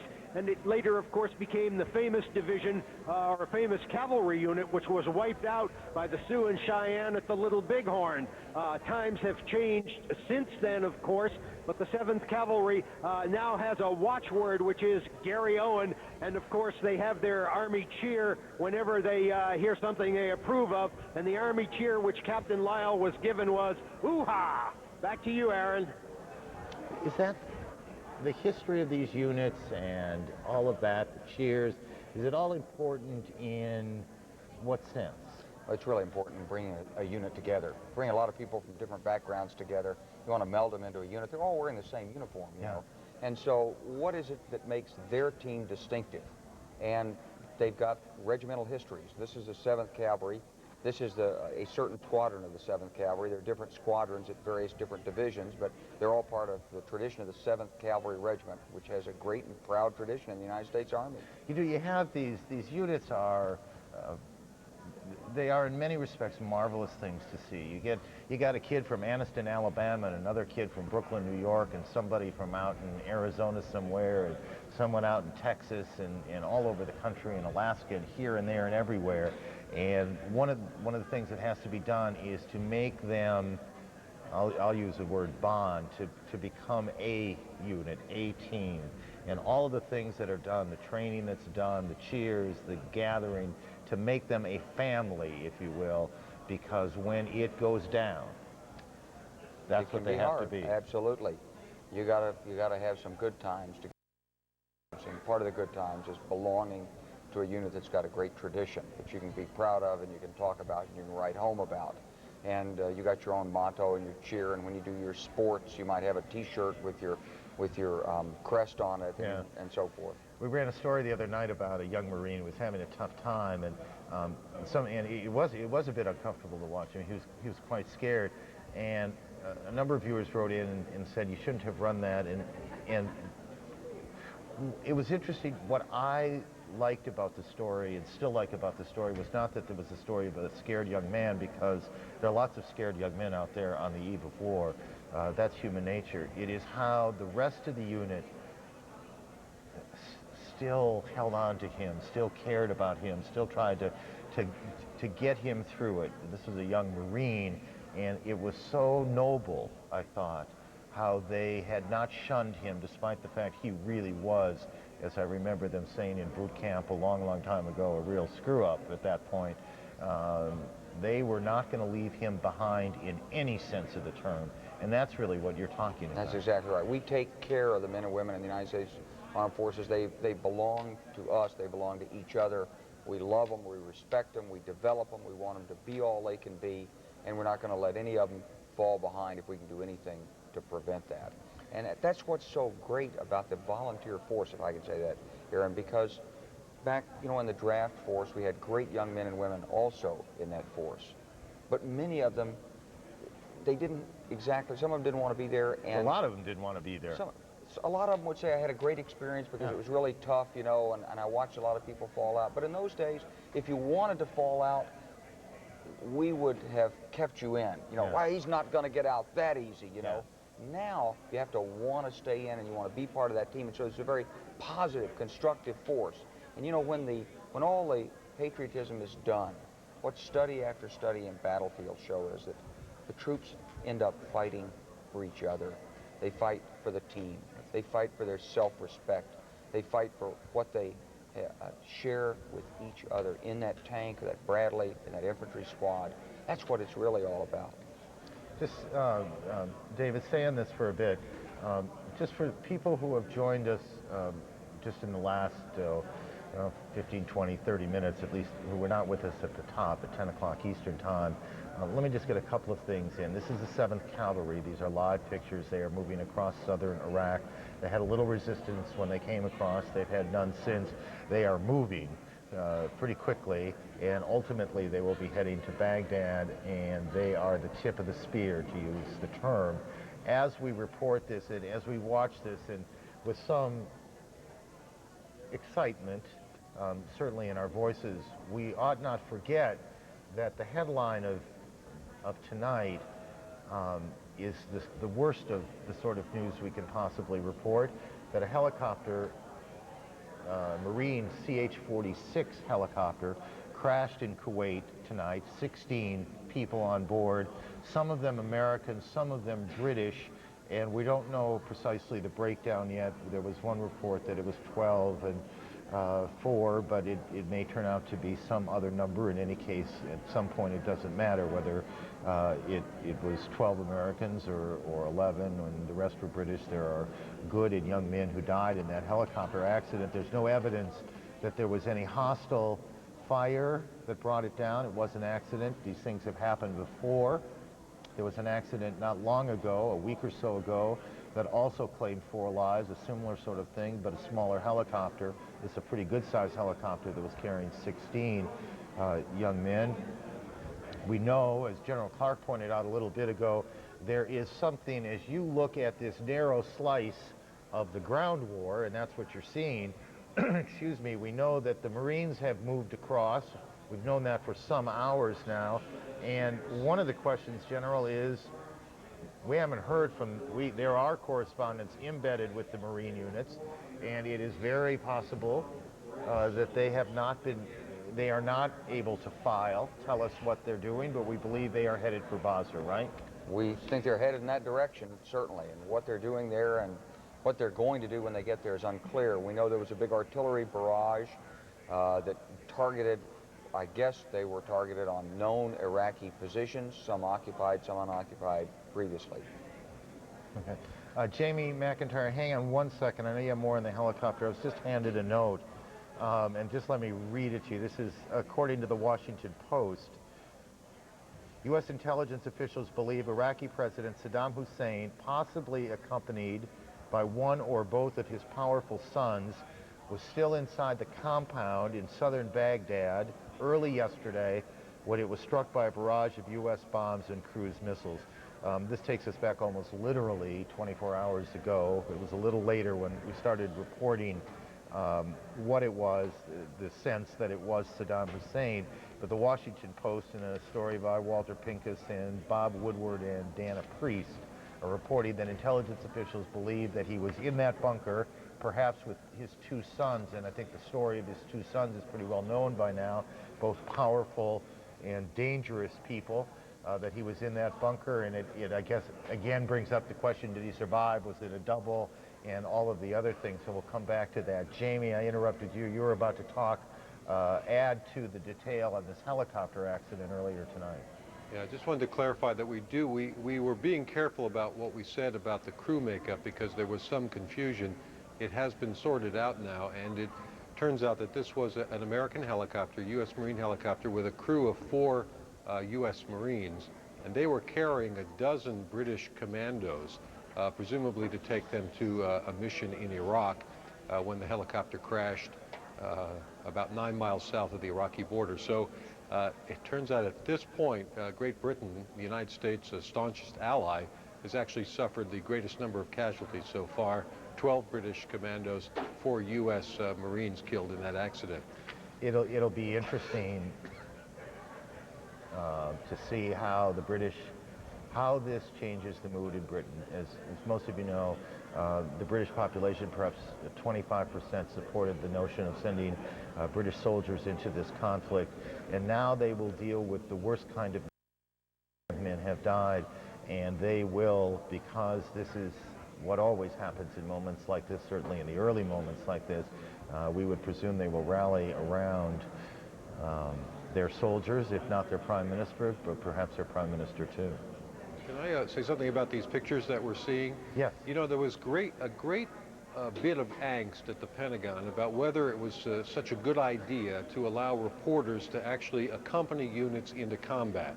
A lot of debate back and forth. Of course, the reporters have been whining for years that the Pentagon doesn't allow adequate access. And then the military has always said that having reporters along would complicate the mission, would distract commanders. They'd be worried about protecting the reporters. Logistically, it wouldn't work. It would be hard to file. So it's very interesting to see how this is working. Now, of course, this is the very early stages. Right. Walter Rogers did encounter some opposition. He even, I think, had a shell go off near him. So he's certainly in the thick of combat, but, you know, they could be heading for a real firefight at some point, and it'll be very interesting to see how that turns out and how it all works. The other thing, of course, that strikes me is, you know, we're interested in these pictures, and the Pentagon is interested, and of course everybody watching is interested, but how about the families of all of these soldiers in the 7th Cavalry who are sitting at home now watching their loved ones as they're actually engaged in combat? This is just really unprecedented, that they could be watching live on the battlefield as their loved ones, their family members, race across the desert of Iraq for what may be a potential confrontation. Well, we share with them, with those families, if they are watching, and how fast must their hearts be beating, those moms and dads and brothers and sisters right now. I can't imagine anybody who has a relative in this unit not calling a friend or a family and saying, look, they're on CNN. I can't imagine they wouldn't be glued to the television at this point if you had a personal stake in what's going on here. It's a remarkable thing. Our hearts are with all those families tonight. One of the things about, it seems to me, about being able to show this sort of thing live is that it brings the reality of what is going on into much sharper focus. And we're not embarrassed to say that we worry about the well-being of those people out there, those young men out there. They are at the earliest and best stages of their lives. So much is fun when you're 19 years old, and they're about to deal with some of the ugliest things that humans do. We hope that they all come back safe and sound and soon, and very soon. I wonder, Ryan Chilcote is with the 101st, if my memory serves me right. He's one of our embedded reporters out there. They're preparing to go to work, if you will. This is another one of the great and legendary units. Ryan, can you hear me? Absolutely, Aaron. I'm with the 101st Airborne right now at an assembly area. The 101st moved out of its camp. It's now at this assembly area, basically in a posture ready should they get the call to go to war, to move into Iraq. Now, we're going to take the camera off me and show you what they're working on right now. Before that happens, what you see in front of you is, well, it's about 7 o'clock in the morning here in the Kuwaiti desert. Soldiers waking up. They slept in these sleeping holes. They're digging them. This is a defensive mechanism to protect them from any kind of incoming fire. Also, hopefully you can see some of the 5-ton trucks. That's what these soldiers have been moving around in. Each 5-ton truck takes 18 soldiers, 2 squads of soldiers in each truck. So a lot of attention paid to where they put everything, because that's a lot of people. A lot of effort right now being paid to where to put all the backpacks, water, and food. Soldiers are pretty much up now. Been getting up over the last hour. Pretty interesting, though. I don't know how well you can see this picture, Aaron. Can you see this? Oh, we see it very, very well. We could hardly see it more clearly. You know, helmets strapped on, a little milling around. General, Sure. when you look, This is the 187th Infantry. I'm sorry. Go ahead. Sorry. This is the 187th Infantry Regiment, also known as the 3rd Brigade that you're seeing right now, 3rd Brigade of the 101st Airborne. Most of these soldiers that you're seeing actually just finished a tour, a 6-month tour of duty in Afghanistan, and returned home to the States about 7 months ago. So they have been on the road, so to speak, not at all green to when it comes to desert warfare.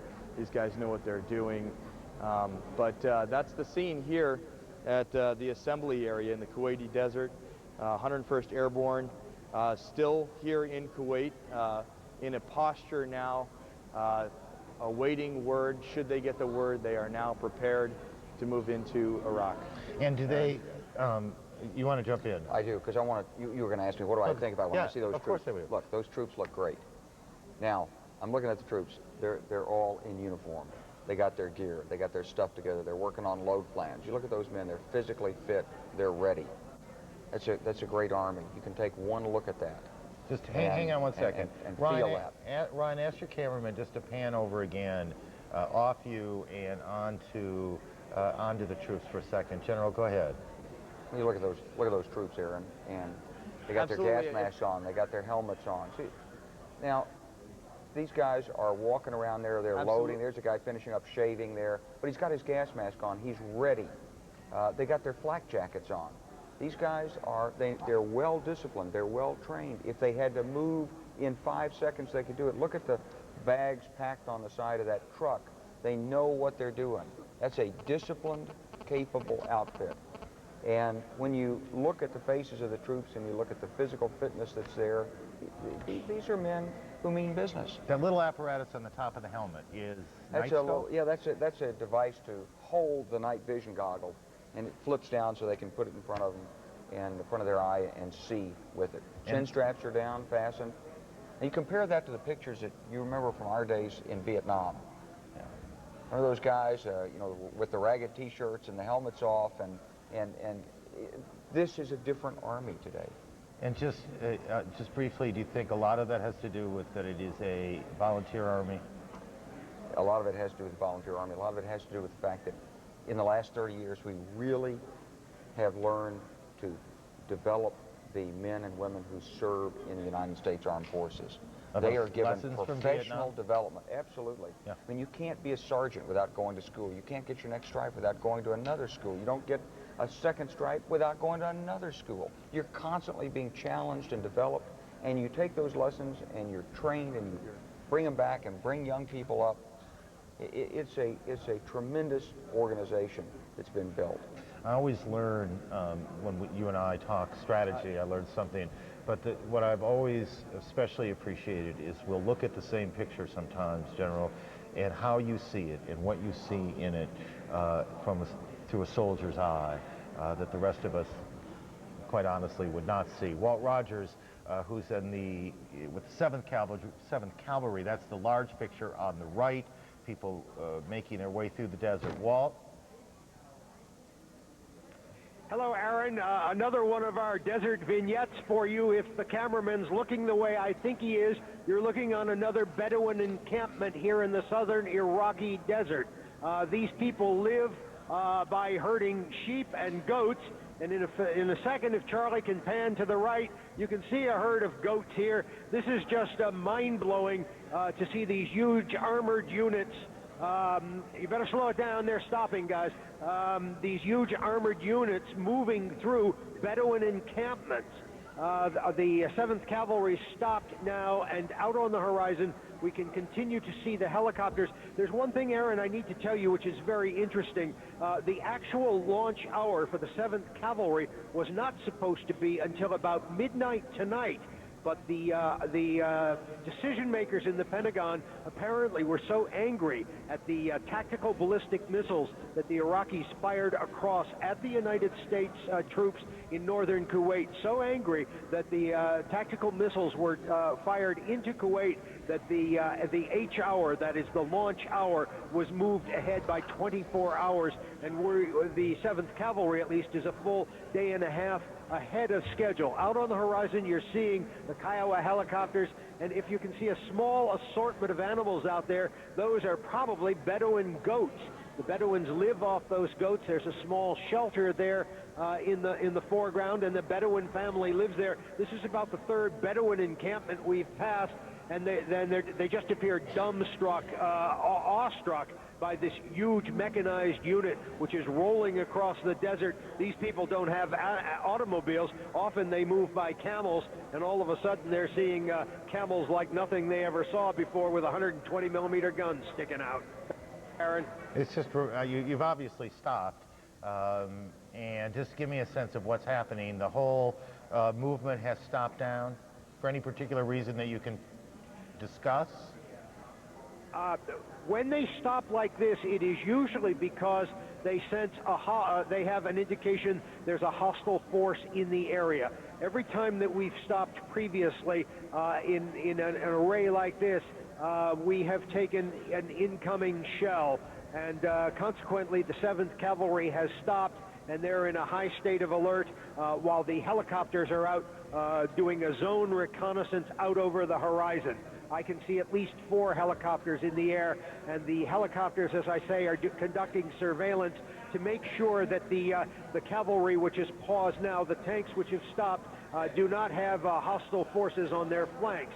So what you're watching is additional reconnaissance out over the horizon by the Kiowa helicopters, and the tanks are stopping for a few seconds at this moment. But I believe it's reconnaissance, and as I say, that we've stopped before, once at the berm, once at the border crossing, and once further into southern Iraq, we took incoming shells. We can see, Walt, we can see very clearly here. I see 2 soldiers who have jumped out of one of the tanks. They're now walking on the opposite side, the side we can't see, but we saw that very clearly. Again, these are live pictures. Certainly never before in history have reporters been able to provide our constituents, our viewers, with this kind of access and do it in a way that does not compromise in any way, shape, or form the security of those young men, and all part of this complicated relationship that's developed between the Pentagon and a multitude of news organizations. 500 reporters are embedded with units across the theater right now, some on ships, some with Marines, some with these Army units. They have been living with them, some cases for several weeks, in some cases probably in no case any less than a week. They have been living with them, sleeping with them. These units are not expected to care for them, though bonding is bonding, and trust is trust, and hopefully everybody trusts everybody at this point. I know that anytime we do anything like this, there is always concern. Viewers have, and understandably so, that something will say either in an effort to get something quickly on the air or accidentally. Look how clear that shot is. They're stretching their legs, for one thing, I would think, General. I would think so. Yeah. We understand that concern. At the same time, General, you'd slap my hand pretty good if we did anything wrong here, and so far I've been slapped. You're not concerned we're giving anything away here? There's no landmark out there. There's no landmark at all. I mean, there's no way that if anyone were watching this, they'd know where this is. As far as the Iraqis are concerned, this could have been filmed in the United States, and we could just be playing it now to amuse the listening audience, viewing it. I mean, that's not true, but there's no landmark here. There's no way in no way does this compromise the operation, except by the fact that we are announcing that we're inside Iraq. And the rules of, without going through all the detail, at some point over the next days or weeks, we really ought to spend, so we can see the Bedouin goats out in the desert. You know, we've been looking at these pictures for an hour and 5 minutes now, and they are no less dramatic, if you will, than they were when we first started. There's a couple of things that did go on today that just stay in the picture. Let me catch viewers up a little bit.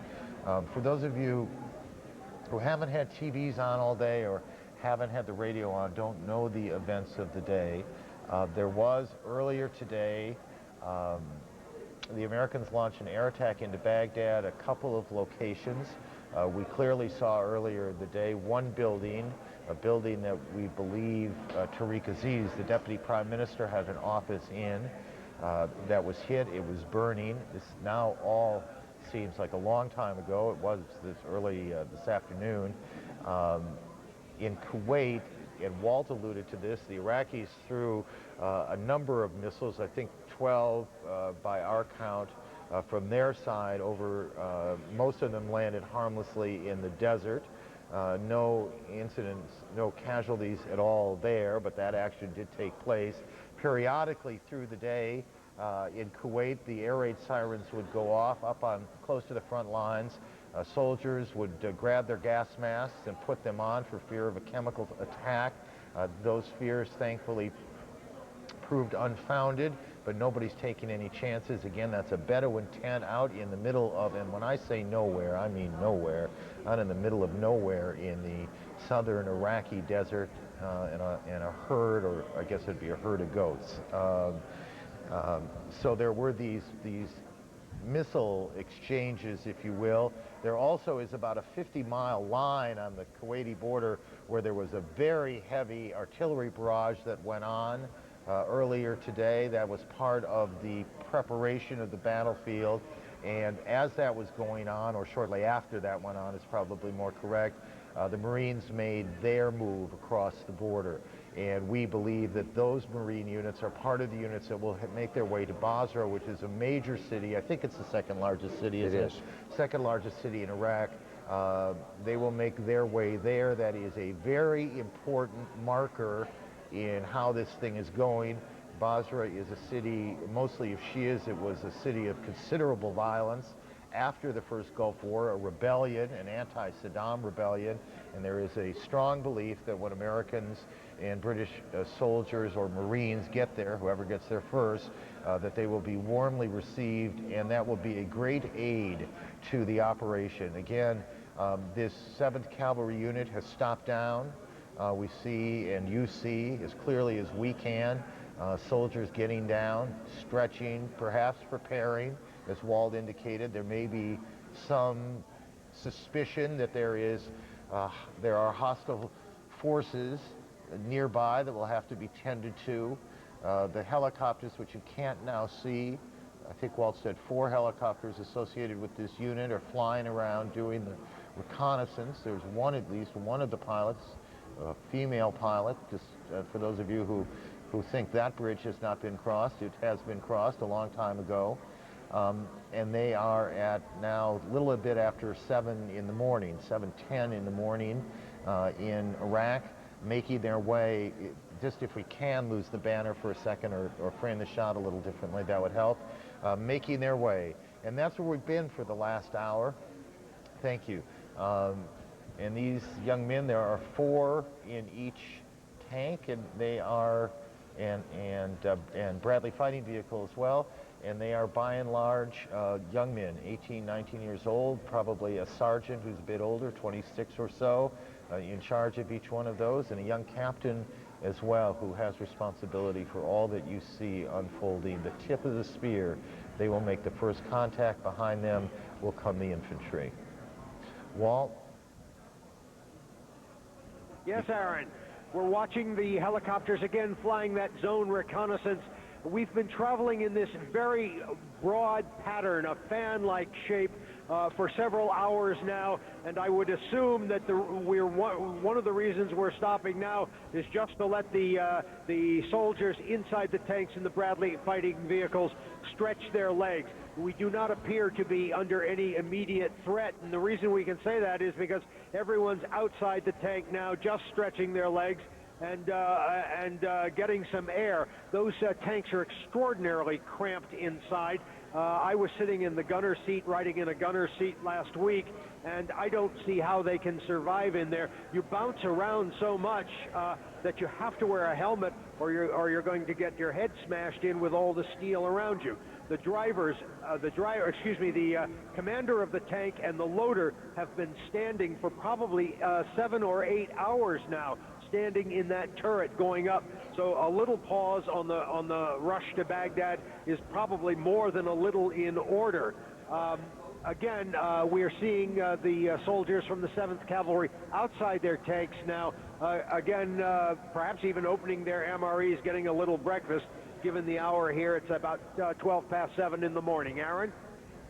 Walter, just hang on. We're not going anywhere. We're not going away from you at all. We want to take care of a little more reporting that we can do.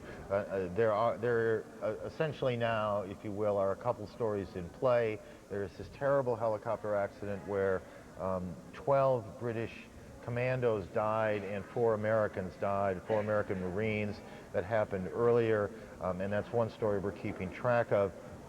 Second story we're keeping track of as the land war unfolds in front of us, literally in front of us, are reports, rather, that U.S. intelligence officials believe now that Saddam Hussein, perhaps one or both of his sons, was still inside a South Baghdad compound when the air attack that started this whole thing 26.5 hours ago, when those missiles hit that compound. David Ensor, who does national security reporting for us, has been doing national security reporting for us tonight. David, can you add to what we know? Well, you've been showing the public the work in progress that the military campaign in Iraq is. The intelligence war is a work in progress too, and just to take you inside it briefly, there is a real debate going on between intelligence officials and administration officials over whether Saddam Hussein is still alive or not, or whether he was injured perhaps. George Tenet, the CIA director, at the time that he reported to the president that there was this possibly unique opportunity to hit the leadership of Iraq, apparently sources are saying he really did have evidence that was fairly convincing that Saddam Hussein himself, and possibly his sons as well, might be in that compound, which was of course subsequently attacked heavily by the United States. So there is still a debate and a lot of work going on, a lot of intelligence analysis of evidence going on as to really what happened. Is Saddam Hussein still alive? Those tapes were of course produced subsequently showing Saddam Hussein talking to the Iraqi people on television, and the question is, some are arguing that those tapes might have been made protectively, numerous tapes perhaps for different scenarios, and one of them, the appropriate one, brought up and broadcast after Saddam might already be badly injured or dead. There are others, however, who are analyzing the tapes carefully, saying that, that on balance they think the voice is his, the way he talks, that's Saddam, and that the fact that he talked about morning prayers and talked about the attack around the time of morning prayers suggests that this was what the Iraqis said it was a leader who had survived an attempt on his life and was still talking. So this is very much a debate and a work in progress. As far as we know, it's not clear yet whether Saddam is alive or dead. There are some arguing on both sides of it, and they're trying to gather more intelligence as we speak. Aaron? David, let me just ask a couple quick questions, and none of them, believe, or particularly not the first one, is in any sense to embarrass you. Are you able to match the reporting at this point, because it gives us a second source, and then we can comfortably report this, that intelligence officials do in fact believe he was in that bunker, and perhaps his sons as well, at the time that they were hit by the cruise missiles? I've spoken to a senior intelligence official who said that at the time that George Tenet went and talked to the president, there was quite convincing evidence that there were senior intelligence officials there, that there were senior Iraqi officials there, very likely including Saddam, but not definitely, no. And when you talk about this debate that's going on, is he alive, is he dead, was that him, was that a double, was it an old tape, were those his glasses? I mean, we have all, those of us who have been doing this, we've been talking about this for a day, almost literally. The debate centers around what? What are the things that one side argues that the other side disagrees with? Well, as you mentioned some of them. There's the question of the very strong evidence that he was there, they believe.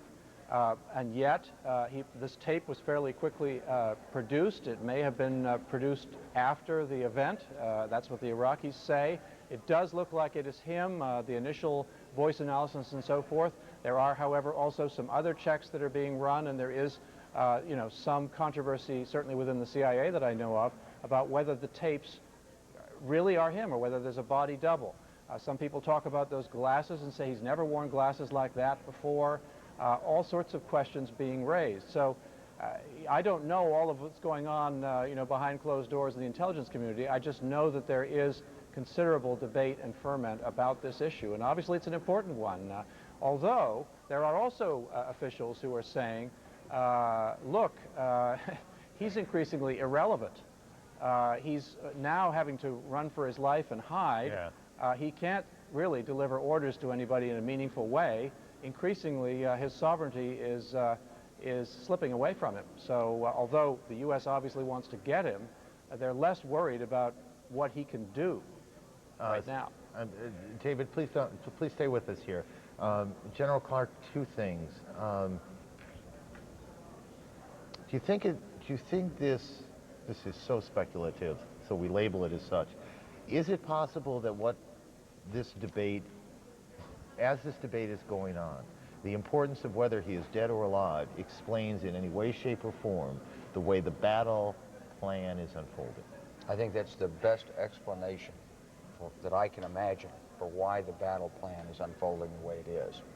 If you were certain that Saddam were alive, if you were certain that he had iron grip on the command and control, and that he wasn't leaving, then by this time you'd have said, okay, we've struck at him, he's tasted a little bit of cold steel, but the best thing to do is get this thing over with, finish this off.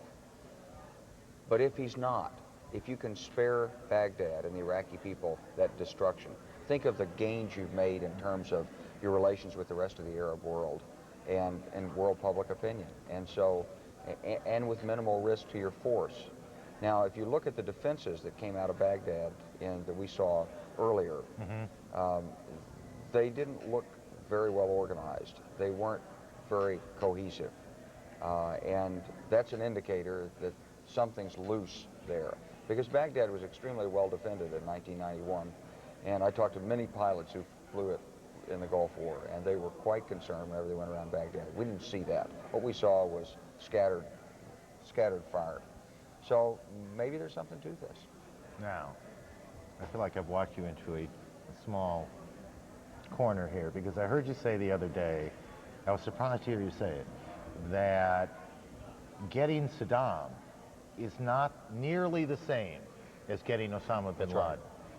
So square what you just said to me with what you said the other night. Because the leader of the head of state is always a legitimate target, and you always want to take out the enemy's command and control. And in this case, you've got it. But if you had overrun Iraq, you had taken Baghdad, you had destroyed the Republican Guards and taken the Special Security Organization down, Saddam is irrelevant. So what I was saying was, let's don't get fixated on the personage of Saddam Hussein. We're after him because he's in command. And what's significant about this right now is that we knocked out the top command. Or we may have. That's what the debate's about. It's not that it's Saddam Hussein, you know, war criminal, cruel tyrant. Right. It's the fact that this is the top level command that's been holding the whole state together. Without all that apparatus under him, he was nothing. He was not a cult figure like Osama bin Laden. Osama bin Laden could go from state to state and pick up support. Saddam Hussein outside of Iraq, without the Special Security Organization as East German trained guards, was nothing. But taking him out at the outset of a war, if we've done that, it's huge.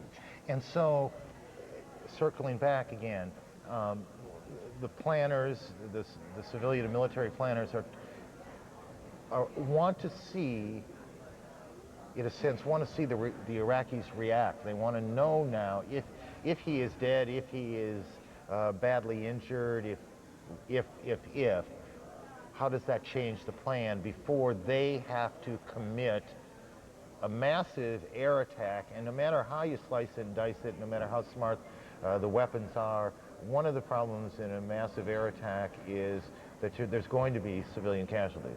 I think, you know, if 99% of these bombs and missiles work perfectly, there's still 1% that do not, that hit something they ought not hit. And that's one of the things that, for both the obvious humanitarian reasons and for a lot of good, important international political reasons, the U.S. government does not want civilian casualties in the Arab world. It's something they're trying to avoid for both of those reasons. If you can avoid that, all to the better, and you save about $50 billion too. That's exactly right. And I mean, what you would think is going on behind the scenes in Iraq, if Saddam is really down and his sons are disabled, is the other Iraqi leaders are trying to take stock of the situation. Maybe we're in contact with them. We've been emailing people all over. We just don't know what's happening. Is that we've literally been emailing people all over? What the news agencies are reporting. Well, I'm only a commentator you here. believe everything you read, I huh? believe a lot of it because we're very good and we know a lot. And we've been trying to get in contact with them and say, don't be stupid. We have. And maybe, what if you got an email back and the guy said, I don't know what's happening, I haven't gotten any orders. We might then say to him, well, go ask.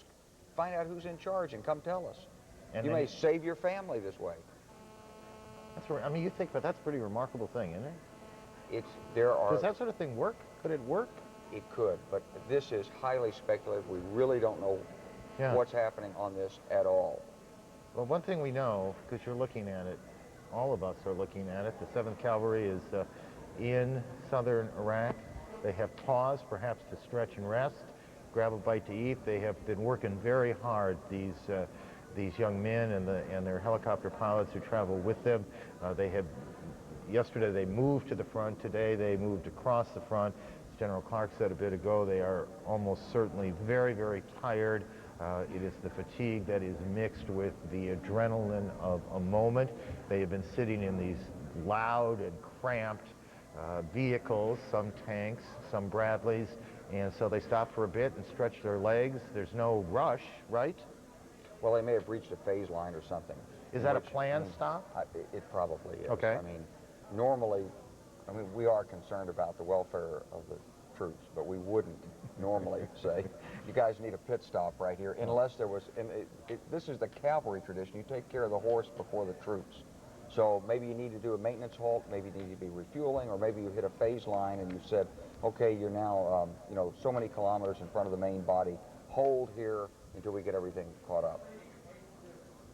My brief military experience as a seaman, I wasn't aware that you officers were that concerned with our well-being, but I'll take your word for it. Walt Rogers. Hi, Aaron. One reason for this stop, and we're seeing it now, is that the Kiowa helicopters, the reconnaissance helicopters, are getting a drink of fuel, JP-8, that is Jet Petroleum 8. One thing our viewers may find interesting is that the Army has uniform fuel for every single vehicle you see out here on the battlefield. That is to say, the helicopters use the same petroleum that the tanks use, that the Bradleys use, that all the support vehicles use. That's one thing which makes this Army unit so efficient. And at this point, the helicopters, which have been out on reconnaissance, at least 2 of them are down, being refueled. At some point, of course, all of these vehicles will need to be refueled.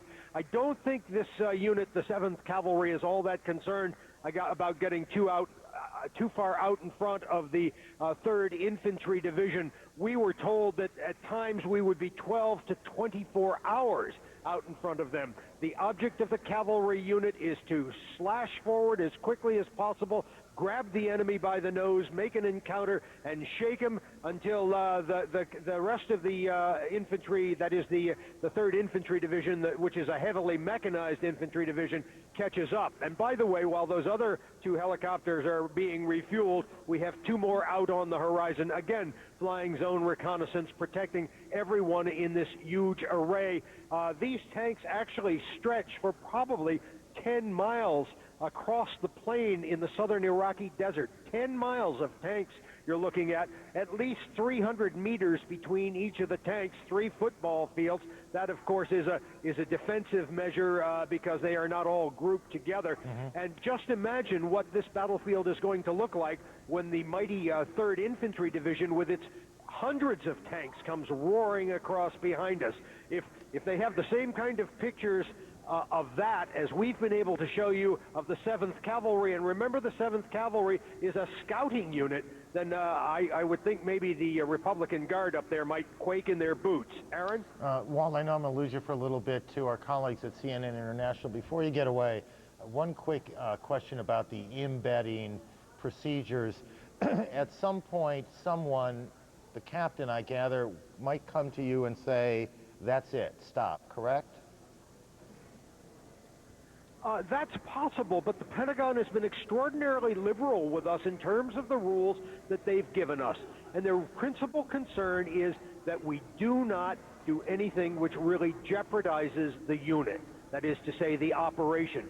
But it is amazing, utterly amazing, Aaron, what they have shown us, shared with us, allowed us to do. As a reporter, you're literally living with the people you're covering out here. We're sleeping on the ground at nights. We'll never see a sleeping bag again for days, I'm sure. But for the last week and a half, I've been embedded with Apache troop. I know these young soldiers by name. I know many where they're from. And you build a rapport and a confidence, and they will tell you things that are just fascinating to hear. We talk about the speed in which these soldiers are traveling across the plain. I'll tell you why they're going. They know that the only way they can get home is to get to Baghdad fast, and they want to get to Baghdad as quickly as possible so they can ultimately return to the United States. Many of these soldiers have been over here 2 to 4 to 6 months. And if you think these tanks are moving fast, just remember, every soldier aboard those tanks wants to go home, back to the United States, but they know the only road home leads to Baghdad. Aaron? Well, and they are told that all the time. The road home goes through Baghdad. Walt, I know you need to file briefly with CNN International, and we'll let you go do that. While we do that, perhaps we can hold these pictures during that time. I want to try something here, and we'll see if this works. Ryan Schilkold is with the 101st. He's at the top of your screen. In the middle of your screen is David Mattingly. David is at the home of stateside at the home of the 101st. And so essentially the families of these young men who are out in the desert, and as Ryan reported a little earlier, preparing, strapping on their helmets and getting ready to go. Their families can watch them do it. David, are they aware? Oh, yes, they're very aware, Aaron. They have been watching the television like you would not believe today. Usually the post office here off base, this is one sign that we've seen, is that normally there was a line out the door, a wait of almost an hour for people to mail packages overseas to their loved ones over there. Today there was hardly any line at all while there was bombing going on in Baghdad. Everyone watching television, looking for their emails. They've all got phone trees. They've all been keeping very close in touch with each other. Everyone trying to keep up to date with whatever little piece of information they can get out from where their soldiers are. All right, let me try something and see if this works. Ryan, if you can ask your cameraman to pan over and take a look at some of those troops, and we'll at least give the folks back in Kentucky a look-see at their sons and daughters or husbands who are out there. If you are watching us at it's Fort Campbell, isn't it, David? That's right. There are 40,000 military dependents here, and by looking at those pictures, you're making a lot of people very happy tonight. Well, then just stay on them for a second. Hopefully that young man's family is watching, or someone who knows him is watching, or just the fact that they see them looking ready to go, and in that case smiling and ready to go.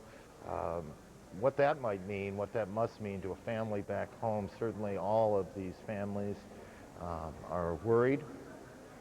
As we are, they worry in a much different way. Their stake is much higher.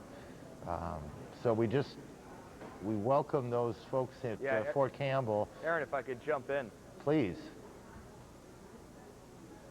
Please, Ryan. Yeah, I just wanted to let you know that the troops the troops here are just as happy to be seen as their families are to see them. I tell you, when these guys knew that we're from CNN, when they found that out and that this is going back to the States, almost all of them want to be on camera. They want to show their families back home that they're all right. So it's a mutual thing here. Well, we don't ever want to say anything that detracts from the seriousness of the business, but it's a wonderful little moment, isn't it, that to see the smiling faces for all those families back in Kentucky and all over the country, certainly, represented by the 101st Airborne. This is General, you know this stuff far better than I do. This is a legendary and tough unit of men, isn't it? It's a great unit. You look at those faces, you look at the men, you look at the diversity there. That's America. That's what we stand for. And we're a great country because we embody the motto of these units. We believe in every person in America, and that's what these leaders believe in. They want every soldier to be all he or she can be, and they work hard to make it happen. And that's what gives us this great force. They are in perhaps hours, perhaps longer, we don't know, and perhaps wouldn't say if we did. They are going to head out, but for this moment, they are being seen back home, back at their home base at Fort Campbell in Kentucky, back home around the world, wherever they are from, perhaps that soldier's family. And they probably haven't seen that young man in quite some time. It must feel great to see him, and we hope they're watching. David, David Mattingly, is it quite tense at the base? Is there, obviously, as this thing has rolled out in this kind of unusual way, what's it been like there? You've been there covering it now for a day. Well, the families have been preparing emotionally for this ever since the soldiers deployed back in February. And it has been, the anxiety level has been going up tangibly in the last couple of days. They know that the time is coming when their loved ones will be going into this fight, and there is no war plan drawn up for the U.S. right now that does not include the 101st. So they knew it was inevitable. They would be seeing some action there. Now that it's happening, they are finally ready, waiting to see what their loved ones will be doing there. It's a hot breakfast you're watching right there. I was just thinking the same thing. If they sat on it or put it, you know, under their shirt for the night. Yes. Otherwise, there it is in that piece of plastic. I was just thinking the same thing. That's their breakfast. They were opening up MREs, and I'm sure they're delicious because they are delicious, right? Well, we've done a pretty good job on them. But, you were eating officers' food. It's not, listen, we all eat the same food. This is the United States Army, and there is no officers' food out there. All of our officers are eating just like these guys are, because that's the mission, and that's what we're out there engaged in. And again, not to get carried away with the moment, and we've all gone through these difficult months of debate, sometimes angry debate as I look through the emails lately, sometimes angry debate over whether the war should be fought and whether everything that was done should have been done and was done and all of the rest of it, and all of that still goes on, and in our view at least, that's all well and good. That's also part of what the country is. But you can't look at these faces and these men and not be proud of what they are doing. They believe in what they are doing, and hopefully all of us understand that whatever our feelings are one way or another about the war itself, it's got nothing to do with that kid right there and the kid standing next to him. He is doing his job. He's asked by his commander-in-chief to do a job, and that's what he's doing, and enough about that. Well, you're exactly right, Aaron. I mean, these guys are America's first team. They're on the varsity. They may not have been an all-state football player. Some of them probably were, but they're all American soldiers and leaders, future leaders of this country, right out there, right now, serving their country, and they're proud, and they have a right to be, and we're proud of them. And precisely, and we are proud of them, and there's no way for us not to feel the anxiety of what they're about to, perhaps what they're about to encounter, because in the lower part of your screen, that shot right there, that's the 7th Cavalry making its way. They are on the move again, it looks like to me. They've stopped down, they refueled their helicopters, they stretched their legs, they perhaps grabbed one of those fine MREs, and they are heading to Baghdad, because that's how you get home. And they are moving. They are moving. They were moving about 40 miles an hour or so. They've been moving for probably now 4.5, 5 hours, maybe a little longer than that. Those of you who might have just joined us, mostly they have moved unimpeded. These are live pictures.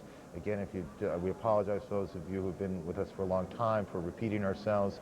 Those of you just joining us, these are live pictures. This is, no matter how you slice this thing, this is an extraordinary picture of a moment in a war.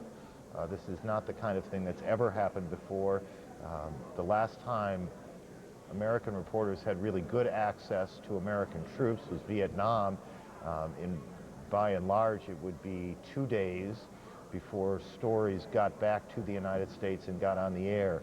Those of us who have been in this business for a while would sit around and talk about that someday maybe there would be a war that would be broadcast live. And now we find ourselves literally in the moment. I mean, at 11:36:38, we are in the moment where we are able to broadcast these men moving across the desert, engaged in a war, live. There are a lot of questions for us that we have thought about if combat were to start, what would we show, what wouldn't we show, and we're very conservative in our decisions on that. I will tell you now that you're not going to see that sort of thing unfold live by and large.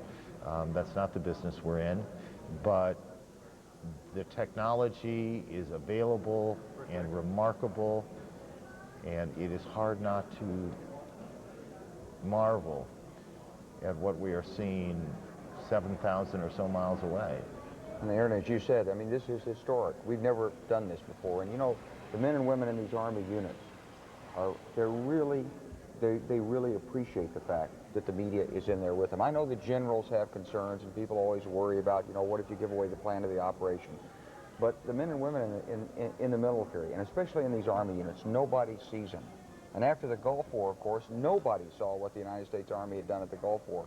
As I went through the last 9 years of my career and talked to people who fought in there, and we went over it again and again, and you read the stories as we did the after-action reviews and came out. There were remarkable things that happened that the American people should have understood, but we didn't have any way of recording the story. Yeah. Now we do, and I think it's a great thing for the American people to have an appreciation for what the men and women here are doing. Well, obviously, you know, I've been a reporter since I was 18 years old. I couldn't agree more. I know the tension that sometimes exists, but just to underscore the point you made, I've reported a number of stories on military matters over the years, and was 4 weeks ago, I guess now, in Kuwait, and we were out in the desert, one of these forward bases, and I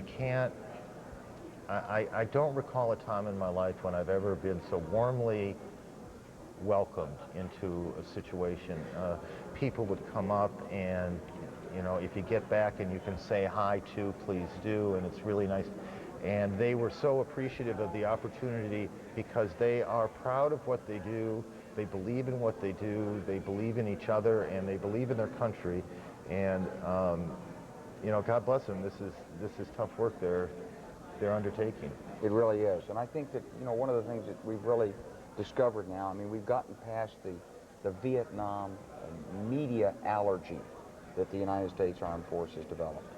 And I think there is a healthy distance between the institutions of government and the so-called fourth estate, and there has to be. But on the other hand, there's also mutual respect in there. And I think that's where we are today, and I think it's a very healthy outcome. And I think that, it's just, again, I don't really want to spend our night talking about us here, about press and military and that relationship, because it's going to unfold the way it's going to unfold. But this process of embedding, which the Pentagon, at some cajoling, agreed to, and there were long negotiations as to what the rules are, but ultimately what came out of it is the most extraordinary access you could imagine, that these 500 or so reporters, some of them from overseas, from all sorts of newspapers and television networks around the country, have been living with units, sleeping with units, eating MREs with units, getting no special treatment at all. We saw our friend and colleague Sanjay Gupta, Dr. Gupta, trained neurosurgeon, what his parents must have been thinking today. Putting on a gas mask in a bunker in Kuwait, in the northern part of Kuwait. He's been with a MASH unit there. They have developed relationships and trust, and we just are going to be very careful about what we say and what we don't say. And the company commander ultimately has the switch and can turn it off. If it's not appropriate to report it, not appropriate to file, then that's the rule, and we live by it. But we are hopeful that this process will work, and certainly in the early hours, and it has not nearly been tested or stressed yet. And that's the truth. There's this Marine unit out there, Marine units out there, and we don't really know where they are, and we don't really know what they're doing, but there are these Marines out there, and there are embeds with them, and we look forward to seeing the reports that they're able to file. Miles O'Brien is, I probably should have said at some point that our coverage is longer than our normal 10 to 11 Eastern time. We'll be with you till about 2 in the morning or so. Miles O'Brien is also with us. Miles, I could pretend I knew what you were going to tell me, but I'd be lying. That's okay. That's okay, Ron. We're going to give you the lay of the land, shall we? Thank you. These remarkable pictures are going to be coupled with some remarkable capability that we have here. We're sort of putting some new technology to bear in all of this, and I want to show you just from, a God's eye view, a satellite view, exactly what it is looking like as this group of young men and women approach on Baghdad. A 300-mile run from Kuwait, that border, all the way to the city of Baghdad. Let's take a look. Let's move in close, show you the region. First of all, obviously Kuwait down in the south, Baghdad up to the north. You're able to see it. There you go. Now we've got it. Let's move in a little closer on the country of Kuwait at the southern tip there, and we'll just give you a sense of what we're talking about here. This area up here, this kind of a darkened area above here, that is the drained swamp that Saddam Hussein, through a series of dams and so forth, drained over the past 5 years or so, 5, 6, 7 years. This group, this armored group, the 7th Cav, has been appearing to stay to the west of it. As we move to the border of Kuwait, this area right here is Iraq, and you're kind of hovering over Kuwait right now. You'll see ahead what is the remnants of that swamp and that marshland, and off you go, off into this area, right up to the approach of the Euphrates River, which is right in here. There's the Euphrates River, some of the canals, some of those canals which have helped drain that wetlands. And on they go through this just expansive desert, which has just impressed me watching it for a couple, 3 hours now, how little there is between Kuwait and Baghdad. As we move a little closer and along the edge of this area, you'll see a very distinct change in terrain from east to west.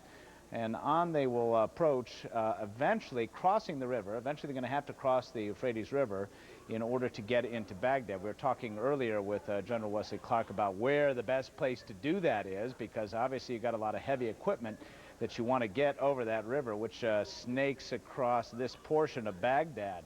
Ultimately, the goal is the center city, and that's where things get dicey. Is for up until this moment, they have had their 30-mile-an-hour run unopposed. But when things get into this, when you get into this 4 to 5 million person city and start approaching places like this, that is one of the main palaces that Saddam Hussein frequents, things get a little dicier, to say the least. Aaron?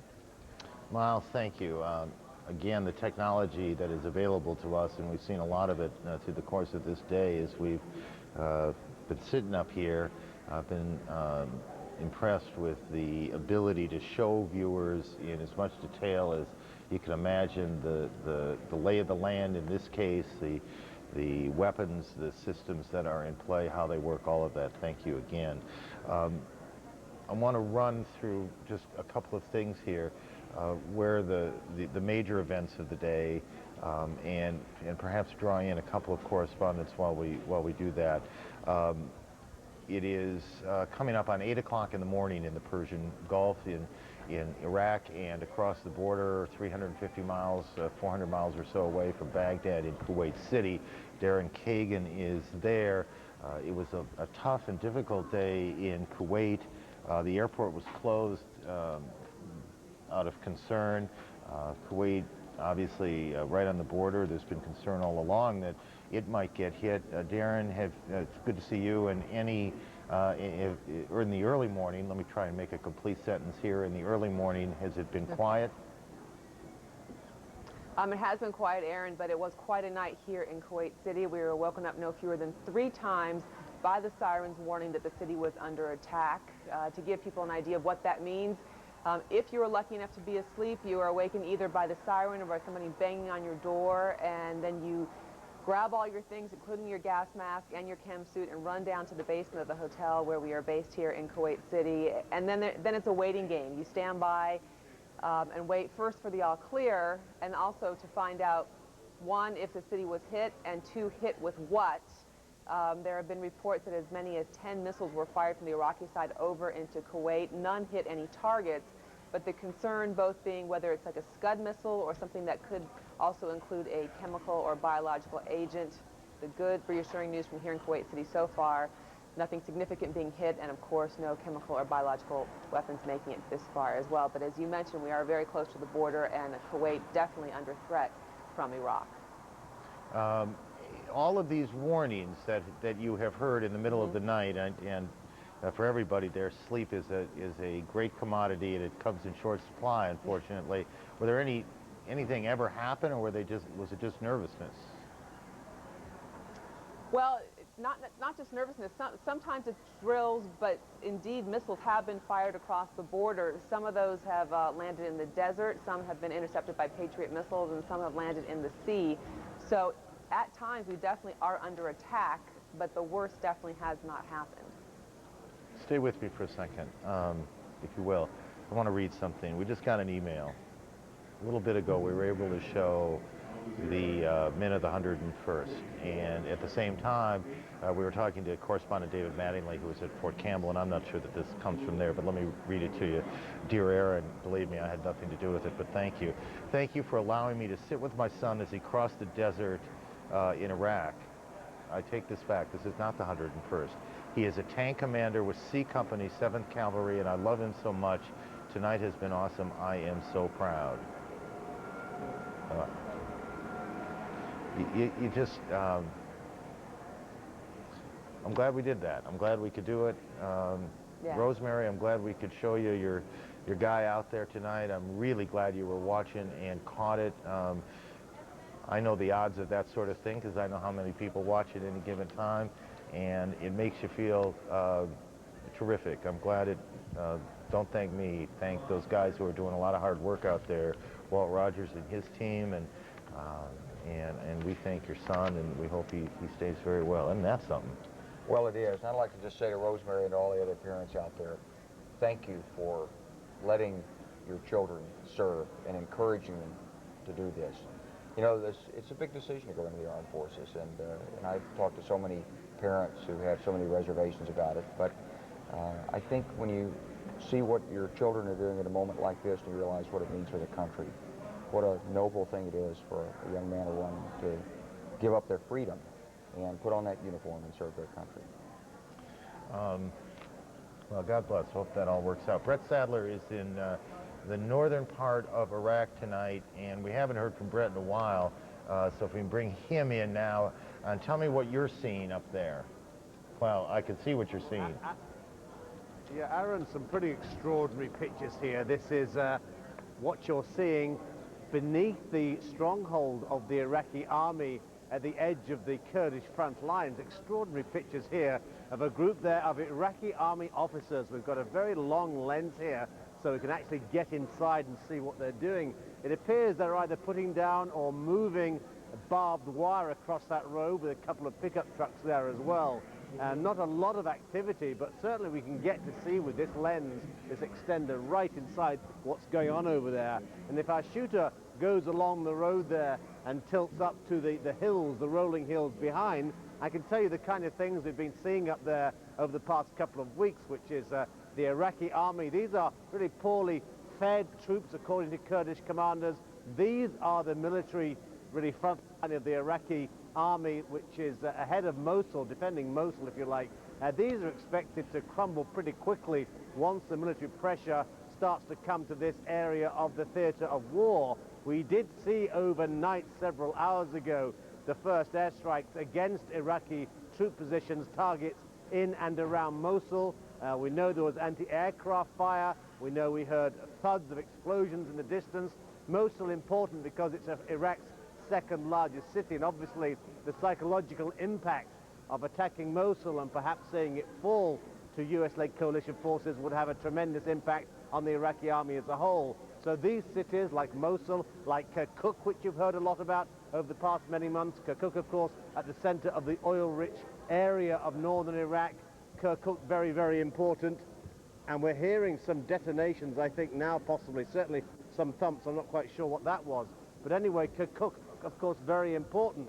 Now, if we can pull down from those rolling hills, perhaps I can show you with the shooter here the bridge which crosses the Great Zab next to a village called Kalak. This is as close, really, as you get to the Iraqi front lines. We actually see the Iraqis on the hills, as I said. But this bridge, which is behind me just to the right over here, has been very important for the oil for food program that's been running for many years since the end of the Gulf War. And we're hearing now aircraft actually overhead, and if I just try and see what's going on over here, certainly this is the kind of thing we saw overnight, where we heard aircraft, we saw some contrails, and we heard some explosions. So certainly it sounds like an attack is underway in this northern area. I can hear aircraft. I'm not seeing any vapor trails as yet, but certainly some explosions, aircraft getting louder, and I can see some Kurds over there gathering with their binoculars, looking to see what the Iraqi soldiers are doing on the other side. Perhaps, Christians, we can swing back to where you were and maybe see what those Iraqi soldiers are doing live here as what appears to be the start of a second wave of attacks against areas around Mosul. So if we can just see what those Iraqi troops are doing, let me get my binoculars out over here and take a look inside there. It is just an amazing thing. You can still hear the aircraft, Aaron. I'm sorry, it is just an amazing thing to sit here in Atlanta, Georgia, and look on one side of the screen, the left side of the screen, the barren desert of Iraq, that part of Iraq, and to see literally the American forces racing across that desert.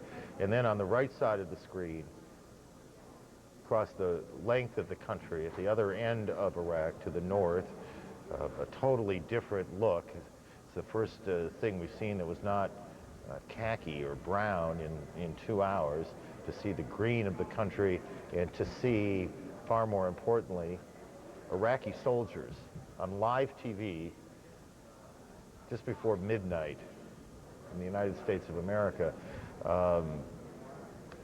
as if it were the most normal occurrence, kind of thing you do every day of your life. Trust me, you don't, and we haven't, and you probably never, not probably, I don't think ever in history has there been a shot, 2 shots like this. And you don't have to be a journalist to appreciate this moment. Those Iraqi, you wonder what those Iraqi soldiers, we were talking earlier, you know, about American soldiers, somebody watching CNN International tonight looking at that in Iraq going, oh my. Well, I think they may be, I mean, you have to ask, what are they doing out there around the culvert? Normally with a culvert like that, you're looking to figure out how to blow it up and destroy the road. But I'm looking at the troops also, and I'm looking at them and I'm saying, okay, I don't see any weapons on them. Nope. I don't see any security around them. Looks like they're wearing maybe berets or some kind of a knit cap. I don't see any helmets. I don't see the kinds of good equipment that we have, and they're not paying any attention. So, you know, I'd say that's a sort of 1950s style army. That's not our kind of troops. And, you know, why have they sent so many people out there? What are they doing? Maybe they're looking for a way to escape and surrender. You can hope. Hard to, you know, this is not a military unit that's moving with a purpose. This is a military unit that was sent out on a detail, and it was told, go out and do something. They say, hey, if I could just find another way to waste a couple more hours out here, then I won't have to do anything when I get back. Diana Muriel is embedded with a Marine unit. If my memory's right, Diana's on the phone. We'll just keep these pictures up while you talk. Go ahead. That's right, Darren. I'm lying on the embankment, the sand embankment that lies between Kuwait and Iraq. Just going past me now are Marines from the 15th Marine Expeditionary Unit. They are amongst the first in this land invasion, this Allied land invasion. They're crossing a bridge which has been laid by the combat engineers from a British squadron, that is the 2-6 Armoured Engineer Squadron, Royal Engineers. They have made 2 breaches in the Iraq-Kuwaiti sandbank, which marks the border. 2 huge breaches about 4 kilometers apart from each other. And on the far side of that breach, what I'm looking at now is a huge trench, which is approximately 12 meters in width. I can't see the depth of it, but it looks quite deep. They've laid across that a folding bridge and then laid central section allowing the tanks, you can hear another one coming past me now, allowing the tanks to cross from the Kuwaiti side to the Iraqi side. This operation began at 0300 GMT and it's the 1st Marines started to cross this bridge around an hour ago, just under an hour ago. There are about 750 odd Marines crossing at this section and a further 750 odd crossing at the other gate. They are the 1st Marines, as I understand it, to cross into Kuwait.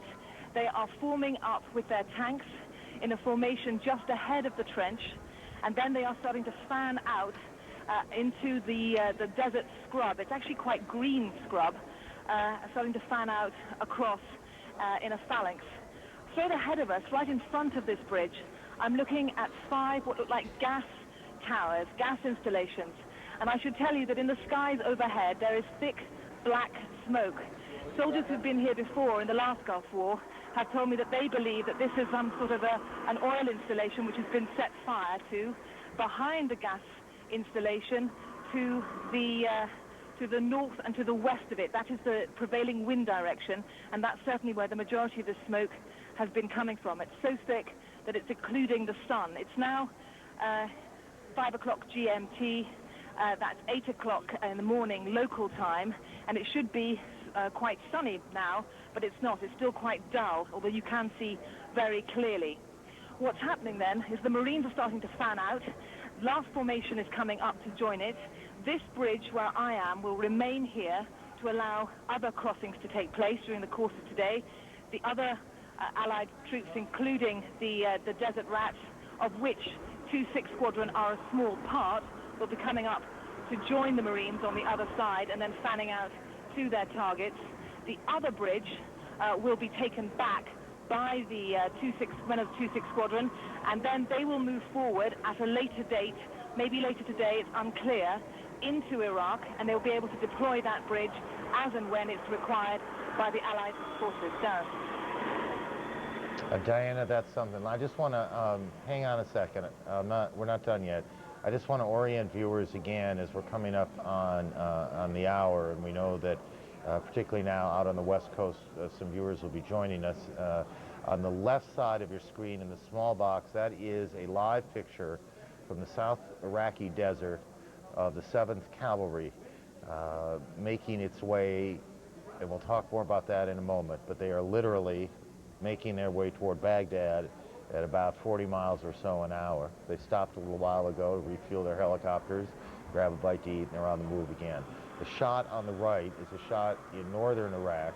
These are Iraqi soldiers, we think perhaps officers, and to General Wesley Clark's eye, not an especially disciplined unit at that, going about some business, and perhaps as Brent Sadler, who's been reporting this from a distance, and I think he can still hear me, he thought perhaps they were laying or moving some barbed wire for a defensive purpose or another.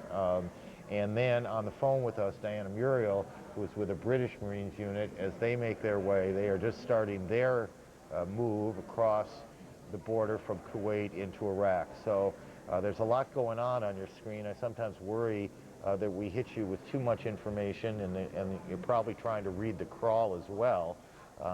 But there's a lot going on your screen, and it is try and keep you oriented as to what you're seeing.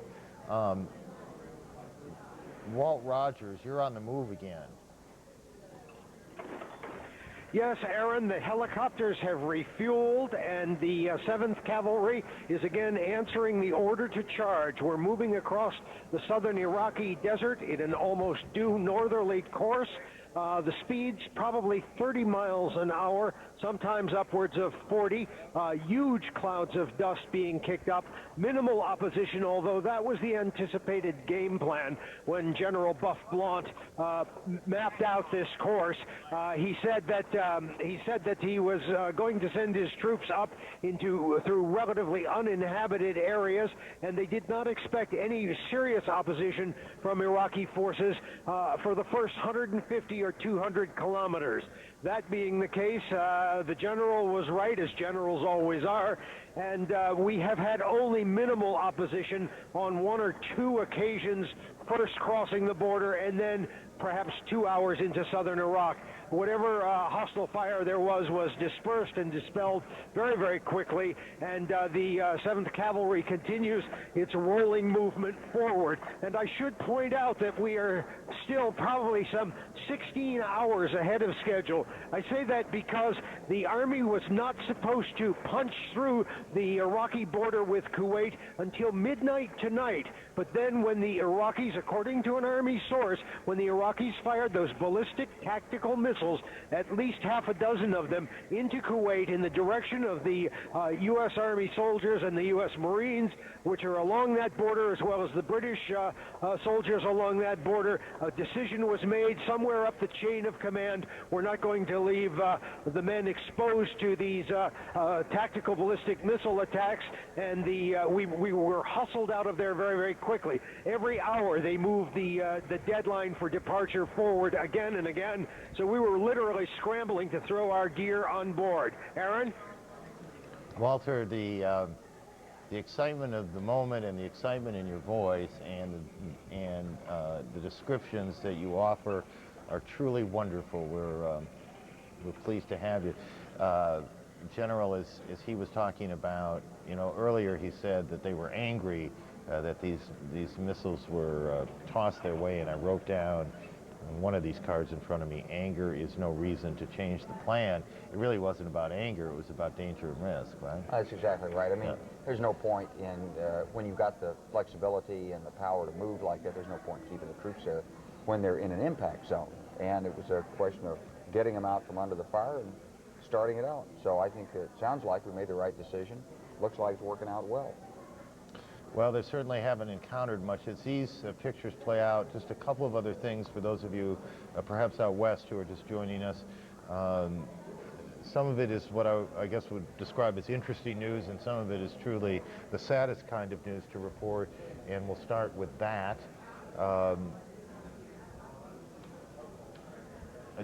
We will just point point your way to the right here. Those are Iraqi troops there, and they seem to be moving sort of quickly there, and we don't know if that meant anything or not, but we'll keep an eye on that, and I expect you will too. Back to the business at hand, and it's not pleasant.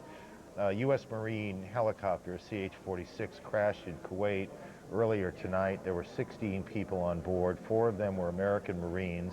The other 12 were British commandos. These, in the way I would at least calculate this, they are the first casualties of this war. There was an accident last week that claimed 4 lives before the war officially started. There is no indication that any of these men, or that there was hostile fire in this unfortunate accident. The CH-46, I recall, is that big 2 double-rotored helicopter.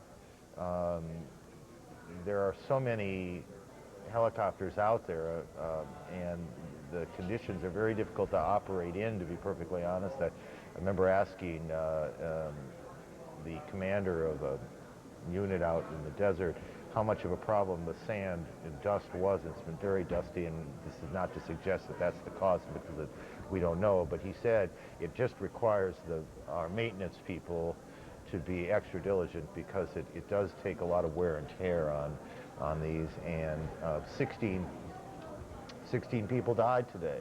12 of them British commandos, 4 of them U.S. Marines. No names, no hometowns yet. Next of kin are being notified, and when we do get their names and their hometowns, we will pass that along and honor them in a more appropriate way than we just did. But we report that. The second thing to tell you, there is reporting today, most principally from the Washington Post, and this will show up in your newspapers, I suspect, no matter what newspaper you subscribe to, that U.S. intelligence officials believe that that attack that started this all now 8 hours ago, whatever it is, U.S. intelligence officials believe, according to the Washington Post, that President Saddam Hussein and perhaps both of his powerful sons they may very well still have been inside that compound in the south part of Baghdad when the missiles hit it last night that started this.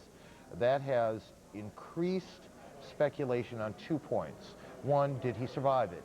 That has been the subject of an enormous amount of discussion today. And the second thing, something General Clark, you talked about, it may explain why the battle plan is unfolding in the way it did, because if Saddam Hussein is badly injured, is dead, has lost control and command, then military planners have a very different situation on their hands. They really do. They have an opportunity now to, if this has happened, it is the decapitating strike. And now you can deal with a different set of people in Baghdad who can say, look, we're glad he's gone, and come in here and help us. And you may be able to get the Iraqi military to lay down their arms.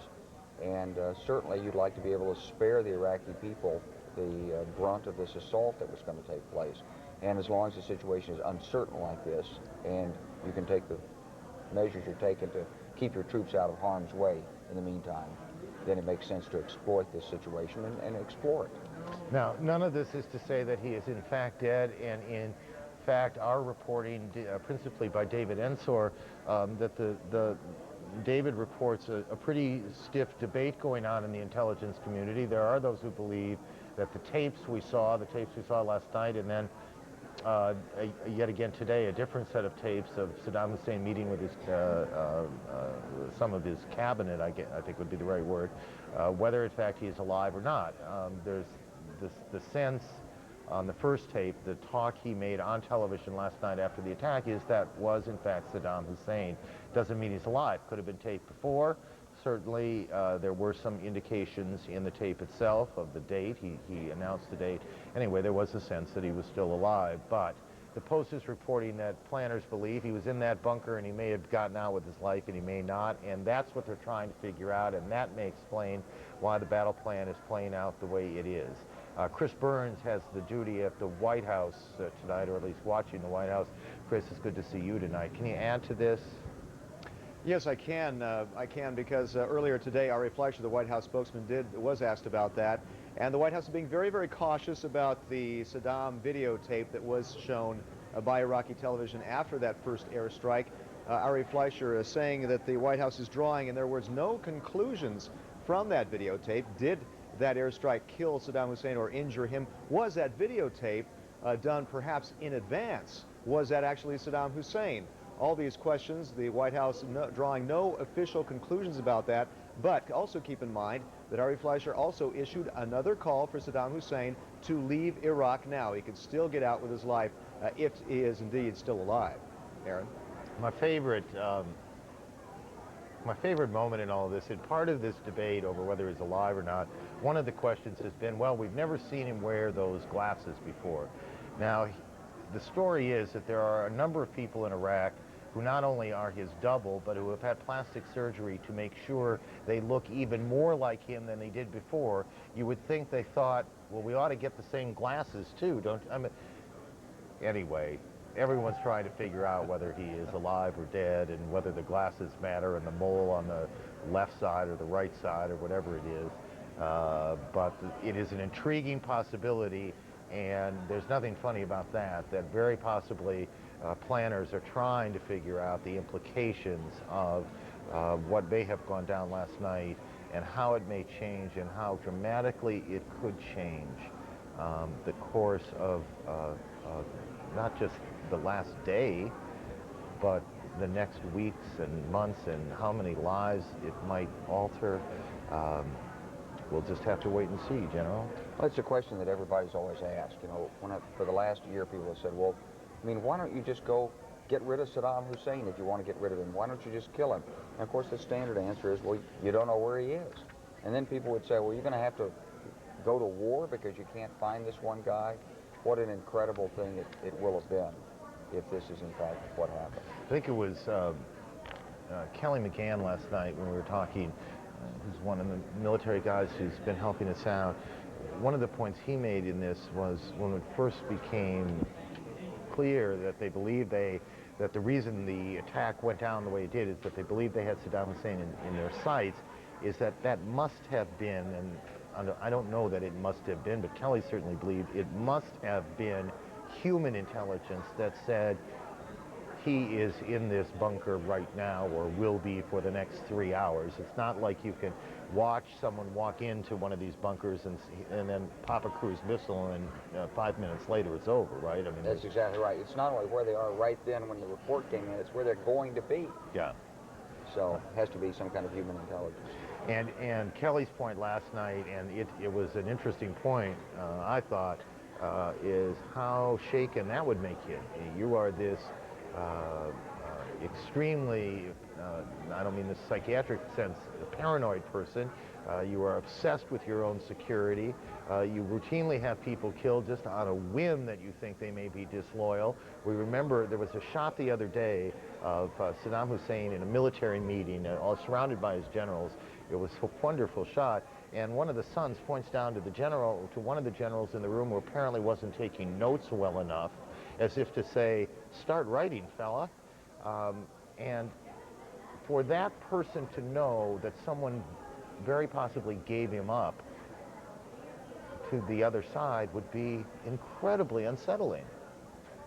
It would mean that he couldn't trust even his closest associates. And you know, maybe there are 100 people around him in this universe that we talk about, Saddam Hussein, who he trusts, who come from his part of Iraq, who've been in his Ba'athist party for a long time.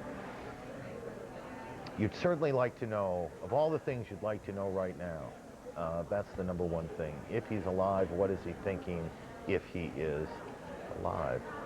On the right, you see these pictures of southern Iraq as the 7th Cavalry makes its way through. Walt Rogers is with them. Walt.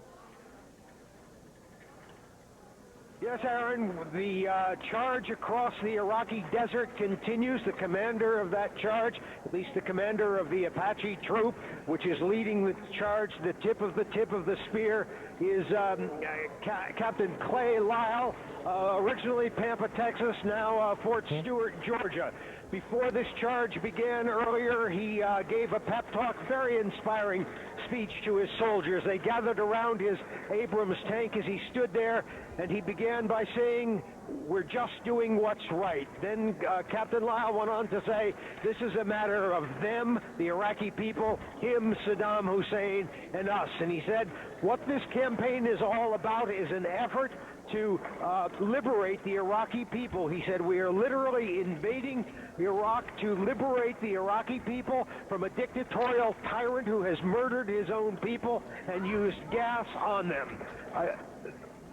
He went on to suggest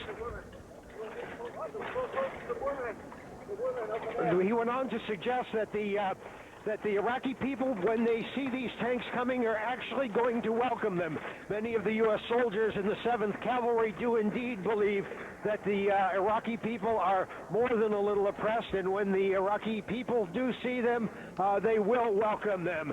It's payback time, Captain Lyle said, payback time, and we are here to reopen Iraq and liberate the people, those people who have suffered so much under the brutal dictator Saddam Hussein. Walt, just hang on a second. I don't know if you can get to the captain or not. I don't know how close to Captain Lyle you are. But on the phone with me now is Stephanie Lyle, his wife. Miss Lyle, can you hear me? It's Aaron Brown. Yes, I can hear you. How are you right now? I'm okay. And as you watch this, are you able to see this? Yes, I've been watching it all evening. And just tell me what's been going through your mind. Well, I'm glad to see that that they're safe, and I'm proud of Clay's troop, and I'm proud of our entire squadron. You must be. Tell me a little bit about your husband. How old is he? He's 30 years old. And do you have, I don't know where you are calling from. You want to tell me? If you do, go ahead, and if you don't, I understand that too. I'm at Fort Stewart, Georgia. I'm sorry, would you say that again? Fort Stewart, Georgia. Got it. And do you have kids at home? Yes, we have one child. And a young one? Pretty young? Yes. Okay, so 2 years old. Well, I hope you have honestly, I hope you have a VCR running, or we'll get you a tape. I've been taping it, as have many of the ladies I in was our going troop. to say someday you'll sit down with your child and show them what Dad was doing. Absolutely. In the middle of March in the year 2003. Absolutely. Are generally when did you last talk to Clay? It's been a little over 2 weeks now. It must seem like a long time. It does, but we write one another, and I'm sorry? we keep the letters going back and forth. Yeah. Anything that you want to say about all of this as you've been watching it? Anything jump into your mind other than you must be incredibly proud of your husband and the people he works with? I'm proud of 3-7 Cav and 3rd Infantry Division, and I just can't believe that we're able to see this on TV. This is great. I'm with you on that. Mrs. Lyle, I don't want to intrude any more in your life than we already have. I'm glad that you were able to see it, and if we were really good at this, we'd figure out a way to get a phone to your husband.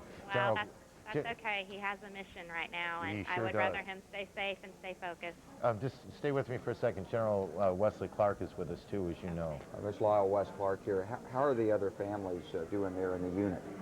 Everyone is doing great. The husband's been away for a long time, haven't they? They've been away since the end of January. And do you hold regular meetings with them and keep them informed of what's going on? Absolutely. We have a wonderful FRG in place, and everyone's doing great. Are either of you, do you come from military families? No, sir. So this is not the experience of your growing up to see somebody go off for long periods of time? No. When you met your husband, did you know he was going to be an officer? No, I didn't. And when he told you, what'd you think? I said, if that's what you want to do, go for it. Well, I think it's great. This is just... well, thanks for what you're doing for those families there, Miss Lyle, because I know they're counting on you just like the men are counting on your husband. I think it's one of the great things in the Army today that we really look after the families. And congratulations to you and the team there for doing that, and thank you for doing it. We certainly rely on one another. We're very proud of you. Now. Thank you. Thank you very much. Thank you very much. Stephanie Lyle, whose husband, Clay, is out there in one of those tanks right now. And she and the other wives and family members down at Fort Stewart, Georgia, are watching this unfold, and what combination of emotions they must have. Enormous sense of pride, General, some anxiety, certainly, some wonderment that they're able to sit in their homes in Georgia and watch this all of that.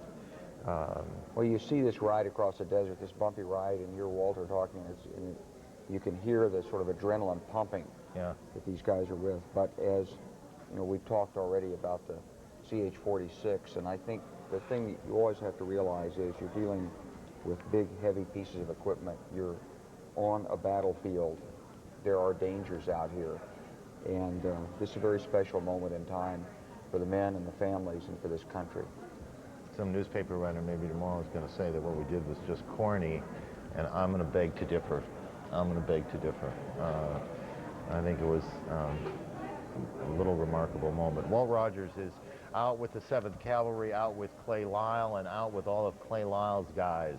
Walt.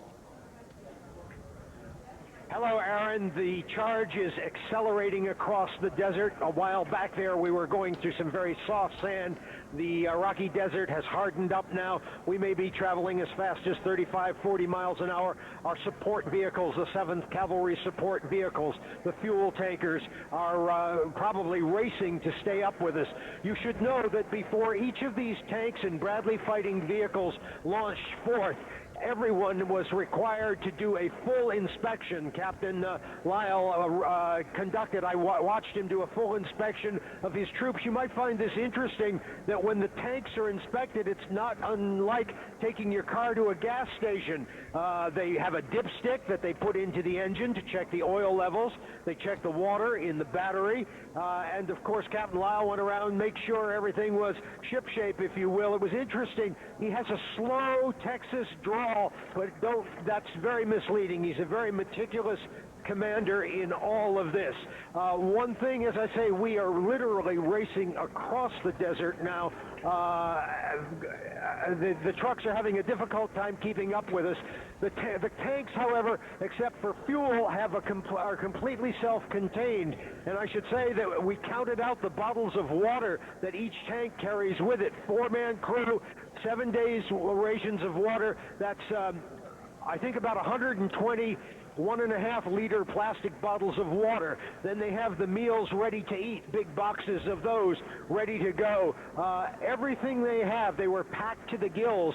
The Bradley fighting vehicles, which we saw, were packed, so packed with ammunition that you could scarcely crawl in the rear hatch of them. I was crawling around in the back of a Bradley as it was being inspected for before it moved to the line of departure. There were just stacks and stacks of 7.62 millimeter machine gun boxes, and then there were tow missiles along the racks. If you can see these soldiers in each of these vehicles. By the way, that one off to the right is an interesting vehicle. That's being driven not by the Army, but by the U.S. Air Force. That is a tactical coordination vehicle, such that if the Army runs into stiff opposition ahead from any Iraqi regimental units, and the Air Force is called in, that vehicle, which you're looking at now, has Air Force combat air controllers on board who can call in airstrikes and also warn pilots off, Air Force pilots off, striking any of the 7th Cavalry's units, which you see racing along now. But it's rather interesting to see the flyboys racing across a desert in an Army armored vehicle, but they have been keeping up the whole way. And of course, they're a godsend to these soldiers, because they're the ones who make sure that the Air Force does not bomb the wrong target, in this case, the 7th Cavalry. Back to you, Aaron. Well, it's great to see the Air Force out there, and that's a big part of what we're doing here, Aaron, because this is an air-ground team, so you've not only got the helicopters out there doing the reconnaissance, but you've got the ability to get the Air Force, the fast movers, as we call them, in on targets if there's anything significant out there. And that's all part of the mission of the Cavalry Squadron Commander and the troop commanders. I don't know that this is necessarily an example of this, but one of the things that Secretary of Defense Rumsfeld has tried to instill in, as he has tried to remake in some respects the military, is less rivalry and more cooperation, more sense of, well, less rivalry. It doesn't need much more amplification than that, I can't imagine. I think everyone understood it. I don't know that this is an example of that, but it's a point to make, that these different branches of the service interact with one another, complement each other, and ultimately protect each other. And there's an example of it out there. That's exactly right. Now, this is actually a lesson we learned during World War II, and we've been working it ever since. The problem is the technology, and the technology's gotten better and better, because the Air Force and the Army don't use the same radios, and they don't have the same radio systems. And the Air Force radios tended to be bigger, and they tended to be more fragile than the Army system. So the complaint was always, back in, 10, 20 years ago, is don't take us there because this jiggling around is going to break our radios. And we've gotten better Air Force radios down there. The Air Force has put more money and more emphasis into this liaison part of its job, and it's the little details like this that end up being able to make a huge difference in combat. Was that a problem when you were, and I love to say this, General, the Supreme NATO Commander, was that a problem, these inter-service rivalries and disagreements and the rest? it's always a problem, because when you grow up in a system and you learn all and everything about that system, you see things through the lenses of your experience. And then somebody comes from a different system with different concerns, and it's a slightly different language, a slightly different set of issues, and it's communication. But it's not that you're not speaking English. You're not coming at it from the same value set. What we discovered in the Kosovo campaign was that the folks who flew the Apache helicopters and the folks who did the A-10s really hadn't had the opportunity to work together enough to really understand how to integrate the force. And we had to put that together on the fly as they were sitting in Albania getting ready to go into Kosovo. Are there places where Marines and Air Force colonels and Army colonels and Navy commanders get together and work on these issues, inter-service issues? Absolutely. Again and again, it starts with your first military school. You're taught about the other services. So it's not just an Army school, it is an inter-service school, all the services. There are inter-service schools. There are also purely service schools. For example, in an Army school, you're going to be taught about the Air Force. You're going to be taught about the Marines. And the same in their schools. And then you do the exercises together. And we go out to the National Training Center at Fort Irwin, for example, on terrain that looks a lot like this in places. And we bring the Air Force in and they work with the Army. But it's a constant process, and the Army turns over, the Air Force turns over. And so you have to refresh those skills. You have to continually train and develop your leaders and your troops. It's a very complicated piece of business, isn't it? I mean, it's a combination of equipment and tradition and ego, and we see it. It's not just something the services deal with. We all know that we talked a lot about the CIA and the FBI don't necessarily, or didn't, we hope they do better now, didn't necessarily talk to each other when they ought to talk to each other, and it's probably true that the Coast Guard doesn't talk to the Immigration Service, and you know, and I don't necessarily talk to the guys who do the Connie Chung show. I mean, it probably exists in every walk of life, but in this walk of life, the one we're looking at, the stakes are a whole lot higher than what guest you booked for the program tonight. This is literally life and death. It's fear out there. That's one of the discriminators. It's fatigue, because these guys are tired out there day after day without getting proper rest, and it's dirt. And just the wear and tear of this on the equipment and on your body, and you say, I just want to get my hands clean sometime, you know, and they don't. Just for a second here, just to show how we do in fact talk to each other around here, we'll keep our eye on the Iraqi desert and the 7th Cavalry, but we'll ask our good friend and our colleague, and both things are true, Connie Chung, to join us to bring us up to date on the major events of what has been a long and extraordinary day. Thank you, Aaron. Good evening. Pentagon officials confirmed the first coalition casualties of Operation Iraqi Freedom. A U.S. Marine CH-46 helicopter has crashed in northern Kuwait, killing all 16 soldiers on board.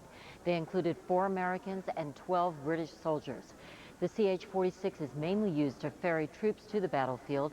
Preliminary reports say the crash was likely caused by mechanical problems.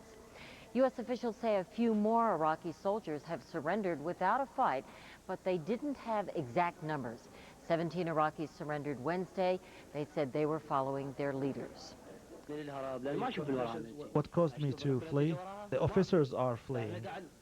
So when I had a chance, I just fled. We had to flee because it was a chaos. This is a technology war, so we don't have equipment to fight back. Meanwhile, U.S. satellites picked up plumes of smoke that appear to be coming from oil well fires in Iraq. Our Diana Mariel, who is embedded with British troops in southern Iraq, reports that thick smoke from the fires is making it hard to see in the area. We're getting an amazing look at the U.S. 7th Cavalry roaring across the desert toward Baghdad. The unit includes M1, A1 Abrams tanks and helicopters. Meanwhile, outside Fort Campbell, Kentucky, some soldiers' wives marched in support of the U.S. troops in the Gulf. Fort Campbell is home to the 101st Airborne, which is deployed in northern Kuwait. By contrast, thousands of people took part in anti-war demonstrations around the U.S. In Portland, Oregon, protesters blocked bridges and main thoroughfares. In New York City, thousands of demonstrators blocked traffic in Times Square. More than 1,000 people were arrested during demonstrations in San Francisco, and there were several violent confrontations there. Our continuing coverage of Strike on Iraq continues right now with Aaron Brown. Aaron? Connie, thank you very much. We saw those pictures in coming out of San Francisco. I'm sorry, I've lost track of time, about 8 o'clock tonight. And we didn't know then precisely what caused that nastiness, but it certainly wasn't pleasant to see. Thank you, Connie Chung. Keeping track of a number of different strains of the story as the ground war is on, and one of the interesting, to us at least, one of the interesting questions, that's the 7th Cav. Look at that shot. I mean, I'm sorry, but that, go ahead and take that full for a second if you want. That's just the clearest, cleanest shot you can imagine. That's a video phone shot. These are, believe me, I don't understand the technology here, but that's coming from the middle of nowhere in the South Iraq desert, the 7th Cav on its way to Baghdad. One of the strains of the story that we've kept track of tonight is this intriguing report in the Washington Post today that U.S. intelligence well, today, technically, yes, now, Friday's Washington Post, that U.S. intelligence officials believe Saddam Hussein was, in fact, in the bunker when, in South Baghdad, when the missiles hit last night, when the war officially started. It's raised a lot of questions. Of course, the most obvious was, is he alive or dead? The pictures that we saw of him, were they made before? Was that a double? All of that. And has this affected the war planning? Simon Henderson is with the Washington Institute. I think this is right, the Washington Institute of Near East Policy. Anyway, he's studied, his line of work is understanding Saddam Hussein. Everybody has to have a line of work, and that's Mr. Henderson's. And thank goodness for that, because we need someone who can help us on that point. Mr. Henderson, are you able to hear me? There you are. I see you. Can you hear me? Yes, I can hear you. Just based on, thank you. I know you've been patiently waiting, and we apologize for that. Just to weigh in on this question in two respects. You've studied this man, you have some sense of how he might react in a situation. What would it mean to him if he became convinced that somebody close to him gave up his location? Saddam Hussein has spent his whole life surviving threats. He's essentially paranoid. If it was as close as we think it was last night, that he was missed by inches or minutes, then he'll be even more paranoid. And furthermore, there's an additional point here. The people around him, the people who put their trust in him, those most loyal aides, will also know that Saddam Hussein is in the target of the United States, and if it wasn't last time, it might be next time. And there's a kind of logical and therefore. What might that mean then? How does that change the game, if you will?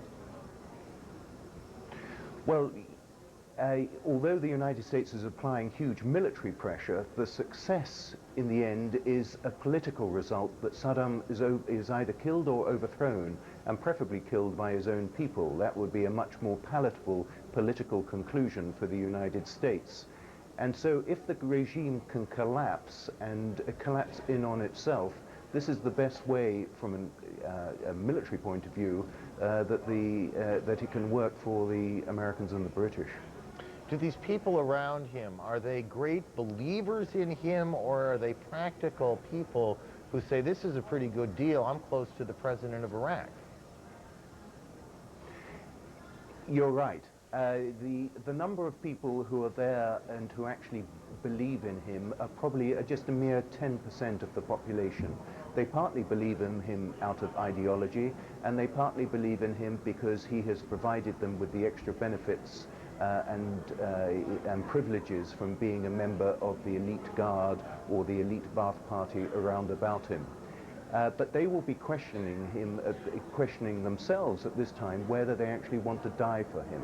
Now, of course, there are people who are ready to die for him, but there are others as well who perhaps have a similar surviving instinct to Saddam himself, and must well be considering the option now of running for it and defecting from his regime.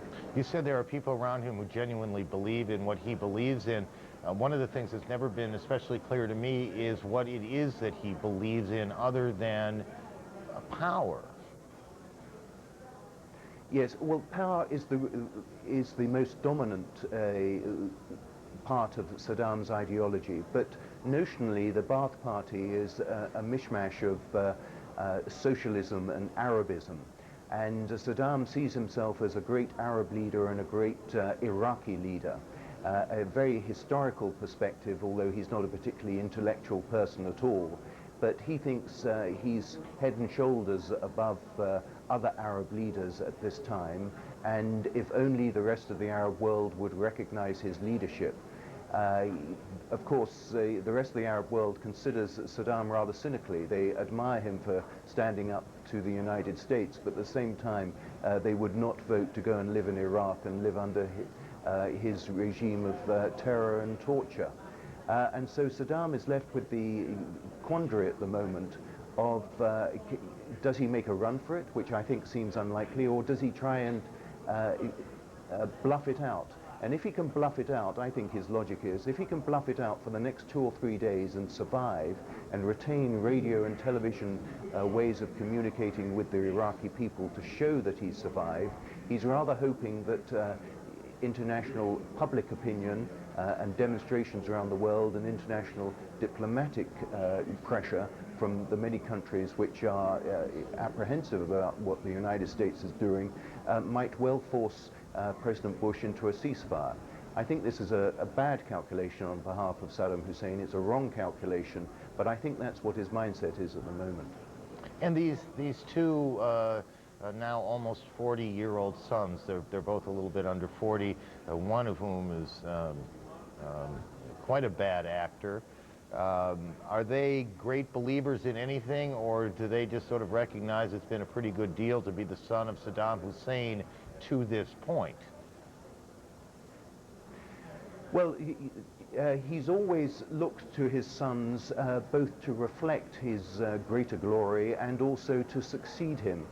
His eldest son, Uday, was badly injured in an assassination attempt several years ago, and since then doesn't appear to have been able to walk properly, or if at all. He's also, quite frankly, psychotic, mad, an evil man, a rapist, a murderer, a torturer, and even as far as we can make out, Saddam thinks he's unstable as well. And so Saddam seems to have put most of his trust in his second son, Qusay, who's 34 or so, who's in charge of the Special Republican Guard, in charge of the security elite around Saddam himself. But Qusay he might not be as mad as his elder brother, but he's certainly as evil as his elder brother. Neither of them can be considered as options to replace Saddam and be acceptable from an American point of view.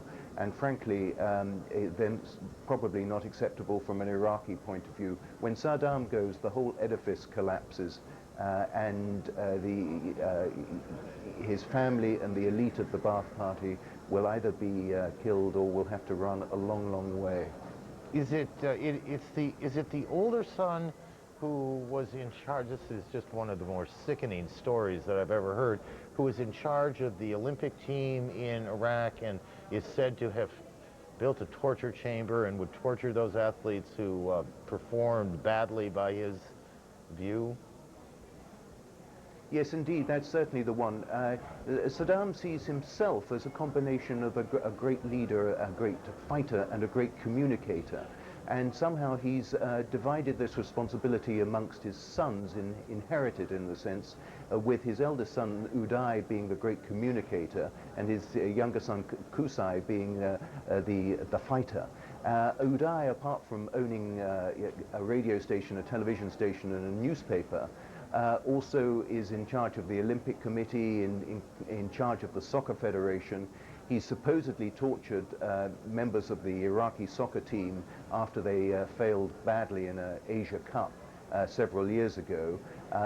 The international officials when they heard of this, had to make some investigation, and they weren't able to clear Saddam, and frankly I think they decided that it was better for them politically not to press the inquiry too far.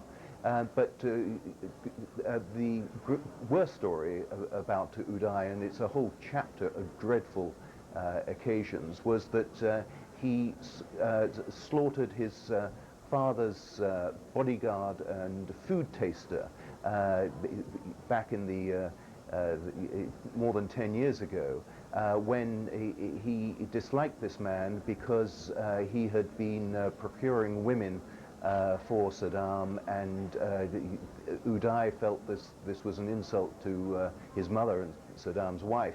Indeed it was, and at a party which was actually attended by President Mubarak of Egypt's wife, he attacked this man. It's not clear, either with a knife or with an electric carving knife or with some sort of sword. And Saddam was outraged by this, as well he should, and kicked Uday out into exile briefly. This exile in Switzerland didn't last very long because the Swiss were not very happy about this man turning up there, and Uday was pretty dreadful behavior in Geneva as well, and at one point pulled a knife on a Swiss policeman, at which point the Swiss decided, please go home. I was going to say, I don't mean to be flip, but actually I do in this case. Nice family. You got a lot of bad actors in the family. I'm just curious, you have no way to know more than any of the rest of us. Does your gut tell you he's alive or not? I beg your pardon? If you... I say, do you think Saddam is alive today or not? I think it was him who appeared on television after the assassination attack on him last night. He certainly looked like him and sounded like him, although there's always a consideration that he could be using one of his doubles, or rather the survivors from his elite, if Saddam were dead or injured, could be using one of his doubles to portray it that he's still alive. We're into what is both a rough regime and a sophisticated regime. Saddam himself, when he appears on television, comes over as one of the worst television broadcasters. He never looks at the camera, he shuffles badly, he sits badly, he doesn't engage the audience, he drones on with his long speeches as though he's loved and appreciated. Just the sort of thing which wouldn't get you a job in television in any other part of the world. But at the same time, the people around him seem to have a degree of public relations nous. Yeah. It was a clever political move to get him on television, if it was him, so quickly after the attack. And since then, he's also been shown meeting his senior officials, including prominently Tariq Aziz, the man 2 or 3 days ago who was reported to have perhaps defected. And to show them as still acting as a coherent leadership is part of his game. Mr. Henderson, again, thanks for your patience today. The last few hours didn't play out exactly as we planned it, but that's often the case with us, and we appreciate your time tonight. Simon Henderson, who's written a biography of Saddam Hussein, Instant Empire, Saddam Hussein's Ambition for Iraq. Doesn't sound like beach reading to me, but if you want to pick up a book, there's one for you, and we appreciate his time.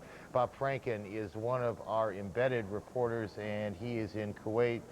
Bob, it's always good to see you. We have to officially describe this, Aaron, as a base near the Iraqi border, but nobody is going to contradict what you just said.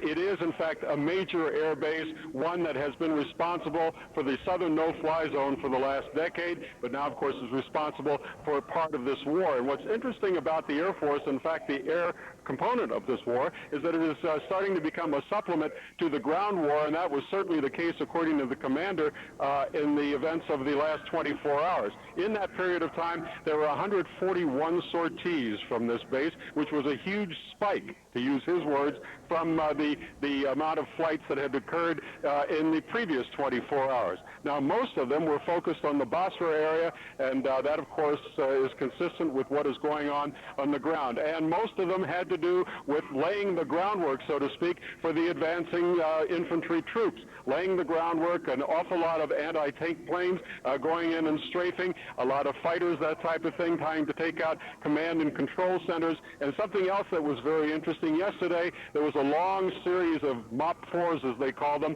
which is to say alerts that, red alerts of the possibility of a chemical or gas attack of some sort.